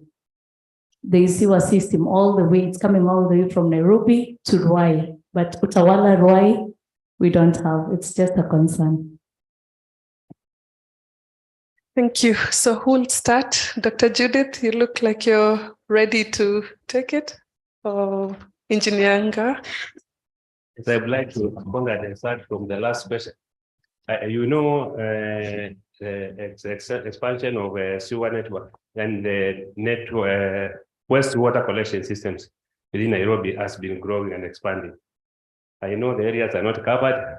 Fortunately, the area you are talking about is an issue that is under discussion, and that we have already secured some funding for Nairobi East. So that's a process that's going on. This says the need is there. It has already been identified, and within the financing of the UK, we are going to extend eastwards in Nairobi to cover that area, just like the World Bank is financing the current area and such expansion. So I want to assure you, despite the limited resources, and we are asking also stakeholders to come in, and so that we can move faster. We are still doing something as a government towards that. Now, on the other aspect of tariffs for the boreholes, there is one thing we must realize, that that water you are using, 80% of it is turning to wastewater. That wastewater has to be treated to a level that it does not contaminate our rivers. That is cost. At the same time, if you look at Nairobi, we had suspended bore drilling in Nairobi, owing to the fact that the aquifer underground has been overexploited, and it can cause some kind of a ground shift. And therefore now, with the help of our development partners, we are trying to venture into a possibility of recharging the underground aquifer. Now this calls for investment. And therefore now, I know the tariff that is being charged under the Water Resources Authority is an issue that is under discussion. And therefore, definitely you must realize some cost has to go to that, so that we can maintain. Otherwise, if you leave it that way, the same bore you don't want to be taxed will dry up. So the aspect we are looking as a government is purely on sustainability, not charging, but sustaining what you are using. Now, the other aspect of landlords emptying into drainages and such, you realize that in March, the Ministry of Water, in collaboration with the Ministry of Interior, launched what we call the police, water police units. This is an offense of pollution and the contamination of water and the environment. And therefore, we are now treating it as an offense, just like those who are vandalizing another water infrastructure. Therefore, now that is now being addressed using that. An issue where somebody decides to pollute a water course is purely an offense. And therefore, that is now being handled. We are calling for collaboration from our stakeholders. That's all. Thank you. Annette, you want to add on to? Yes, I wanted to add on to the part for the drainage. And I think that is why we are really calling on multi-sectoral approach. And I like what he has said, that he's involved in the national task force. But you find also in every county, they still that those task forces that are there. And there's also mentioned that we know when there's going to be an outbreak of cholera, that it shouldn't catch us by surprise. We know when there's drought and when the rains begin, definitely, we will have a few cases of cholera here and there. So how can these task forces, which incorporate all these multidisciplinary people, how can they begin working before an outbreak? Can they predict an outbreak before it happens so that we don't have these cases coming up? In terms of drainage, because this task force incorporates all these people, that means Ministry of Planning is part of it, and they come together and sit and talk to one another. By the time the rains are starting, as Sister Evelyn has said, the drainages have been cleared. We have gone and looked at everything that would actually make the cholera outbreak come has been cleared, so that when the rains begin, we have our drainages clear, we have our water systems clear, the ones, the pipes that are broken have been repaired, and everything, so that this task force does not only come or does not only meet when there's an outbreak, but can it be a proactive team that meets to start planning even before an outbreak occurs? And even if we are not predicting an outbreak, can it be a continuous meeting that is going on with the national, because part of the actors map that we did also facilitates the people who meet at the national level, not just at the county level. Can it be that these people at the national level speak to the people at the county level, especially the ones that are in the border areas that are bordering different countries, who come in? How can we improve our surveillance systems at the border? How can we ensure that we have good case controls at the border so that we don't have these outbreaks coming up? In Dadaab, it's almost a continuous thing, and people come because of the neighboring countries. Can we be proactive in such a way that we prevent these things from happening before the outbreak is? I like what I think it was our moderator in the morning said, one of the best investments in health that we have is on vaccine. And vaccine is a preventive measure. Same to health promotion that these people would be doing. Is it a way that we can actually be very proactive to make sure that cholera does not spread as fast as it's spreading? Thank you. Dr. Irene, you look like you're ready to speak. I can go first. I think one of the things that we could work on, and it's a target by the government, is the issue of open defecation. Because we have 4 million people in the country practicing open defecation. We have 15 high burden counties that account for 85% of OD. And this is a problem. As we say, you have droughts, and then after drought, you have rains, and after rains, you have an outbreak. I think we need to go back on the chain, because I think if we deal with OD, then we don't, we mitigate the risk of the disease, because then that waste is not washed into the rivers, because that is a real problem. And if you think about the counties that Caleb was mentioning, Mandera, Kwale, Tana River, those are the high burden counties that account for the OD, the 85% of OD. Then when you asked me about innovations, and one of the innovations that has emanated from the states is something called SunnyPath. And SunnyPath is a tool that enables us to assess the risks that come from poor fecal waste management. And it talks about the areas that are touched by poor fecal waste management. So for example, when Annette was mentioning that you'll find cholera in Karen, which is supposed to be a high-end place, what has happened? There's an employee who works in that house, goes home in an informal settlement that has poor sanitation, and she brings it into the household. You have issues of vegetables. You buy vegetables from a vendor. They are washed with water that is contaminated. You take it all over. So you spread it in that sense. So the SaniPath is a tool that actually helps you to see the pathways in which germs that have or that come from poor waste, fecal waste management are transmitted. Yeah, and that's a way of trying to mitigate that particular risk. With regards to Sister Evelyn's question about drainage, this is where integration also comes in, because part of the problem is solid waste management. So if we dispose of solid waste, we are not even talking about sanitation waste.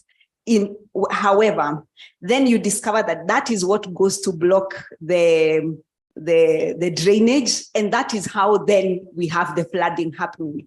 Yeah, it's true. Part of the priority by the ministry, and I stand corrected, is to try and help households to do rainwater harvesting, so as to cut down on the risk of flooding. You reduce the amount of water that flows onto the street. But still, we will need to work on an integrated approach towards solid waste, towards sanitation, water, education, urban planning. It's all transport. It's all a network. Yeah. And so calls for coordination, of many actors, as Annette has been emphasizing. Thank you, Judith. And then Caleb, last words. We're running out of time. Okay, just to build up on what Dr. Erin was saying around open defecation and looking at the urban aspect, there's one innovation or intervention that has really been working well in some areas around urban community-led total sanitation, UCLTS. So basically, it brings together the community members, the landlords, as we hear most of those households, especially in the informal settlements, are owned by landlords. So bringing together the landlords, the tenants, the community all together. So the idea is to take a transect walk around that village, identify areas where you have open defecation. They actually collect the fecal matter and carry it around the whole village. So there's a bit of shaming so that people can understand the effect of that. But then after that, they will sit and come together with solutions towards how can the landlords then improve the sanitation. And therein comes in what she also talked about, which is Synergy, which has the Fresh Life toilets. And they're able to have conversations with Fresh Life Toilet to try and see how can they be incorporated if it's taking up one room that is being rented, so that they can set up the Fresh Life Toilet there. Then that would actually be able to help. So it's around conversations, discussions, and again, multi-sectoral collaboration. So bringing in the chiefs, the administrators, the ward administrators, just to have those conversations and try and see how we can have community-led total sanitation, so that we are improving sanitation measures within these areas, even as a mitigation measure as we wait for the other innovations that need to happen. Thank you, Dr. Judith. Caleb?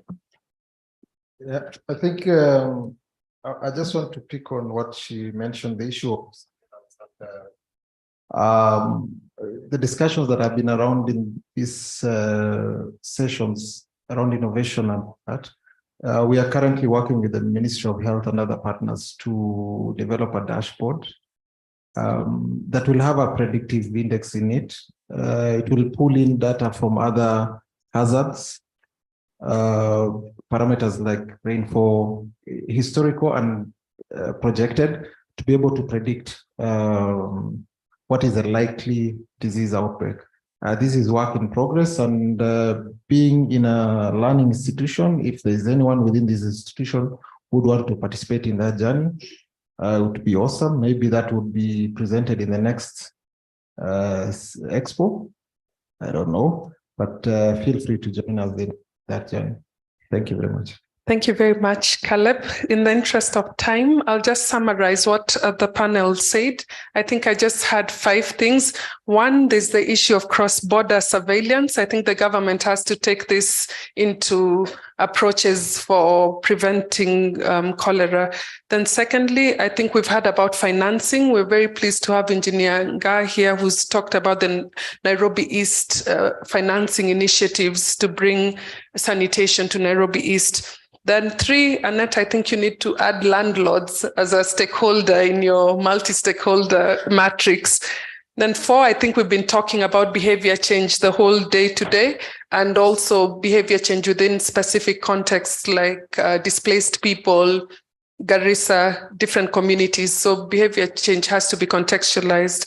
Then also we heard about the water police. So Sister Evelyn brought about the drainage issues. Now you know how to contact the water police to have those people arrested. Then lastly, I think we've had too many times the multi-sectoral approach, and we hope we live here with that health systems approach that the Institute for Healthcare Management through Professor Kokwaro emphasizes. Let's always have a health systems approach, but also look at all the other sectors that are feeding into this. So I'd like to thank our panelists. I think this was a fantastic panel, and we've all learned a lot, and we're very grateful for your input. Thank you. Thank you so much, Dr. Reedy. So this is the only time I think I'll say gentlemen first. So I'll start.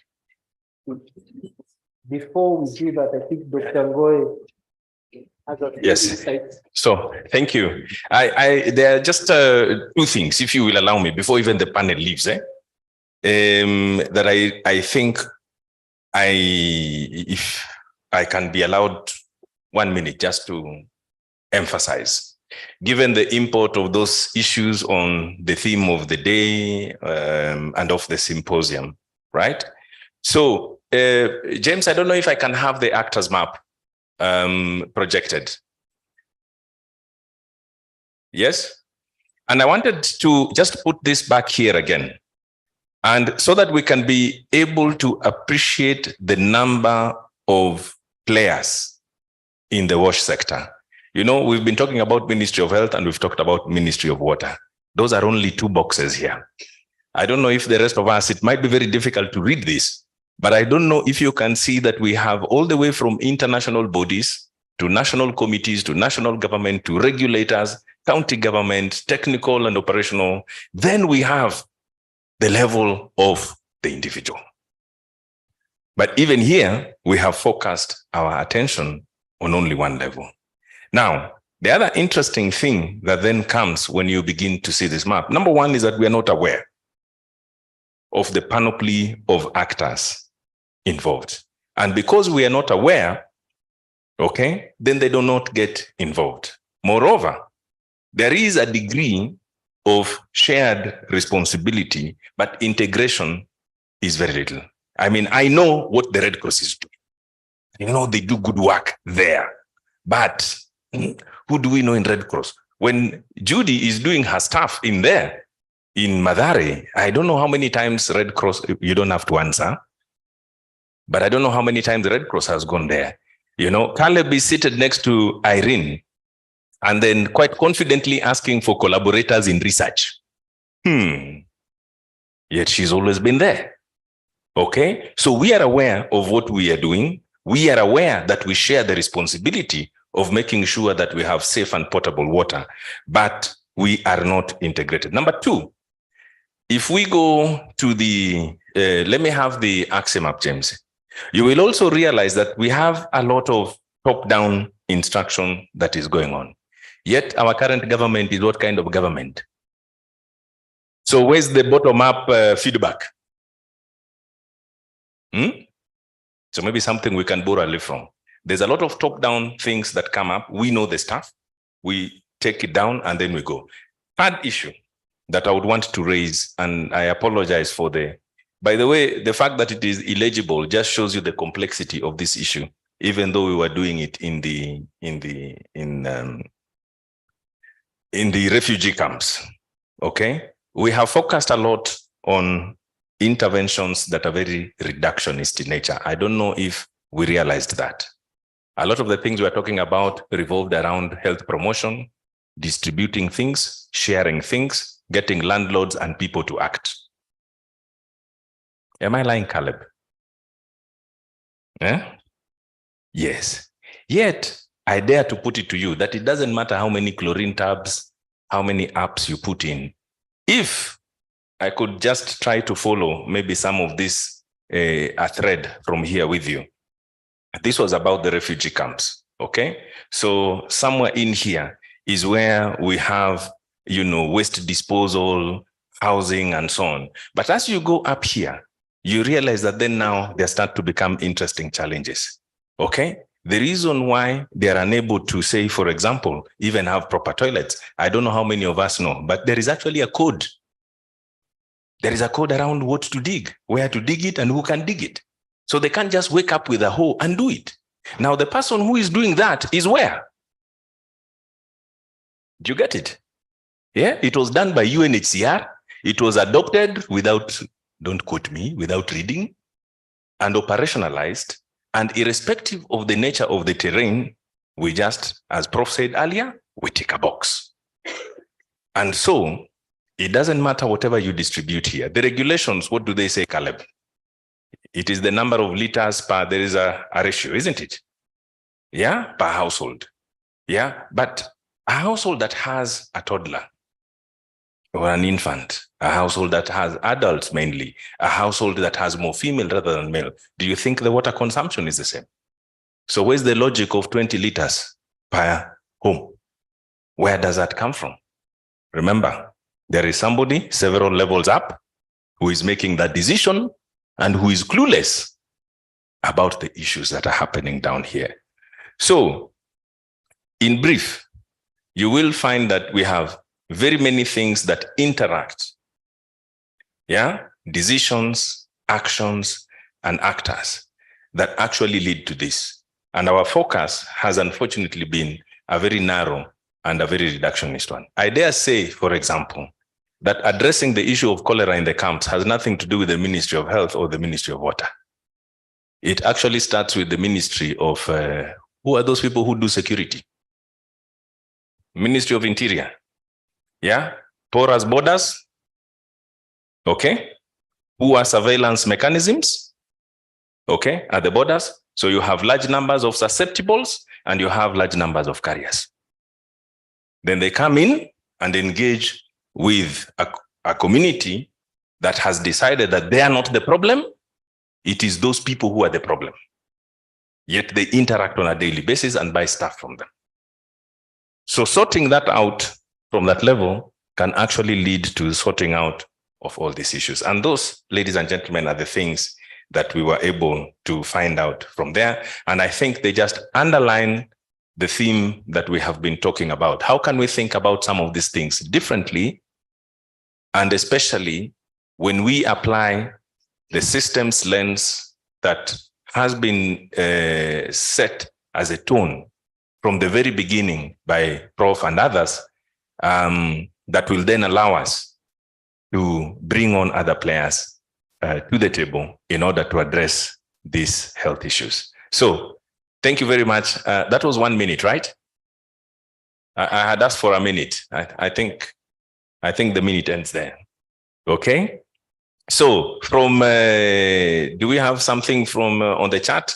No, this was a lot of it that I can see here is about the innovation sessions and a few thank yous. So we will leave it at that. Allow me then to appreciate the panel. Ladies and gentlemen, please, let's appreciate the moderator and the panel. And in the tone that we have set since morning, let me now ask one of our key partners here, and that is the IFC, led by Engineer Tanatar. Did I get that right? Selsuk? Correct. Please, to share this with our panelists as a mark of appreciation for their time. We'll start with the gentleman. Yes.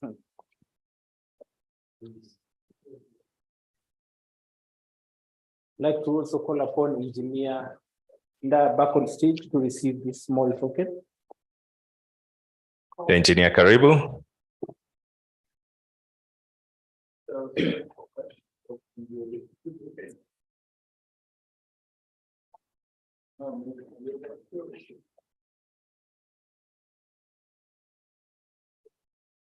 Then we'll have the ladies. We'll start with the net.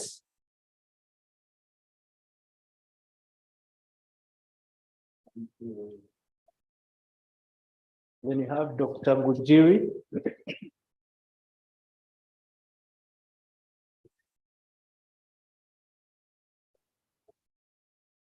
Then you have Judy.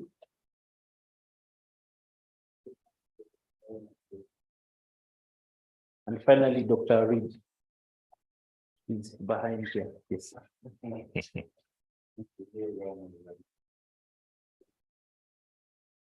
So thank you so much. You can have a seat. Thank you. To Dr. Ngoe to wrap it up. Okay. Thank you. Thank you very much for leading that bit, Mandela. And thank you once again. Now, it's not just the panelists that I need to thank. I think I really need to thank all of you, those of you who have been with us both online and who have been with us here from the beginning up to this tail end. I really admire your commitment, your tenacity, your ability to be able to stay up to this late, even though Mandela is telling me that he ran out of budget and so there's no coffee. But your commitment is what has kept you here, right? Yes, yes, yes. I think it is said that you should never doubt the power that a small group of committed people could have, you know? And I think you are that group. So allow me to also then share with you just a few things about tomorrow. So tomorrow we start our sessions again in the morning. Tomorrow is the second and the last day of this expo. We continue with the theme that we have been discussing today. We picked out conversations on road safety and on water and sanitation as two key things that are really plaguing this country and this region. And tomorrow, we want to include the health services sector. And we will be having conversations on patient safety and service quality. Okay, that will be our first panel conversations of the morning. And then in our second conversations, we will be talking about financial risk protection. And I think all of us are very alive to the conversations that have been happening, not just in this country regarding NHIF, but in very many countries in West Africa, Central and Southern Africa, regarding social health insurance schemes and how we can make healthcare more affordable. So I would want to really invite you to make sure that that you're here with us for those two conversations in the morning. In the afternoon, as we head towards ending, and I'm happy that I think it was Edwin or somebody who was on that side raised an issue around education and the health workforce. So tomorrow we will conclude our conversations with a conversation around the health workforce in its broadest sense. And so we will talk about education in the health sector, but then we'll also spare a couple of minutes to talk about nutrition. And I do hope that in covering those, we will have sort of had an opportunity to expand our understanding of these determinants of health and hopefully had a meaningful engagement. I am also very encouraged that today, a lot of us have been able to make connections with each other, a lot of corridor conversations. My only plea is that when it comes to time for coming back in, please make it back in because some of the conversations are very robust. I even found people in the gents up there having a debate, and some of us who are having a debate about, I think, some innovation, that one of the innovations that IFC had put out here. And I was wondering why they are not coming back to hear more. Anyway, so let's try and manage that so that we can manage, we can manage time. Mandela, I don't know if there's anything else or if we are good to go. No? So he's not here, he stepped out. So Exhibitors will still be here. So as you are leaving now, so please, if there's something that you needed to see or that you have not seen, take advantage of that. But then they'll also be here tomorrow, and we look forward to hosting you once again. So thank you very much, everyone. Do have a lovely evening and see you tomorrow.